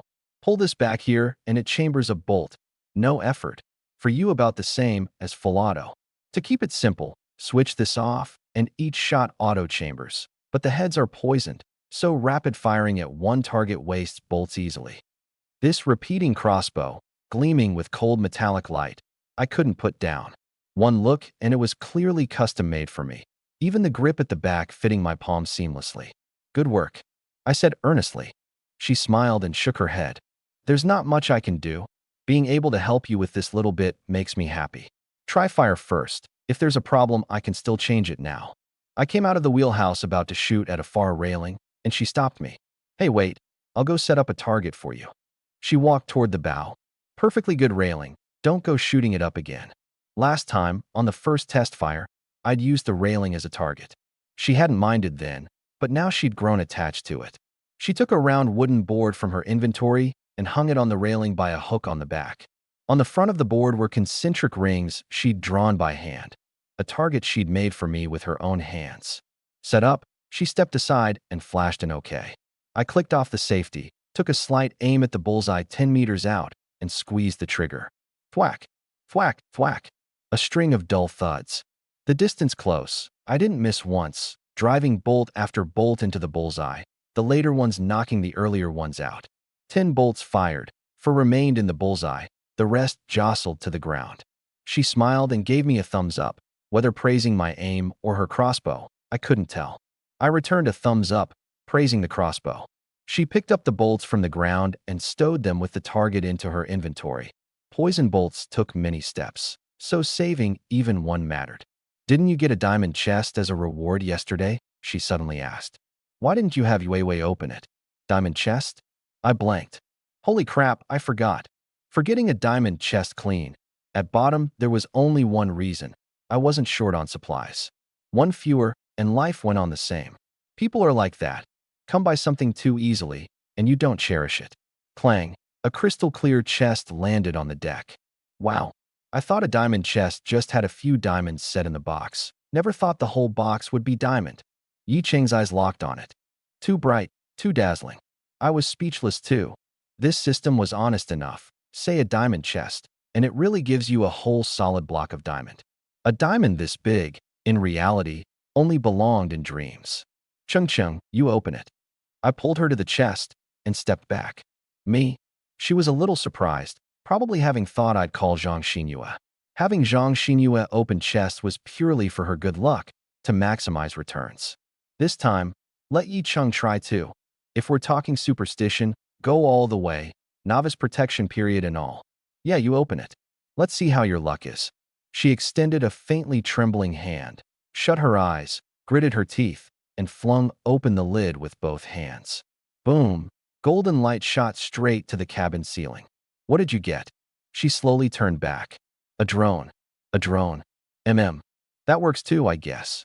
However powerful an attack drone, just one, what could it do?" "Captain, trading it to you. See for yourself." I looked and was stunned. Small drone Mothernest installable on level 6 and above vessels. Footprint 1M x 4M. If the vessel has an AI module installed, can be unified under AI dispatched. Consumes steel and other supplies. Automatically produces one strike recon drone every 2 hours, the hangar holding up to 6. Production halts when full. Ching, did you play mobile games before?" She looked blank. "No." "Why does the captain ask that?" "Haha, no reason. Just feel your luck's really good. Opening exactly something that'll come in handy." "It's useful?" "Of course it's useful." I smiled. Sis Shang said mutant creatures would break the ice to attack us, which is why I rushed to find you to confirm the repeating crossbow. Now with these strike recon drones, maybe we won't even have to trouble ourselves. She'd only read the name just now, not the rest carefully. Read it carefully and she'd know. This Motherness value was worthy of a diamond chest. Then do I still keep making repeating crossbows? "Make them. Drones plus your crossbows, double insurance," I said without hesitation. "Besides, did you forget the original purpose of having you modify the crossbow? To keep that scene in the slaughter hunting ground from repeating." Her face paled a touch, clearly recalling that boar charging at her again. "I understand. You go do your thing. I'll go install the mother nest." The stern deck was wide open, 1 by 4 meters, just right. The mother nest, set on the deck, automatically merged with the hull, as if it had grown there to begin with. The mother nest begins producing drones, 1 hour 59 minutes and 59 seconds remaining. Each consumes battery times 1, steel times 3, can be deducted directly from the player's inventory. Production halts if the corresponding materials run out. I naturally chose deduction from inventory. Steel wasn't short, the talent rolled it directly, but I need to stockpile more batteries. That thing, the talent couldn't roll. After practicing countless bolts, I now had a solid grip on the repeating crossbow's accuracy, and that tiny interval between 2 shots, I'd compressed to nearly negligible. Time drifted into the night, the temperature still slowly dropping. Just as Shang Musin had said, the sea had frozen a thin layer of ice, freezing thicker by the hour. Only exactly which day the mutant creature's attack would come was still uncertain. Once the attack came across the ice, the toxic sea vine would lose its effect. Before bed, Shang Musin volunteered to take watch, on the grounds that Zhang Xinyue needed rest. Yi Cheng had other things, and she happened to need to watch the market at all times. I refused flat out. A thing like keeping watch didn't need a person at all. What were the drones for? Now was exactly when they'd come in handy. The 4 of us each returned to our own cabins. A rare night, keeping the empty room alone. I gave myself a break and took stock of myself along the way. Pleasure Seeker of the Seas, SSS, one of a kind, worldwide. Zhuang Yin, 2184 centimeters, 74 kilograms, strength 36, agility 39, endurance 40. Vessel, medium yacht, level 6, effect 1. Each second, randomly gain 4 types of supplies. The random pool expands with progress, rarer items at lower odds. Effect 4. Zhang Xinyue's talent copied. Contracted crew, Zhang Xinyue, Yi Cheng, Shang Yusende. In the inventory, the talent-rolled supplies were nearing 2 million items. The automatic rod had reeled up a pile these past days too. Things that let a person live comfortably in this world, just not anything to do with food and drink. Yi Cheng's repeating crossbow also lay quietly in the inventory. Yi Cheng's talent was handy, but in the long run, Shang Musen's mattered more. As for Xinyue, never mind. Keep her as a little ray of joy. Beep, beep, beep. The notification tone for a specially followed friend's message. Since Yi Cheng came aboard, that tone hadn't sounded again. I opened it. It was Yi Cheng. Orange. Captain, are you asleep? What's this girl up to? Zhuang Yin. Not asleep. What is it? 2 or 3 minutes passed before another came through. Orange. Captain, open the door for me. I'm coming over. There's something. Zhuang Yin. The door's not locked. Come on, da. 2 minutes later, the cabin door was pushed open gently, and Yi Cheng slipped in fast, then pulled the door shut fast, the soft click of the latch closing barely audible. Seeing that thief-like posture of hers, I wanted to laugh a little. Why so sneaky? That one line nearly made her jump, and she quickly raised an index finger to her lips, signaling me to keep quiet. I blinked, my smile deepening, especially seeing that little face flushed crimson. Only now did I notice that what she wore was different from during the day. Yi Cheng, who could wear a bikini in front of me without batting an eye, was right now so embarrassed by this outfit her head was spinning. Swimwear and underwear, after all, were 2 different things. Fine, I won't look. That's what my mouth said, but my eyes didn't move away. Why she'd come dressed like this, I could pretty much guess, since it was put on specially for me to see. If I really obeyed and didn't look, she'd probably be even more uncomfortable. She drew a deep breath and gently sat on the edge of my bed. Captain, I'm ready. That one line, she'd saved up a whole day's courage to say. I looked at her shy, bashful look, a smile at the corner of my mouth. Should I haul out that promise from before? If Yi Cheng didn't make the first move, I'd never touch her? Then this, the way she was now, did it count as making the first move? I figured it counted. In the small hours, the cabin lights went out. The next day, I stayed alone in the wheelhouse, watching the board. What I watched wasn't trades. It was the thing Shang Musen mentioned, the mutant marine creatures. Her foresight only said they'd break the ice and strike, without a precise time. The sea had frozen several centimeters now, but whether that counted as this solid ice she meant, I wasn't sure either, so I could only feel things out through other people's messages. The snow on the deck was already 30 centimeters deep. The hull's waterline dropped a big notch. Above the Pleasure Seeker, 4 strike recon drones patrolled ceaselessly, watching a radius of several hundred meters. Outside the window was a vast white blizzard, the whole world showing nothing but snow. The heavy snowfall, in turn, temporarily solved the freshwater problem plaguing everyone. Gather some clean snow, melt it, and you could drink. Food was never as precious as fresh water to begin with, so more of it stayed in people's hands. Add that fishing could net some clothing, and plenty of people on the board were riding high on confidence, feeling that gritting their teeth would get them through this stretch, even starting to think about stockpiling snowmelt for after the thaw. The idea wasn't wrong. Only, in my eyes, knowing how things would go next, it was too optimistic. As for my cold weather goods, ever since Shang Musen listed them on the trade channel by my method, the exchange ratio for cold weather goods on the market kept dropping fast. The logic was simple. Right now it was a solid seller's market, and with most of the cold weather goods in my hands, the whole market's pricing hinged on my moves. More importantly, I only took materials and blueprints in exchange, not people's food and drink. The survivors weren't short on water or grain, so just buying a cold weather item alone let a big batch of them live longer than they would have before I stepped in. By Shang Musen's telling, this was the captain has great compassion. Too bad I wasn't that noble. I did want to seize this chance to scoop up more materials and let more people live along the way. But the starting point wasn't any sorrow for the world. It was purely not wanting my own district to become a ghost district. Truly turn into a ghost district, and even materials would be hard to buy. Where would I find quality crew rated above 90 to contract afterward? In the end, the one losing out would still be me. So it was the same line as ever. Sheer leaks, but leave the roots. Old Captain, why are you hiding here alone? Yi Chung spoke from the wheelhouse doorway, and that half-swallowed word, I heard it clear as day. I couldn't help a wry laugh. Promoted me to old captain just like that? Last night, she'd called me something far more affectionate than this. No. Her little face flushed scarlet, and she hurriedly changed the subject. Have you eaten? She'd woken to not find me and come up right after washing up, most likely wanting to drag me along to eat. The first night having just bared her heart, she was right in the clingy phase. At bottom, in these two girls' minds, my true identity was never any captain. It was the man who'd saved their lives and protected them all the way into a heaven-like life.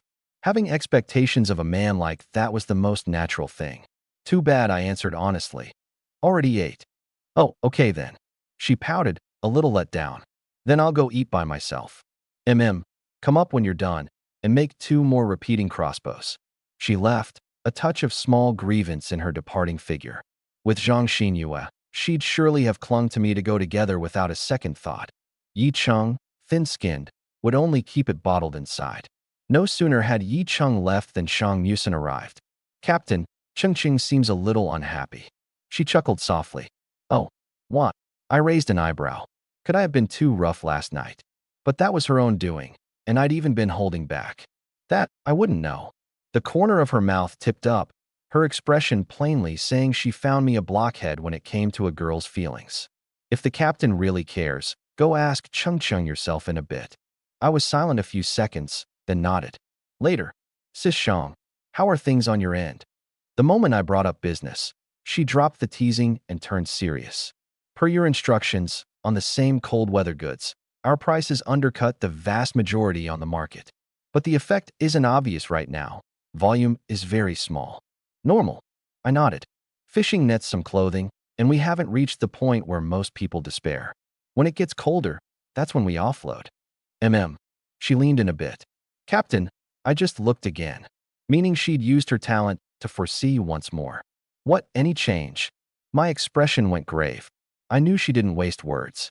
The event hasn't changed, still the deep-sea mutant creatures attacking. She shook her head. But it's probably closer to happening. And this time, I saw clearly. Saw clearly?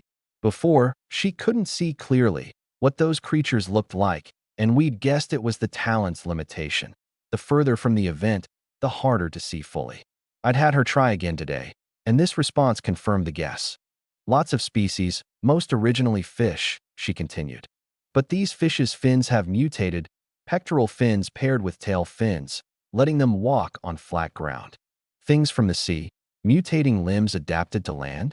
The mutation direction was supposedly random, but this was too. I just felt it wasn't that simple. More dangerous than the mutant fish are the mollusks. Her face sank further. Earlier on the board, I saw someone mention giant tentacles. The most dangerous one attacking this time is a squid about 3 meters. A 3-meter squid? My pupils shrank, and a name jolted up in my mind, giant squid. Strictly speaking, the giant squid isn't a cuttlefish, but a squid, though a layman can hardly tell. And above the giant squid was something modeled on it, enough to chill anyone, living only in legend. The Kraken. On Earth, legends were, after all, just legends. But in this world, I had a hunch, maybe a Kraken really would crawl out. At 5 in the afternoon, the sea had nothing but thick ice. The drones watched a radius of several hundred meters without pause. Forget a Kraken, not even a shadow of those mutant creatures Shang Musin mentioned. Shang Musin, who'd been tense all afternoon like me, spoke again. Captain, in the images I saw, the monsters appearing is already the early hours of tomorrow. She said helplessly, why don't you go sleep first? We'd already discussed it. This first special event would surely reward survivors who performed well. Last time, electrocuting those mutant groupers, the system's reward was decent. This time, I wasn't planning to pass it up either. She told me to sleep because she feared I'd stay up to midnight and have no energy. But she didn't know, nor did Zhang Xinyue or Yi Cheng. My stamina was long past that of an ordinary person. Skip 2 or 3 days of sleep, and I'd still be brimming with vigor. The reason I still slept every day was half old habit, half not wanting to give up that bit of tenderness. I don't need to sleep. I turned her words back on her. You, on the other hand, go call Xinyue and Cheng Cheng. All three of you go sleep a while now. If it really went by her foresight, the monster peak would hit in the late hours when people were most worn out. The three of them weren't much stronger than ordinary girls, and being out of energy then would only make them no help. I didn't expect much use from them, but once I went down to fight the mutant creatures, there was no way they could sleep easy either. Rather than that, better to nap now and, when the monsters came, be rested and at least able to lend a hand. Yes. Shang Musin hesitated, then agreed, turning to head down. On Yi Cheng's end, she'd already churned out 2 more repeating crossbows as I'd said. Zhang Xinyue and Shang Musin had both tested them. Their accuracy naturally couldn't match mine or Yi Cheng's, but against big mutant creatures, hitting within several dozen meters was no worry. The bolt heads were poison-tempered anyway. Breaking skin was enough. There was, however, one odd thing. When I'd gone down for a turn just now, I'd caught Zhang Xinyue, Yi Cheng, and Shang Musin huddled together, animatedly muttering about something. Zhang Xinyue's little face, so smug it nearly took flight. The moment they saw me, they all went silent in unison. What are you muttering about? And nothing, honey. Zhang Xinyue smiled slyly. The three were all secretive, clearly hiding something from me. I couldn't be bothered to press. Whatever made them this happy was probably a good thing, so let them squirrel it away. By the way, ever since the boat hit level 6 and the hull grew a size larger, that 80 horsepower engine had gotten a little underpowered. Cruising speed, acceleration and braking, turning, the feel was all a notch worse than at level 5. Looks like the next upgrade I'd have to swap in a fiercer heart for it. 11:30 at night. The long sofa in the cabin could seat 4. Zhang Xinyue and Yi Cheng at either end. Me lying in the middle, head pillowed on Zhang Xinyue's lap, feet propped on Yi Cheng's, enjoying a massage from 2 girls. Across from us, Shang Musin held a repeating crossbow Yi Cheng had made, studying it. She didn't quite get this stuff, only marveling that Yi Cheng could handcraft a thing of such lethality from such primitive materials. Honey, have you looked at the board? Zhang Xinyue suddenly asked. What's up? Someone said they heard a knocking sound coming from under the ice, dark and impossible to see. No idea what's chiseling the ice down there. Oh, let me see. The board scrolled fast, plenty of people saying they heard impacts under the ice. Some said it was big fish, more thought it was the big one I'd mentioned earlier, and so they frantically at me.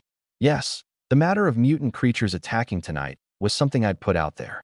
My exact words, the big ones are coming tonight, nobody sleep. The reason was that at dusk, on a whim, I'd glanced at the survivor count and was startled by the number. 684,416/1 million. That earlier bout of extreme heat, plus this stretch of bitter cold, had already killed off a big batch. If these people slept as usual tonight, the death toll would spike another notch. I didn't want them all dead. It wasn't entirely sympathy. Asking someone who's worked odd jobs to survive since middle school to pity people who'd always lived better than him isn't easy. There was some kinship compassion in it. But the deeper reason was, too many people dying didn't suit my interests. For one thing, those cold weather goods were far from sold out. Everyone dead, and who would I sell to? So after weighing it over and over, I dropped the message on the board. Believe it or not, that was up to them.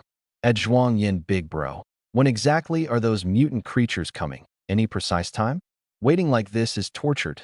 At Zhuang Yin, when they break the ice, will they just ram the boat directly from underwater? Above you, did it stab you from below? Holy crap, something really rammed my hull, and with no small force. I stared at the board, my brows knitting involuntarily. I'd spotted something off. If these mutant creatures were coming for the survivors, then why not ram the boats directly? Why first chisel through the ice? Most everyone's level 4 boats weren't necessarily sturdier than thick ice.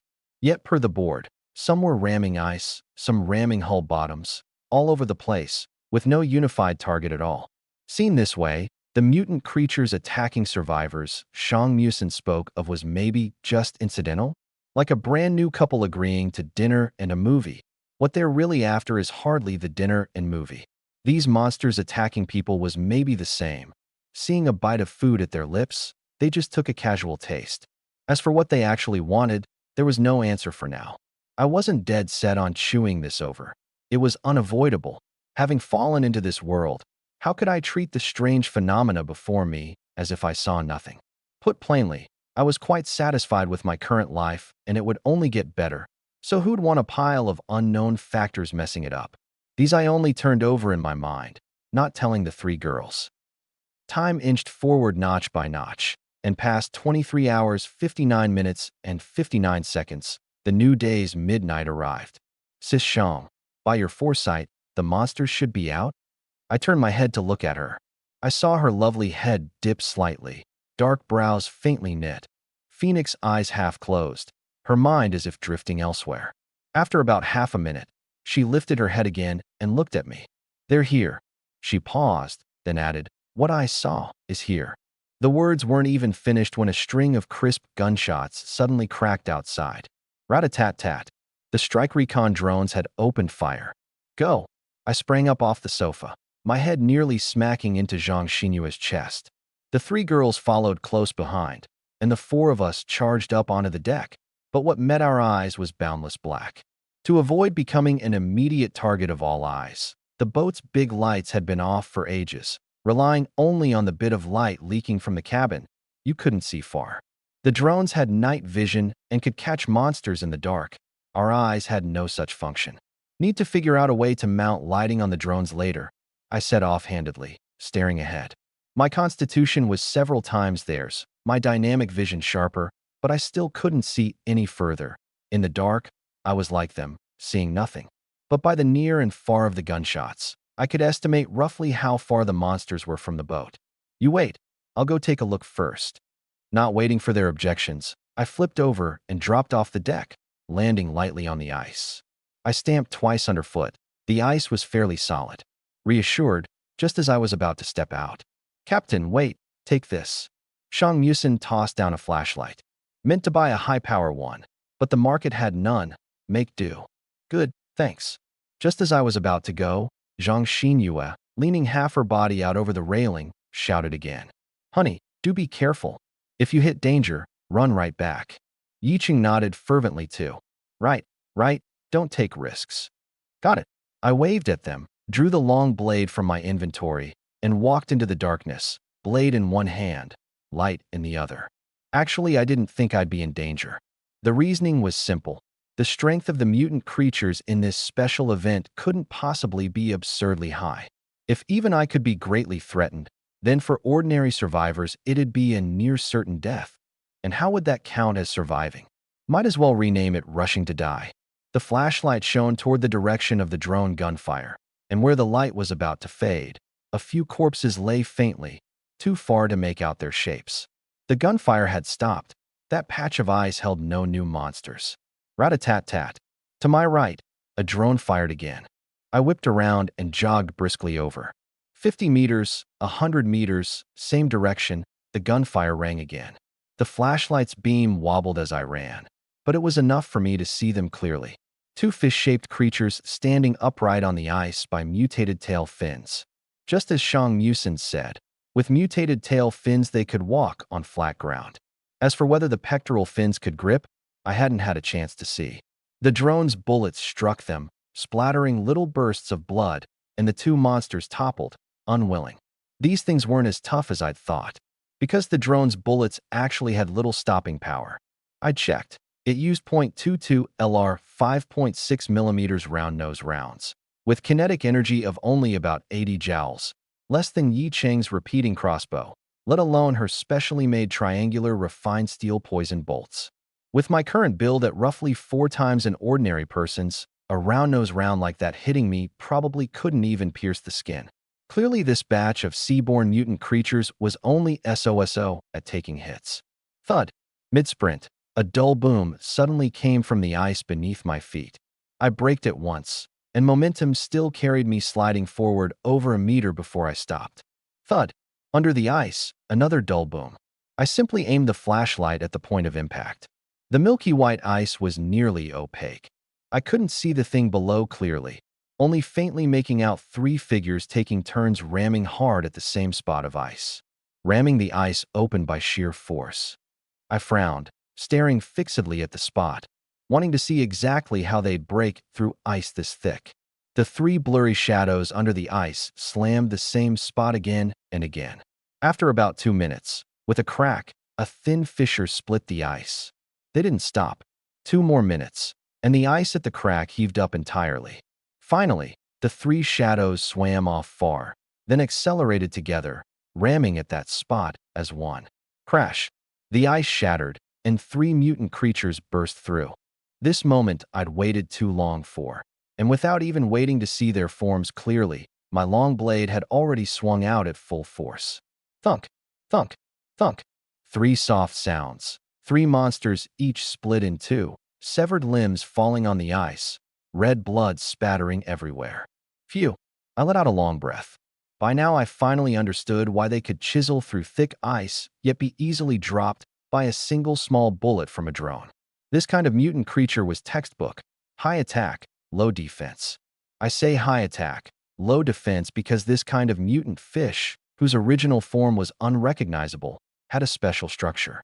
A huge calcified fish head, somewhat like the mutant groupers I'd electrocuted, only with a long, black, hard process protruding from the front of the head. The ice chiseling just now had relied on that, most likely. But beneath this ugly, hard head was a soft, squishy body. Though the surface was covered in fine scales, the feel of those three-blade strokes just now told me these scales offered almost no defense against physical attacks. So the conclusion was clear. An ordinary teenager, male or female, as long as they had a handy weapon, could basically kill one. Where to get a weapon? Easy. The lumber in the game was long planks, which I'd used back when propping up my little raft. Over 1 meter long, plus arm length, an attack reach of nearly 2 meters, enough to fend off this kind of mutant fish. They could ram through the ice, so their attack power wasn't to be underestimated. Though tail fins let them stand and pectoral fins were like human hands, once on land they were, after all, no match for in the water. Ordinary survivors, as long as they had the guts and dared to fight for their lives, had a high chance of living. As for that 3-meter squid Shang Musin mentioned, it hadn't shown yet, so I couldn't pass judgment for now. Having figured all this out, I turned to head back to the boat. Back at the gunwale, Zhang Xinyue hollered from way off. "Honey, how was it? How was it?" "Same as the groupers you electrocuted last time." "Dummy." Yicheng smacked her. Sis Shang said the fins this time are all deformed. How could they still be the same as last time? "Captain, were those things dangerous? You're not hurt?" Shang Musin asked about me first. "It's fine." I smiled. 1 stroke each, far weaker than that mutant boar in the slaughter hunting ground. Hearing this, Shang Musin's expression flickered. She'd been tense the whole way after foreseeing the attack, facing it like a dire foe. Yet in my mouth these man-killing fiends had become trash mobs. "Yahoo honey's the best." Zhang Xinyue was about to leap down clinging to the railing, when Yicheng grabbed her waist and yanked her back. "Aya Chengcheng, what are you doing? Please, can you have a little sense of urgency?" Yicheng pointed at me. "Hubby's working this hard, and all you know is to act cute?" "What hubby?" Zhang Xinyue zeroed right in on the keyword. "He's my hubby. He's my hubby too." Yicheng wouldn't yield. "You call your honey, I'll call my hubby." Shang Musin smiled wordlessly beside them. All right, quit fooling around." I rubbed my forehead. "You three stay on the boat, crossbows ready, shoot anything that pops up." "Captain's not coming up? Or we could go down to help you?" Shang Musin asked. She wasn't worried about me getting hurt now, but rather seemed to mind that she'd become dead weight. "No need to come down." I shook my head. "These things are no threat to me. For you it's different." It wasn't mindless protection. These monsters had pitifully low defense, but their attack wasn't weak. The three had eaten stat candy and were a bit stronger than ordinary people, but only so much. If one really got rammed by a thing that could punch through ice, the medical care on this boat all came down to the single medicine kit opened from a chest. The consequences I didn't dare imagine. Besides, they weren't just my private property, they were tied to my talent's effects. But once day broke, I'd be glad to take them down to hunt together. Proper tempering was a form of protection too. By the way, tell Dobao, drones search and locate only. Spotting one, don't fire. Last time electrocuting those mutant groupers, the system gave a reward. This was the first special event, and meeting certain conditions might bring a reward too. If the drones killed the monsters for me, it didn't count toward me, and I missed the reward for nothing. Now that would be a loss. Instructions delivered. I listened to gunfire from another direction, turned, and jogged over. I reached the spot quickly. The flashlight shone. Besides the kind of mutant fish I'd hacked dead, there was a big one lying in a pool of blood, a spread of pale blue liquid around it. Gray-green skin wrapped tight around a bloated body. 8 short arms like twisted deadwood, suckers averted, bearing a black, hollow beak and a ring of horny sharp teeth. 2 extra-long tentacles snapped off partway, the severed ends showing pinkish-white muscle.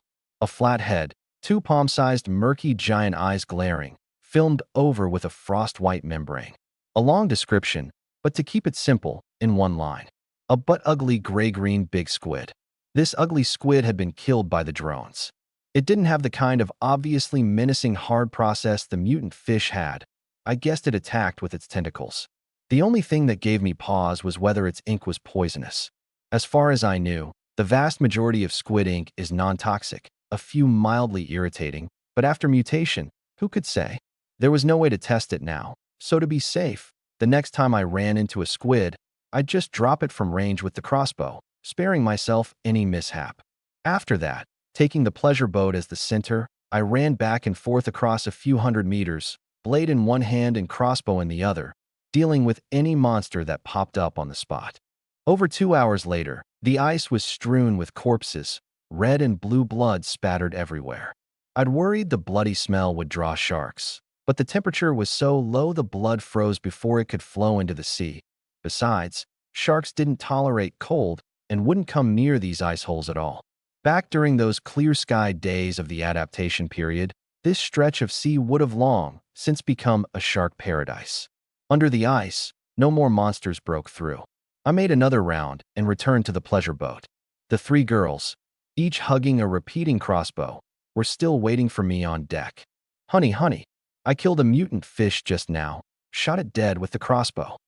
Zhang Xinyue shouted while waving the repeating crossbow, scaring Yi Cheng into quickly snatching it away and flicking on the safety. Stinky Weiwei, how many times have I said it? Be careful. I know I was wrong. Shang Musin was about to untie a rope to lower it for me, but I'd already leaped up and grabbed the railing, borrowing the momentum to flip steadily up onto the deck. If not for the ice being too slick to push off, I could have jumped up without the assist. She blinked, looked at me, then at the line in her hand, and gave a helpless smile, tying the rope back onto the bollard. Hubby, you're not hurt. Yi Cheng circled me twice, examining closely.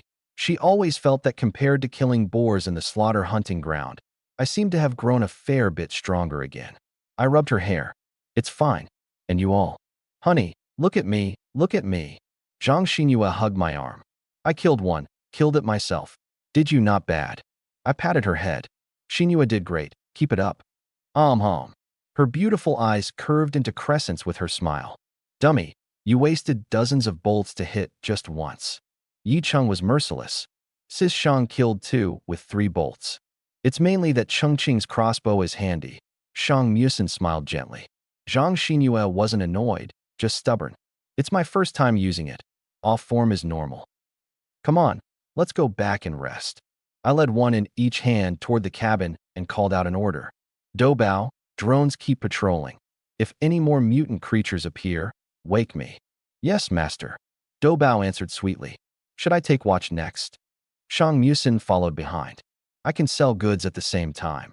If monsters come, I'll handle them. Captain, get a good sleep. I stopped. No need.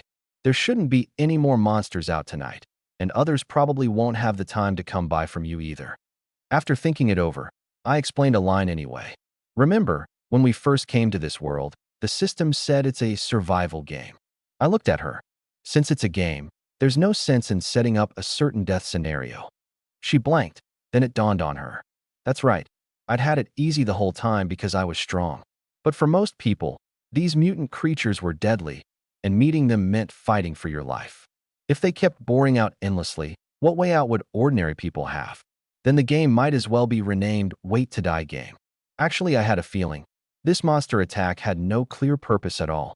I'd noticed, after breaking through the ice, they didn't make straight for the pleasure seeker, just milled around in a small range on the ice near the openings. This was probably a sliver of survival the game left for those who'd just made it through the adaptation period. From high heat to low cold to mutant creatures, it kept leaving room. Only this room wasn't for any one person. It was for survivors as a whole. Put plainly, the game wanted people dead, but wouldn't wipe them all out at once. What it wanted was a gradual progression.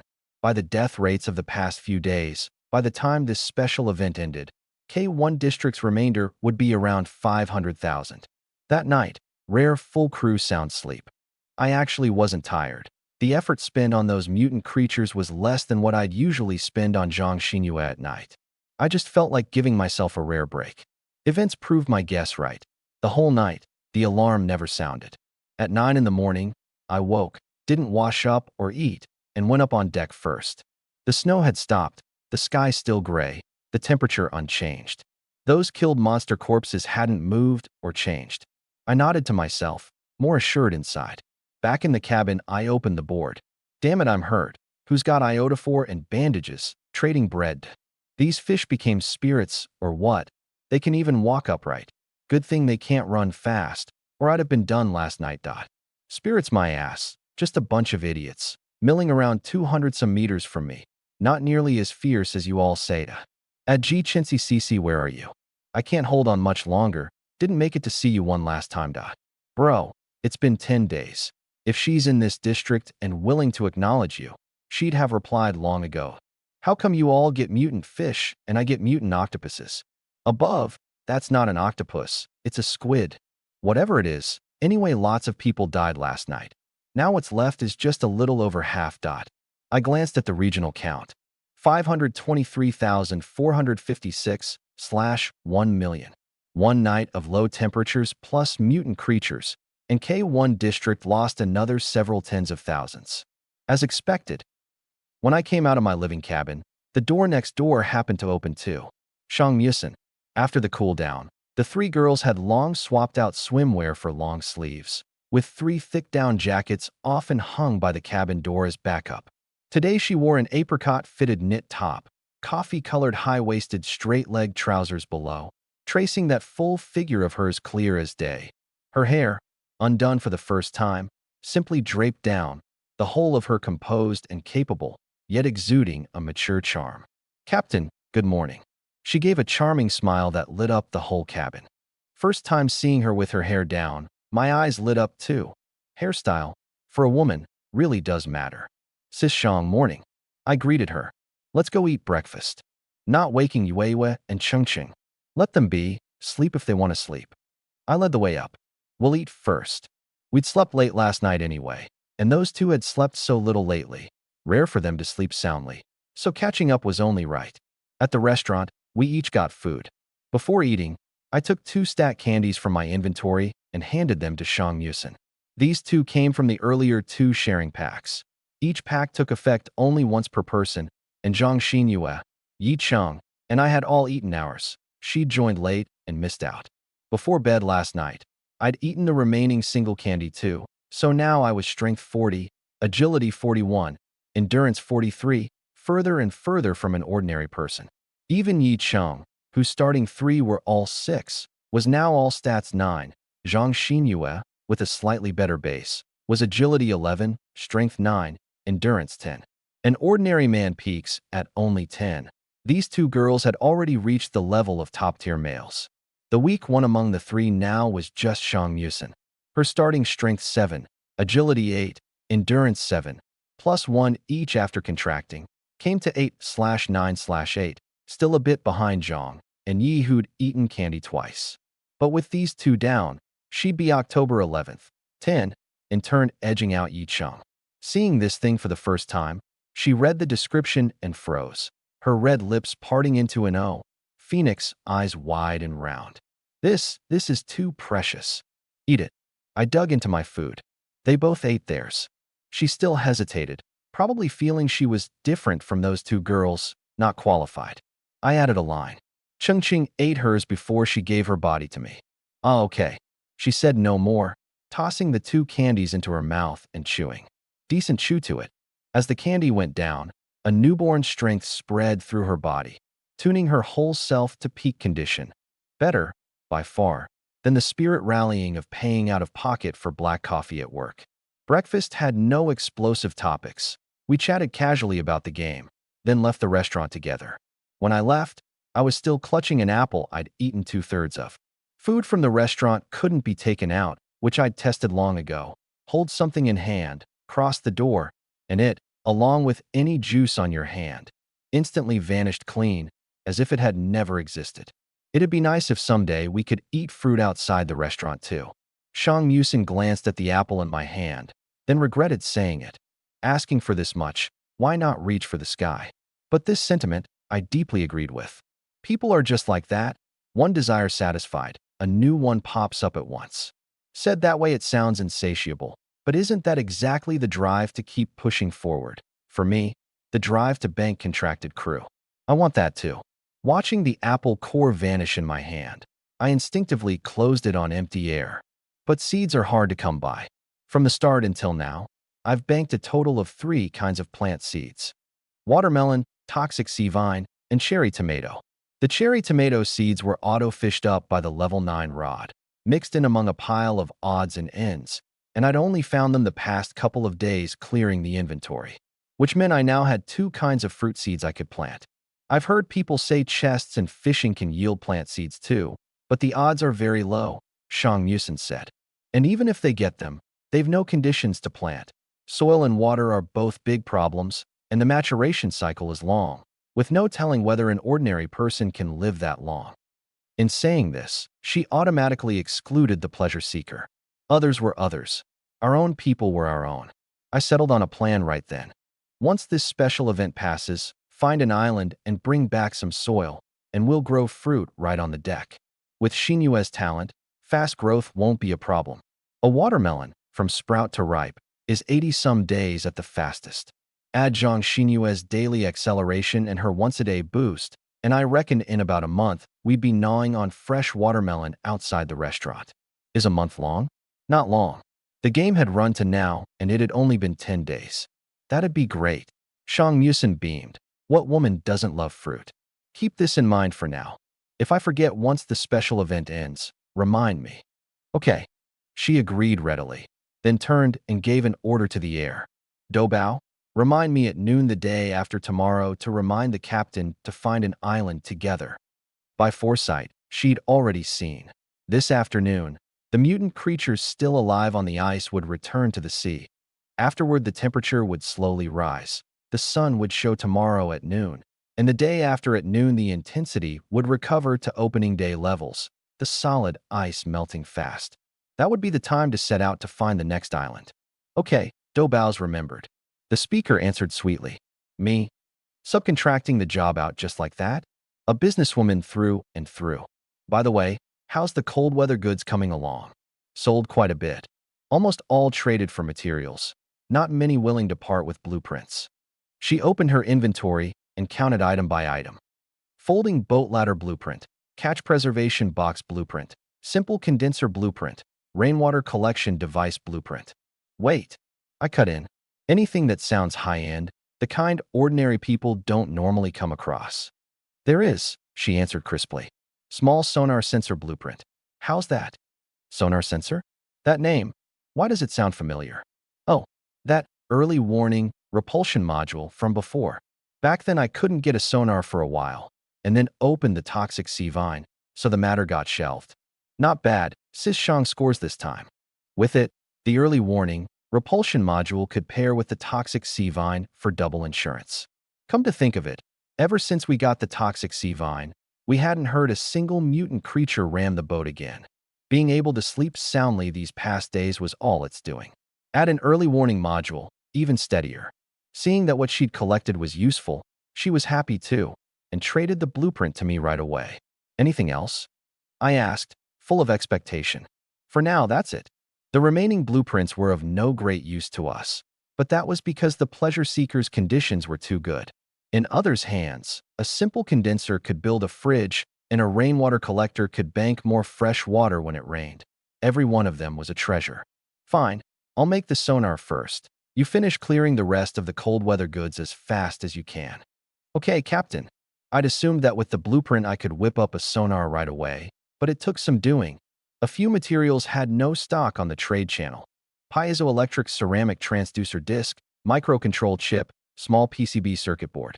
Had to switch approaches.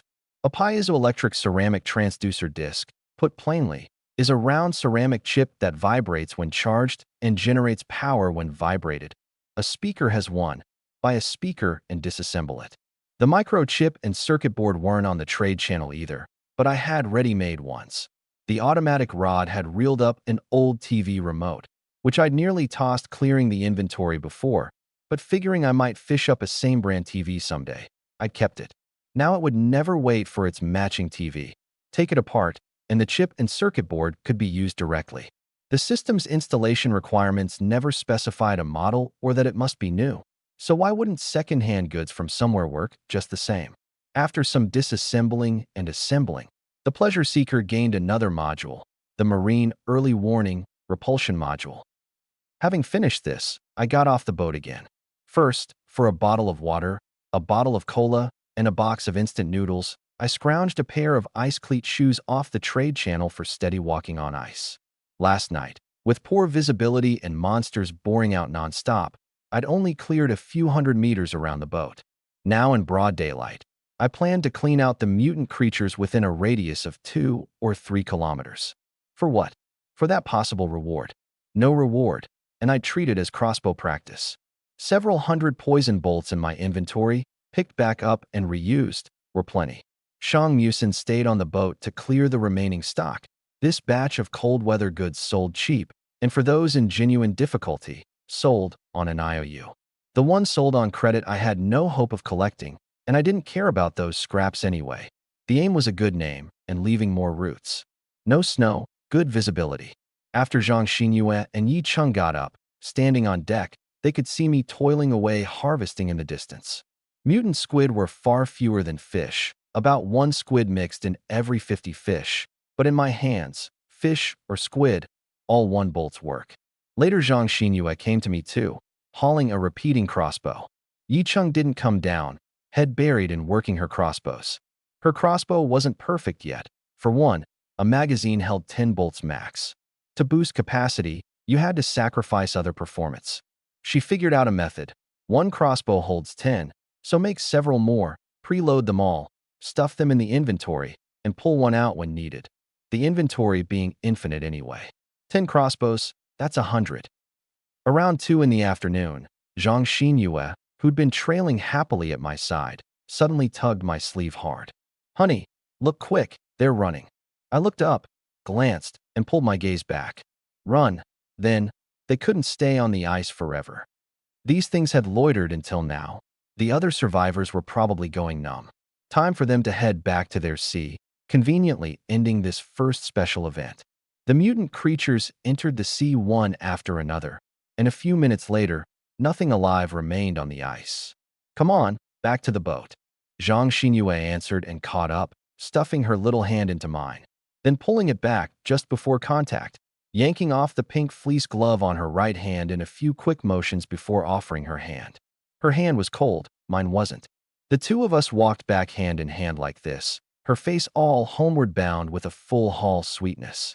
Just then, the system prompt tone suddenly sounded.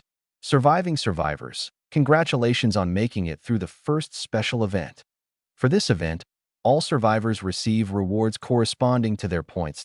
Points ranking as follows. Rank 1, Zhuang Yin, 2199 points ranking reward. SSS grade talent shard times 3-4 breaking 100. S grade shard times 1-4 breaking 1000. SS grade shard times 2, rank 2. Ironbone Fisherman, 265, rank 3. Slacker Fishing Pro, 222. Rank 8. Zhang Xinyue, 102, rank 9. Chinsi, 99, rank 10. Don't Like Seafood, 96. The first special event ends here. For convenient communication, The Survivor Forum is now open. This region can log in to the K1 District Forum from the system interface. Announcement: K1 District Survivor Zhuang Yin, from the start to the end of the first special event, has led the district by a generational gap in performance, and is hereby additionally granted Chief Moderator privileges on the K1 District Survival Forum. Wow, honey, you're first. The moment the announcement landed, Zhang Xinyue cried out. She hadn't even looked at others' names and rewards. Just seeing my name hanging at the very top had her thrilled out of her mind. Honey, you're the best. She hooked her arms around my neck, stood on tiptoe, and pressed her lips firmly to my face. Muah, muah, muah, kissing without end. I held her head and pushed her off a bit. You made the top 10 too. Look at the reward first. First place, within my expectations. For this first place, even this 4 times an ordinary person build of mine had given its all. Besides, if I hadn't anticipated that the event's end might reward by ranking, I wouldn't have worked this hard. Oh right, I made the top 10 too. So rare. She still half couldn't believe it. Last night plus today, she'd shot all of 40 or 50 mutant fish, about 2 points each, which worked out to me having killed over 1,000. The way she looked at me, pink bubbles were practically floating off. I had no time for it, my mind entirely on the rewards. SSS Grade Talent Shard. Collect 30 to randomly obtain an SSS Grade Talent. Non-tradable, SS Grade. Collect 20. S Grade. Collect 10. From the number of shards needed, you could tell SSS's value did edge out SS. A thought turned in my mind. If Zhang Xinyue later collected 10 S-grade shards and exchanged for an S-grade talent, could I copy another from her? So far, of what I'd copied from the 3 girls, I'd only used Zhang Xinyue's planned affinity, but as for the future, who could say? What's more, now I had shards from S all the way to SSS in hand. Is an S-grade talent worth anything? Look at Yi Cheng and Shang Musin and you'd know. That Zhang Xinyue and I could squeeze onto the list owed a major share to Yi Cheng's talent, especially Zhang Xinyue, who'd followed me like we were strolling on a date and banked 102 points. How much of that credit went to her bestie? And that profit of Shang Musin's had earned me a fortune this time, and would only grow more valuable as crises grew, even calling out an island's type and level before landing, slashing risk by a huge margin. If S-grade was already like this, was collecting 10 S-grade shards easy? Clearly not. SSS, harder than reaching heaven. But the harder it was, the more tantalizing. I set the talent matter aside for now and looked at the other reward. K1 District Survival Forum. Chief Moderator Privilege Token ×1, non-tradable. Can rename sub-districts, open sub-forums, grant others moderator authority, and exercise all privileges including pinning, featuring, highlighting, syncing, deleting, muting, and blacklisting. Badass. In that moment, only one thought remained in my mind. From now on, I'm going to be a privileged dog too. The moment the list came out, the board boiled over. Holy crap, what are points? Where do they come from? Had I known the special event gave points, I wouldn't have holed up in my boat. I want those talent shards more. Any other way to get them? What's that compared to? Did you not see that Chintzy at rank 9, 1 point short of breaking 100, could have gotten 1 more S-grade shard? That name looks a little familiar. Familiar. I stared at those 2 characters, and something jolted inside me. Chintzy. From the start until now, every few days some guy had spammed the board looking for someone. CC, where are you? Without you, how do I live? Chintzy. Spammed for 10 some days, until nearly all of K1 District knew there was this lovesick man searching for a girl named Chintzy. And in the special event 2 days ago, it was this same guy who'd unluckily had a mutant fish open its surfacing hole right beside his boat. He'd fought 3 mutant fish for his life. The fish were killed, but he was badly wounded too. In the end, he'd left a line on the board, saying he was about to die. That message, I had an impression of. Now hanging bright on the list was rank 9, Chintzy, 99 points. I couldn't say whether it was the same person, but if it really was, then that lovesick man who'd searched for her 10 some days and said at the end he was dying, probably to his death, never knew. The girl he sought wasn't just alive and well, but ranked in the district's top 10. In a sea of people, right beside each other, yet not once recognized. I shook my head and pushed down that hard-to-name taste. I had more than enough to do with the living. That man ranked first on the special event points list. What was he doing now? Eating. Having gotten off the boat early to kill monsters, Zhang Xinyue and I had both missed lunch. With us gone, Shang Musin and Yi Cheng had no appetite either, each staying busy with their own thing. Now that I was back, I forced the two to put down what they were doing and eat together. The four of us gathered at the table nearest the door in the restaurant, talking about the points rewards. Had I known it'd be like this, Sis Shang and I should have set aside other things and killed more mutant creatures. Yi Cheng swallowed a mouthful of papaya milk, vexed. Shang Musin said nothing, just nodded. She had an S-grade talent too, but as ever, the more the better. What's past is past, don't dwell. I smiled and shook my head. Before the next special event, we'll prepare fully and aim to take the top spot through fourth. Yes, yes, yes. Next time get Ching Ching and Sis Shang on the list too. Zhang Xinyue bobbed her head, face full of smugness. She'd wanted to stick to me anyway, and ended up scooping 2 free S-grade shards on top, in too good a mood. By the way, Captain, don't you still have a reward? Shang Musin suddenly said. Thought about how to use it? If you've no clear idea, why not hand it to me first? You mean the forum? I looked up. Handing it to you is fine. What do you plan to do? The details aren't set, but right now I mainly want to go in 2 directions. She set down her soup spoon and sat up straight. One section as a marketplace, one section for survival guides and information. The 2 girls and I all looked at her. The guide section, post we can hire people to write, and also take submissions from ordinary survivors. But unlike the official guide section, post good content here, and we give rewards. She gestured for us to open the forum. Right now the forum has just 3 sections: official announcements, guides, chit-chat. We use rewards to draw all the people from the official guide section over. With good guides, everyone naturally abandons the official one and rushes to us. Once they accept that our guides are the authoritative ones, they'll trust the marketplace section's information more too. She paused. Right now on the trade channel, the truly rare things almost never surface. Pricey goods like engine blueprints all go through private deals.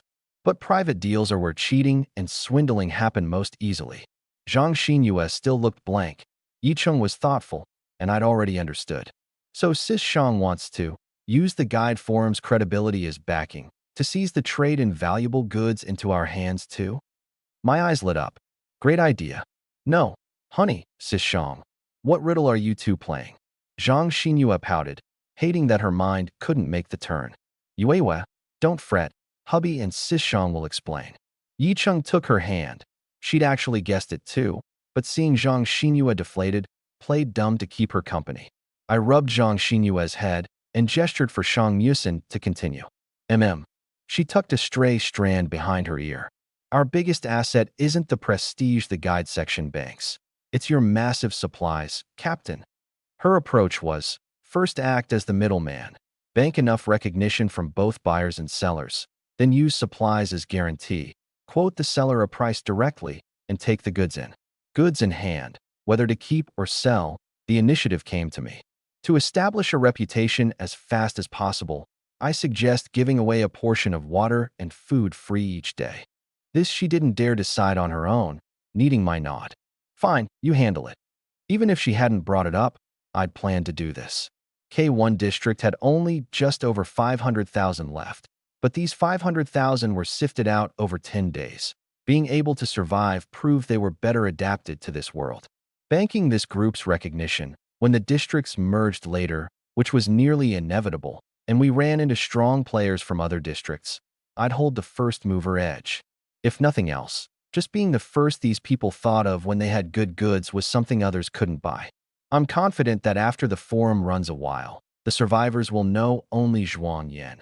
Only the pleasure seeker, only the Azure Sea Beauty's fleet, recognize you as a figure at the very apex of this world's pyramid. There was light in Shang Musin's eyes. Honestly, these things really hadn't occurred to me. I just wanted to live a bit more comfortably myself. Had they occurred to me, I'd have done them too. But if it were just me alone, I couldn't be bothered. Now that she did it for me and took joy in it, I wouldn't spoil her fun. I'd let her run with it. Only, this way, the boat was short on hands. Still had to contract new crew. Honey, can I ask you for something? Having heard Shang Musin's plan, Zhang Xinyue looked at me longingly. Sure, what is it? I answered readily. I wasn't afraid of her making an over-the-top request. She didn't have the nerve. A bit of coquetry from a girl is charming. Getting spoiled and arrogant is off-putting, and she knew that line well. Could we open an entertainment subsection in our section? Yi Cheng and Shang Musin both blanked. Out at this sea, where mere survival was hard. Open an entertainment section? How would they know Zhang Xinyue was still hung up on her little novel addiction? I didn't object. A spirit of finding joy amid hardship in a tough spot might actually make it easier to pull through. On this I had to say, I grew up dirt poor. Fine. He'll manage it. Me. I looked at Yicheng again. Chengqing have any ideas? I don't. She quickly shook her head. Made sense. Shang Musin doing this was continuing the work I'd assigned. Zhang Xinyue doing this was for fun, but Yicheng wasn't idle. She had to handcraft more and better weapons for me.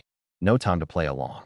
I opened the forum and, per the two's wishes, opened 3 subsections under the rewards section, item trading section, guide information section, and leisure entertainment section. The trading and guide section's moderator went to Shang Musin, the entertainment section to Zhang Xinyue. Yicheng asked for a moderator role too, saying in case the two got too busy, she could help. The last sticking point was the main section's name. After much thought, just call it Azure Sea Beauties, since the forum ran under the Azure Sea Beauties banner anyway. A name that brought beauties to mind was the most appealing. In the afternoon, each busy with their own, I went back to the cabin for a nap. Zhang Xinyue, rare for her, didn't stick around, instead huddling with Shang Musin on the sofa, fiddling with the forum. Yicheng worked on making me a new weapon, best if it was ranged again, with longer range than the crossbow, so I'd be safer too. The pleasure seeker was quiet, but the other people in K1 district were in turmoil. Shang Musin moved fast, and before long had laid out the rules and announcements for the trading and guide sections. Those who could survive mostly had functioning minds. One look and they understood. Zhuang Yin was about to make a big move. What move? Looking at the pinned posts in those 2 sections, it wasn't hard to imagine. So Shang Musin, Zhang Xinyue, and Yicheng all received a flood of private messages and friend requests. Our names were on the moderator slots, after all. Adding me would be best, of course, but I'd long since turned off friend verification, so no one could add me, leaving the next best option of adding them. Yicheng's work was forced to a halt. Zhang Xinyue, though slotted in the entertainment section, was my person no matter what, and building good relations surely couldn't hurt. She could only helplessly add a pile of friends for those 2. Sigh. I haven't even done what I wanted to do. Zhang Xinyue sighed mournfully. What does Yuewe want to do? Shang Musin patted her head. Hee. She smiled with her eyes curved up. I want to read novels. Hire people to write novels. Yicheng opened her mouth, meaning to say don't make trouble for hubby. Then on second thought figured it couldn't make much trouble, and swallowed the words. Shang Musin didn't care either. As long as it didn't affect the other sections or cause Zhuang Yin trouble, fiddle away if she wanted. Huh. Zhang Xinyue suddenly gave a soft cry. You remember that Chenxi on the list? She contacted me, says she can provide guides for us, asking how the payments figured. Others might not remember, but Chenxi, the one who'd missed an S-grade shard by a single point, left too deep an impression on them. Yuewe, have her contact me. I'll talk directly, Shang Musin said. A moment later, Shang Musin dug out that buried friend request and accepted it. The other end immediately sent. Chenxi. Hello, I'm Chenxi. I can provide methods for dealing with a large number of marine creatures, including their appearance times, habits, and weaknesses, and guarantee the information's accuracy. How is payment determined and settled? Aside from the greeting, not a word wasted, her ability and aim stated clearly. This confident? A thought turned in Shang Musin's mind. Most likely it came from her talent. If so, a partnership was possible.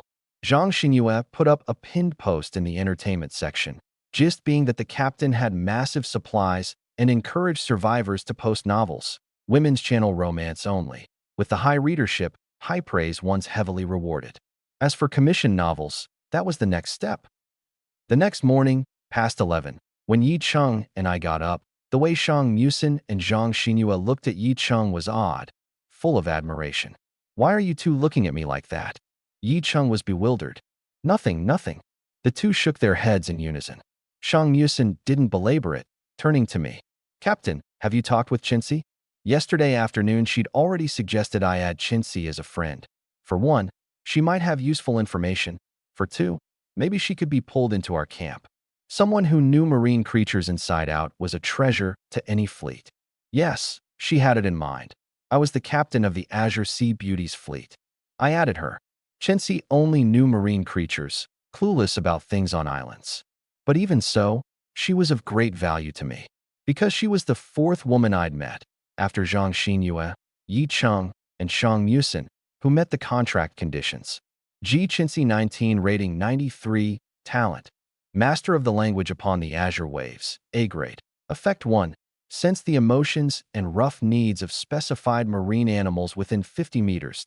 Effect 2. For a short time, forcibly compel weaker marine creatures. Effect 3. Communicate with high-intelligence creatures in the sea. Her know-how about marine creatures most likely came from Effect 3. If I could contract her, supplies per second up by 1 more, constitution stronger by another notch, and a practical talent gained free. In this world that was all seawater, knowing the emotions and needs of sea beasts 50 meters out, being able to compel marine creatures, being able to communicate with high-intelligence sea beasts, which of those wasn't practical? The only problem, how to get her to sign. That contract wasn't a labor agreement. It was a solid bill of sale. That she could rank 9th on the list and earn pay from guides proved she was living perfectly well herself. Putting myself in her position, were it me, I'd absolutely never sign. Never mind, shelve it for now. Sis Shang, the ice on the sea, it'll all melt today? Yes, this afternoon. Fine, then have Dobao autopilot and go find an island. No need for her reminder. I'd thought of it myself. Desire, this thing, can sometimes genuinely force out drive. I craved a bite of fruit outside the restaurant, which was why I was anxious to find an island. To an outsider, it'd be unimaginable. The pull of that bit of dirt on an island was, to me, greater than a chest's. Honey, this island trip, it's my turn to go with you, right? Zhang Xinyue raised her little hand. By rotation, this turn being hers was no problem. With my current constitution, keeping her safe was no issue. Fine, I nodded. Then Sis Shang and Chengqing stay on the boat. Yi Cheng and Shang Musin, who'd just opened their mouths to vie for it, shut them again, a little let down. Yi Cheng less so. She'd been on an island after all. Shang Musin had drifted on the boat the whole time since coming to this world, probably long craving the solid reassurance of feet on real ground.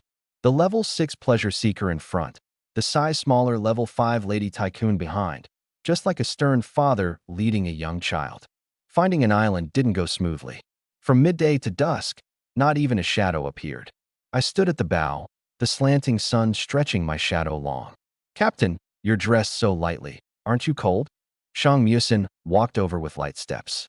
Her foresight said the ice would all melt this afternoon, which wasn't entirely accurate. Right now, plenty of tinsome centimeter ice chunks still floated on the sea. Such chunks couldn't threaten a tinsome knot boat, but they lowered the water temperature, so the wind at the bow was cool. Not cold. I turned back with a smile. Sis Shang, something up? I had Chintzy try posting 2 pieces in the guide section. She tilted her head to look at my profile. Especially the methods for trapping 2 kinds of sea fish. Some people followed them and actually caught fish, shutting up all those hollering, there are no normal fish in the sea. She's got something to her. Her talent I knew well, never doubting the accuracy of her information. But this little thing, you came specially to tell me? Those 2 kinds of fish are non-toxic, simple to prep, and edible raw, replenishing water and calories. She turned serious. At first, because of that 99-point business, most people read her posts to watch a joke. But after following them and succeeding, the vast majority's attitude toward her turned positive. So what do you want me to do? My suggestion, the captain find a way to pull her over to our side. Going forward, as fleets rise, players will inevitably split into camps by interest. Someone like Chintzy falling to another house would be a big loss for us. Fine, I get it. I said, I'll think of something. I wanted to pull her too, but there was a snag. Just to pull her into the camp, throwing supplies would do, but I wanted more than that. I wanted her to sign the contract and become my crew. How to get her to first join the fleet, then willingly sign that bill of sale. That was the hurdle. Without consent, the contract couldn't be signed. She was different from the three on the boat. Back then, if Zhang Xinyue and Yi Cheng hadn't signed, they'd most likely have died. Zhang Musin was saved by me and couldn't bear to give up the good life on this boat. But Chincy? Special talent, living quite comfortably herself. In a situation like that, getting her to willingly become my property? Impossible. In any case, Captain, make your move as soon as possible, Zhang Musin said. The fleet list has already sprouted a pile of fleets. Once these people's boats hit level 5 and gain power, the captains with ideas will start moving. The top 10 of this special event have already firmly entered the sight of every fleet founder. The latter half she didn't say, but I understood. She feared Chincy would be snatched first. Did you see it? I suddenly said. What? She looked ahead following my gaze, and aside from sky and sea, nothing. Not far ahead, there's an island. My voice even rose. Huh. She mustered all her vision and still couldn't see it, saying helplessly, my eyesight's average, for point 8. Maybe your eyes are better than mine. Staring at dense documents on a computer year-round without getting nearsighted already counted as her keeping herself well. Maybe. I turned my head and called into the cabin. Dobao full speed. 2 minutes later, that island, Zhang Musin could see clearly too. Sis Zhang, please go tell Xinyue and check the repeating crossbows once more. Get ready to land on the island. I laughed heartily. An island means soil. Soil means the wish to gnaw watermelon outside the restaurant is about to come true. The pleasure seeker at full speed was only a little over 8 knots, converted about 15 kilometers an hour. Fast, far faster than drifting with the currents. But would you call that riding the wind and cleaving the waves? Not even close. The Lady Tycoon used the same engine, and being a smaller boat, its top speed was actually a bit faster. Captain, this is our fastest. Zhang Musin came back after relaying the message. Such a fine boat.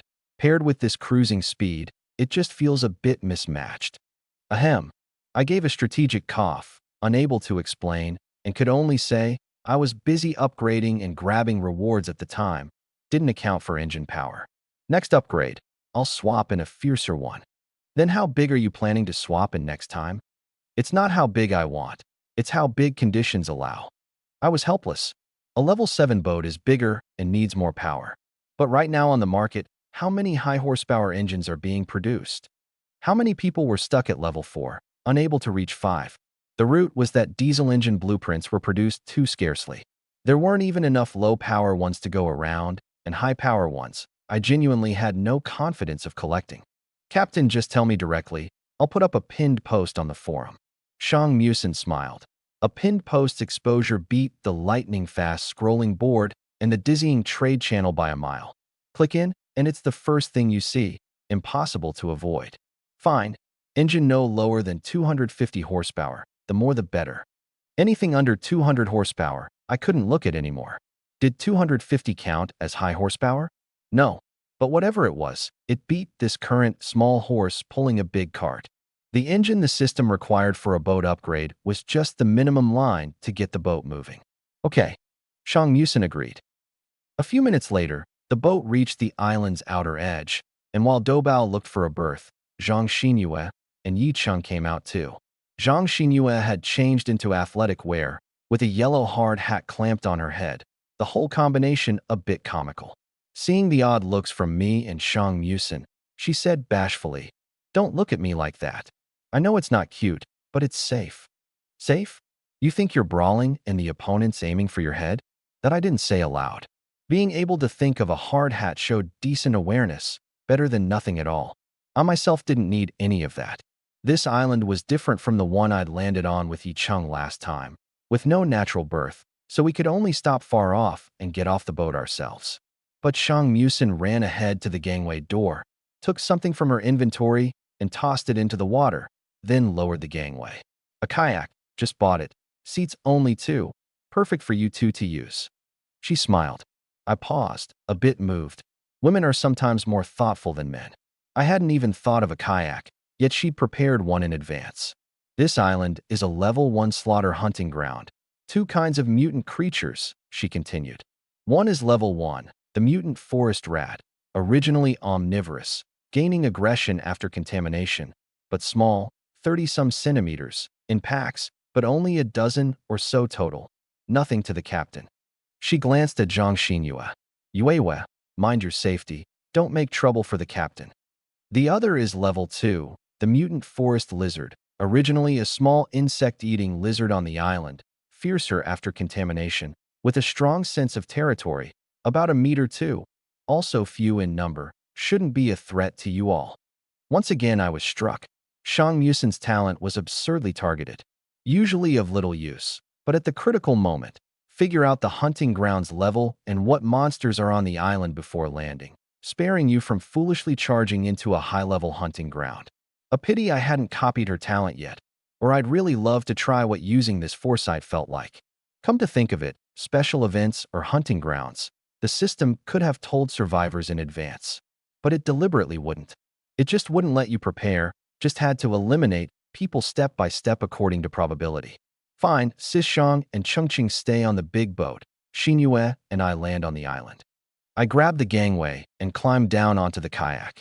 Zhang Xinyue followed suit, and once steady, didn't forget to wave up at the boat. Sishang, Chengqing, I'm off with honey. Yicheng rolled her eyes at her. Yuewe, I'm warning you. Those are mutant creatures, not your pet chinchillas. Don't go thinking about bringing them back. A bestie indeed. The moment Shang Musin said forest rat, Yicheng sensed something off, and one look at Zhang Xinyue. Her eyes had lit up. Zhang Xinyue loved keeping rodent pets, hamsters, chinchillas, fancy rats. She'd kept several. She even found baby house mice cute, and if not for how bad they looked grown up, she'd probably really have caught a few to keep. Cheng, what are you saying? I'd never do something like that. A flash of awkwardness crossed Zhang Xinyue's face as she denied it flatly. You'd better not. Yicheng glared at her again. The one who knew Zhang Xinyue best wasn't her parents, wasn't herself, it was Yicheng. Denying it this flatly was precisely a guilty conscience. Hubby, you absolutely have to keep Yuewe in check. Yicheng, uneasy, gave me one more reminder. I found it funny, but wasn't worried. With the mutant creatures in this world, I'd yet to see a single kind that looked cute. Mutant forest rat? Most likely but ugly. We're off. Zhang Xinyue and I took up the paddles and rowed toward shore. Wahoo, I'm back on solid ground. On the sand, Zhang Xinyue spread her arms wide, striking a hugging pose toward the small island. I got her. I had a sense of being long parted from land myself. People are, after all, land creatures. Feet on solid ground feels secure, and the boat's constant swaying you can adapt to but hardly truly love. Let's go. I rubbed her head, drew the dagger, and led the way. She pulled out her repeating crossbow too, quickening her steps to keep beside me. This island was different from last times, long and narrow. Picture the map of Chile in your head, and you'd get it. About 200 or 300 meters long, 6 or 70 meters at the widest. The middle was forest, the trees shorter and thinner than the last islands. A ring of 7 or 8 meter wide beach along the edge encircled the green forest, like a band of lace at the hem of a girl's skirt. A few dozen meters further, the system prompt dropped into both our ears at once. You have entered slaughter hunting ground no. Z03521541. Rewards upon clearing. Clear task. Kill all mutant animals. Time limit, 6 hours. Huh. Honey, didn't Chengqing say your island last time had no time limit? Zhang Xinyue was puzzled. If I remember right, last time really had no limit. My face sank a touch. Why was this one timed? Several possibilities ran through my mind. Last time was still the novice period.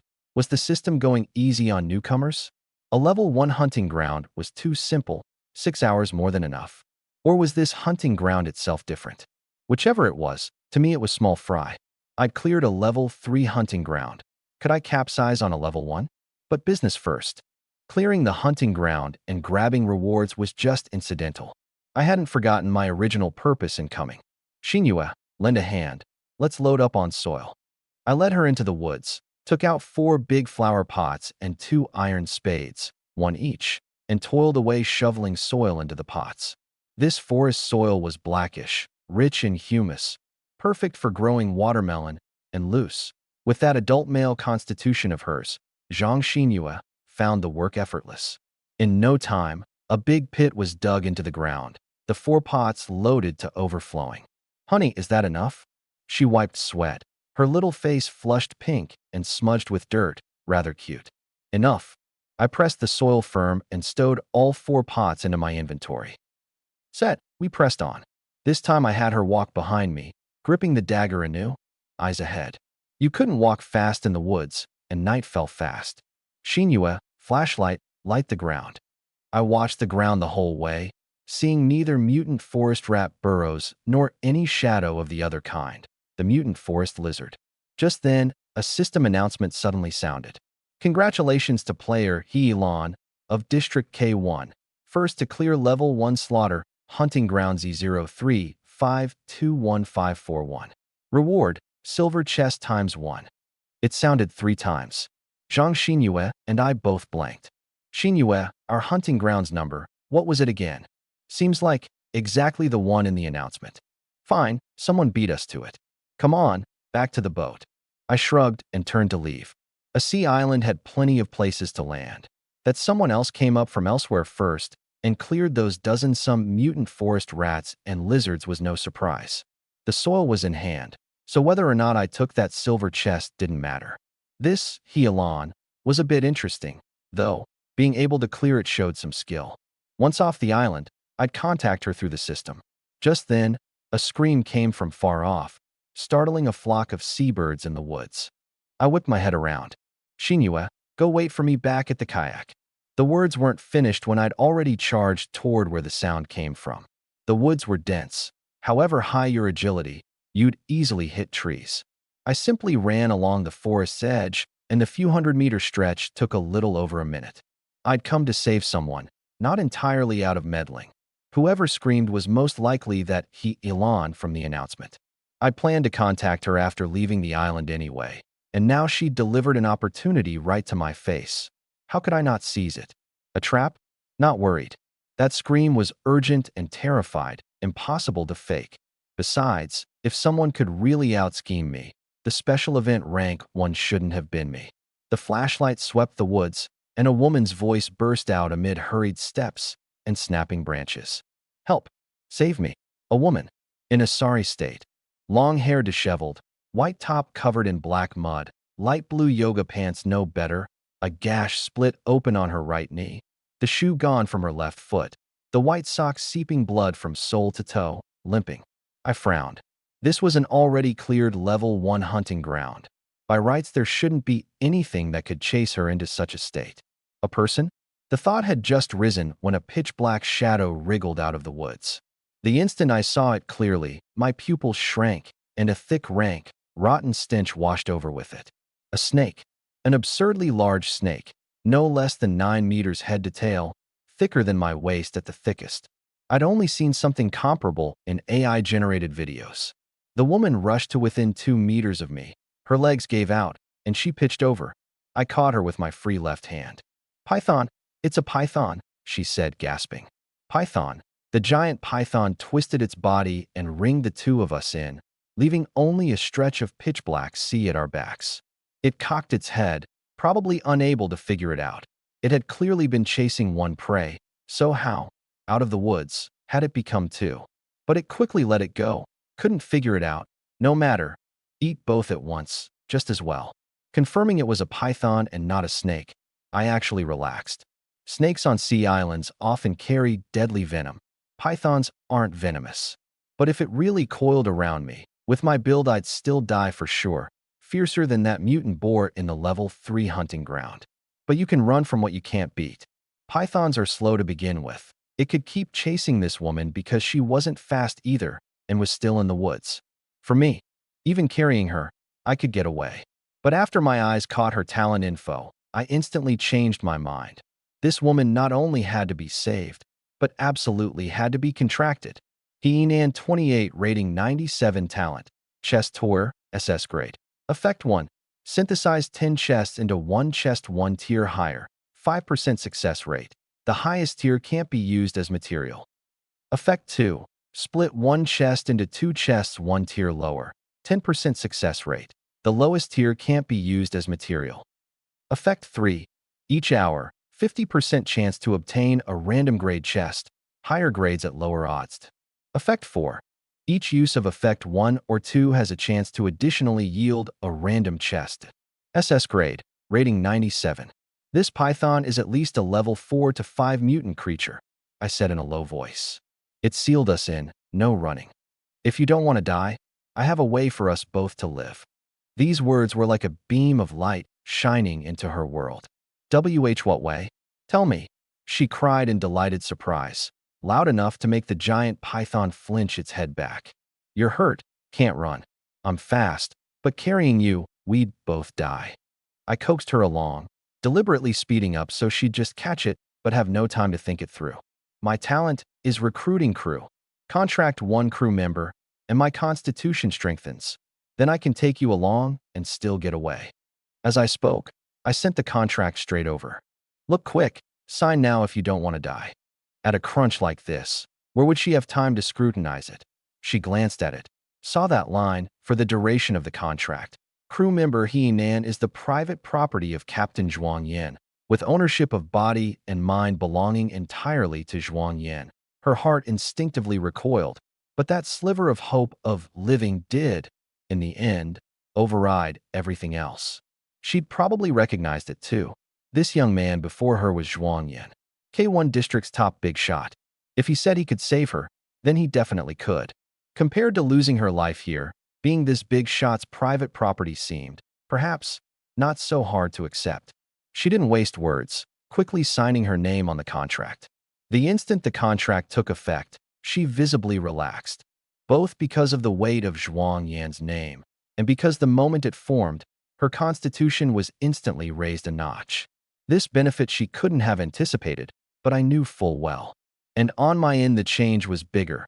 Another wave of constitution poured in, the whole reaching strength 48, agility 50, endurance 52. Strength rising further, my thinking changed too. Not how to carry her in flight, but how to kill this python in reverse. The mutant boar was level 3, the mutant grouper level 4, and this one before me had to be at least level 5. Killing it, and a high-grade chest was assured. I had more than just a dagger in hand. My inventory held a long blade and a repeating crossbow. SSSS. The giant python's black forked tongue flicked rapidly, its head suddenly bowing back, the muscle visibly tensed into a fully drawn bow even through the scales. My heart jumped, and lightning fast my left arm wrapped her waist. Not waiting for her reaction, I lunged hard to the left. Almost simultaneously, the python moved. Its upper body snapped straight like a whip, lashing down hard at where the two of us had just been, a whoosh, exploding in the air. Too fast. The thought had just risen when I saw its distant tail bow slightly back too. The next strike was a tail sweep. Lash or coil, both had to be dodged. Touch one, and I'd be hurt for sure, and she'd die for sure. If coiled, I'd be done too. At the critical moment, I instead went calm. Whoosh! The tail turned into a black shadow sweeping low along the ground, headed for both our legs. Hook on, and the python's body would coil at once, tightening the more you struggled, until bones broke. This time I was well prepared. My legs bent, the muscles surged with force, and I carried her airborne over a meter, clearing the tail sweep and landing outside the circle its body had formed. Back, landing, I flung with my left hand, throwing her onto soft sand a few meters off. At the same time the dagger went into my inventory, my right hand had switched to the long blade, my left raised. The repeating crossbow, fully loaded, safety already off. VMM. A barely visible black streak shot into the thickest midsection of the python's body, a snake's clumsiest, slowest spot. Thunk. The bolt head sank in. Against its huge body, the bolt was pitifully thin. But however thin, it still hurt. A person pricked by an embroidery needle hurts all the same. It reared its head in pain, opening its mouth in a low, savage hiss. The fury in its two vertical pupils something even I could read. The thick body thrashed wildly, kicking up clouds of sand, trying to fling the bolt out. As if it'd be that easy. This wasn't a movie shoot. I wasn't about to wait for it to writhe its fill and toss off a few menacing lines before continuing. Strike while it's down, take its life. VMM. VMM. VMM. The remaining 9 in rapid fire landed across the python's body, not one missing. Bolt spent. I didn't even bother reloading. Just stuffed the empty crossbow back into the inventory and pulled out another fully loaded one. VMM. This time I fired while retreating. With over a dozen bolts in its body, it had gone mad, the whole body rolling violently, trying to fling out the things stuck in it. Too bad. Though the shaft snapped, the head stayed in the flesh, impossible to get out anymore. Retreating to her side, I still had a spare moment to ask, "How are you?" She stared fixedly at the giant python ahead, not hearing a word. This woman, scared dumb? I paid her no mind either, stowed the empty crossbow, swapped in another full one, flicked off the safety, and without even looking, raised and shot, straight for its hissing mouth. Hiss, dead center on the forked tongue. Its movements grew smaller and smaller, its struggles weaker and weaker. Only by then did I truly set my mind at ease. The toxic sea vine's poison worked on it just the same. This python's body was too huge and its level not low, and unwilling to grapple up close. I'd relied entirely on the bit of deadly poison on the bolt heads. Shooting it full like this had finally taken effect. Looking at the giant python I'd shot into a porcupine, I nearly laughed. About another minute, and it stopped moving. Dead. She couldn't believe it, like talking to herself, like asking me. I didn't drop my guard. The system announcement hadn't sounded. I feared it was playing dead. A fierce predator shouldn't pull this trick, but a mutated one, who could say? Don't know, wait. Neither of us moved, and the python didn't either. Locked like this for nearly 10 minutes. The giant python's skull suddenly lifted once, a pair of vertical pupils gouging me a deeply unwilling look before slamming back into the sand. The announcement I'd been waiting for finally arrived, fashionably late. Congratulations to player Zhuang Yan of District K1. First kill of a level 5 elite mutant creature. Congratulations to player Zhuang Yan of District K1. First kill of a level 5 elite mutant creature. Reward: Platinum chest ×1, Gold chest ×1. Congratulations to player Zhuang Yan of District K1. First clear of level 4 Slaughter Hunting Ground Z03-521541 variant. Reward: Platinum chest ×1, Gold chest ×1. Damn, level 4? I stared at that variant character and roughly had it figured. This hunting ground was probably one thing by day, another by night. By day it was level 1, cleared by Healon. Come nightfall, it flipped to level 4, and out crawled this level 5 giant python. No wonder Shang Musin's foresight was level 1, mutant forest rats and lizards. She saw the daytime. So this really couldn't be pinned on her. The board had long since exploded. The heat of Healon, first clearing level 1, hadn't even faded when these two announcements of mine slammed down, and several 100,000 people couldn't sit still. Big bro's badass. At Zhuang Yan, don't take all the rewards, leave some for the brothers. Above you, trash, haven't even entered a hunting ground and want rewards too. At Zhuang Yan, begging the big bro to post a guide. Yesterday, I followed big bro Chensi's method and actually caught a few sorry, solved my eating problem. I closed the board. Business first. On the island, me in front, he and Ann behind, we headed back along the original path toward Zhangxingyue. Can you still walk? I looked back at her limping and frowned. Fleeing for her life, she'd twisted her ankle, taken a fall, lost a shoe. Her left foot left with only a sock, and the dead branches in the woods had pierced her soul, seeping blood. She'd torn her clothes and wrapped it roughly, but that gait really couldn't pick up speed. I can walk, she hurriedly answered. But at her speed, with Zhang Xingyue waiting up ahead and Shang Musin and Yi Chung waiting on the boat, how long would this dawdling take? I simply stopped, turned, bent at the waist, scooped both hands, and amid her startled cry, lifted her sideways, striding back. Zhuang Yan, big bro, maybe put me down? I can walk myself. Her face flushed crimson, and she twisted a few times. Shut up, don't squirm. I tossed out 3 words and quickened my pace. Oh, she went obedient at once. Also, call me Captain. Okay, Captain. In no time, I saw Zhang Xingyue in the distance by the kayak. Honey, you're amazing. She cheered and came to meet us. Up close, her gaze collided with Yi Nan in my arms. The two cried out at the same time. Sis Nan, Weiwa. The two's reaction stunned me too. They knew each other? Before I could ask, Zhang Xinyue explained on her own. Honey, this is Sis Nan, we know each other. So they'd known each other already. No wonder they could end up together. Sis Nan, why are you here? How'd you run into Honey? Why's Honey carrying you? Why only one sock? Why's there blood up there? You're hurt. Zhang Xinyue's little mouth ran on, then suddenly halted. Hey, wait, He-Nan. He-Lan. Her eyes lit up sharply. I know. Sis, Nan is He-Lan.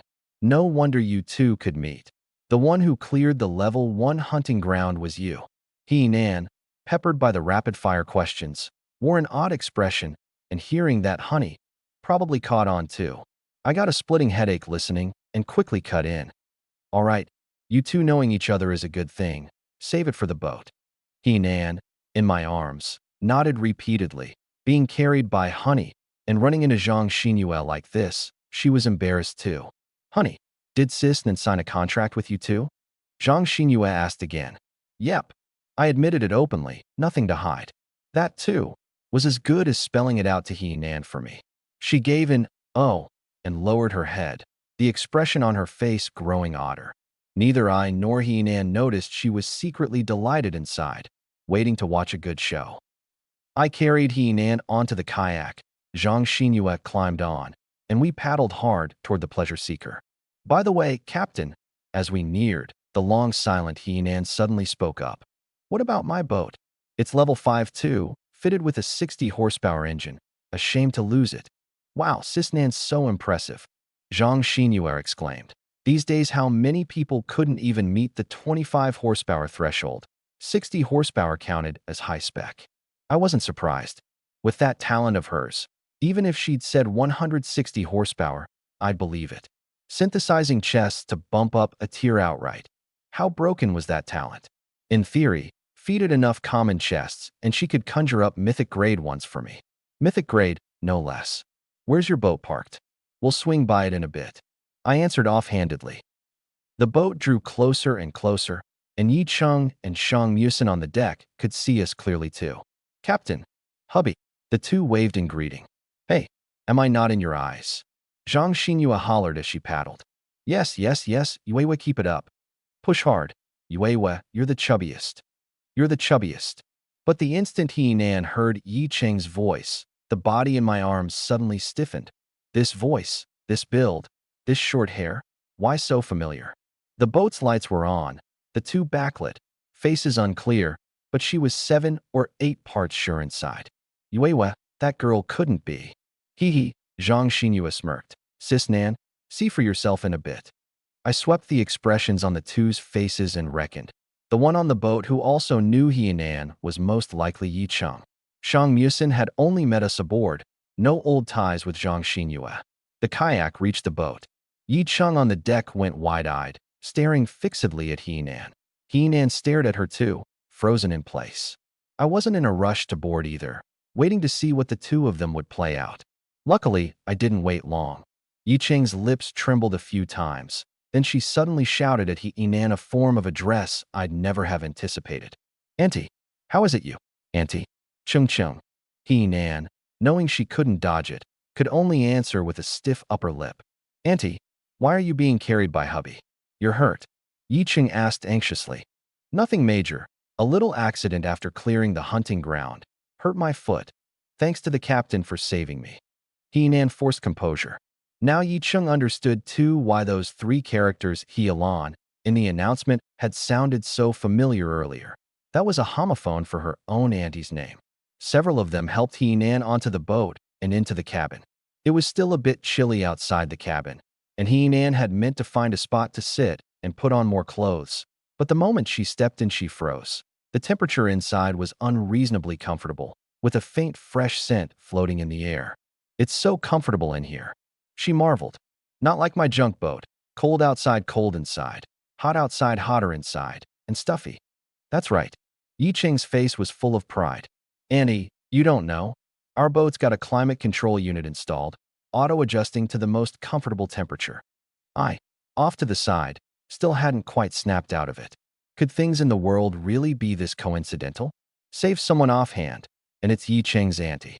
He-Nan was 28, Yi Cheng 20, but going by faces alone, anyone would take them for sisters a year or two apart. Especially with Heenan in this white athletic top, light blue yoga pants, and sneakers, exuding a youthful vigor. No wonder Zhang Xinyue called her Sis Nan. Zhang Xinyue leaned to my ear, breathing a sly laugh. Honey, isn't this a bit interesting? I shot her a hard look. She wasn't afraid either, giggling as she ran off to fetch the medicine kit for Heenan. The one medicine kit on the boat opened from a chest, kept on the lower deck the whole time, for whoever needed it urgently to grab. At this point, Shang Musin, who'd been silent, spoke up. Captain, I'm sorry. She hung her head, full of self-reproach. I don't know how the foresight could have gone wrong, but I didn't tell a single lie. What I told you was all what I truly, clearly saw. I'd meant to say it was fine, but the words reached my lips and I swallowed them, lowering my voice. This matter, come to my cabin later and we'll talk. Yes. She nodded, probably thinking I was sparing her face in front of Heenan, and a few measures of gratitude actually rose in her eyes. Actually, I hadn't blamed her at all. The hunting ground had two faces, day and night. She saw the day, not her fault. This I planned to make clear to her alone later, sparing her stewing in self-reproach by herself. Yi Chung helped Heenan to the sofa and looked back at me. We're all our own people, sit, I said. The moment our own people came out, Yi Chung was utterly certain. The captain and her own auntie had signed that contract. Shang Musin took several bottles of cola from the freezer. The boat had a preservation and cooling module, unrelated to the restaurant set, and handed one to each. Heenan took hers, and that icy touch made her go wide-eyed. It's even cold? She couldn't believe it. This was the #1 Big Shot's daily life? Then Ching. Dobao, circle the island once. Stop if we run into an unfamiliar boat. I gave an order, then turned to Heenan. All right, tell us about your situation. How you cleared the hunting ground, and what went wrong after. Tell it in detail. I paused, then added, if you want to start from before entering the game, I won't stop you. That line was for Yi Cheng's sake. Sure enough, her watery eyes lit up at once. So Heenan began. Yi Cheng wasn't a local of City K. She went to university there. Heenan had raised her since childhood, the aunt and niece extremely close. The day the game began, Heenan was driving to City K to see Yi Cheng, wanting to surprise her without saying so in advance. The car had driven near the school when Earth was gone, and the two were swept into this survival game together, landing in K1 district. At the talent draw, she'd drawn that broken chest toy. If nothing else, just the 50% hourly chance of a free random chest. 24 hours a day, this one thing alone banked her no fewer than 10 chests, plus occasional salvaging, and her chest opening count led by a wide margin all along. More chests opened meant more food, drink, and materials. The rest traded for upgrade materials, the boat rising level by level. Her days, not up to the best, but above the worst. The day before yesterday, she'd banked 10 bronze chests, and with eyes shut used her talent to synthesize once, and got dumb luck. Not only successfully synthesizing a silver, but scooping a free silver off effect for 2 silvers, one yielding a 60 horsepower engine blueprint, upgrading her boat to level 5, one a police electric baton, kept for self-defense.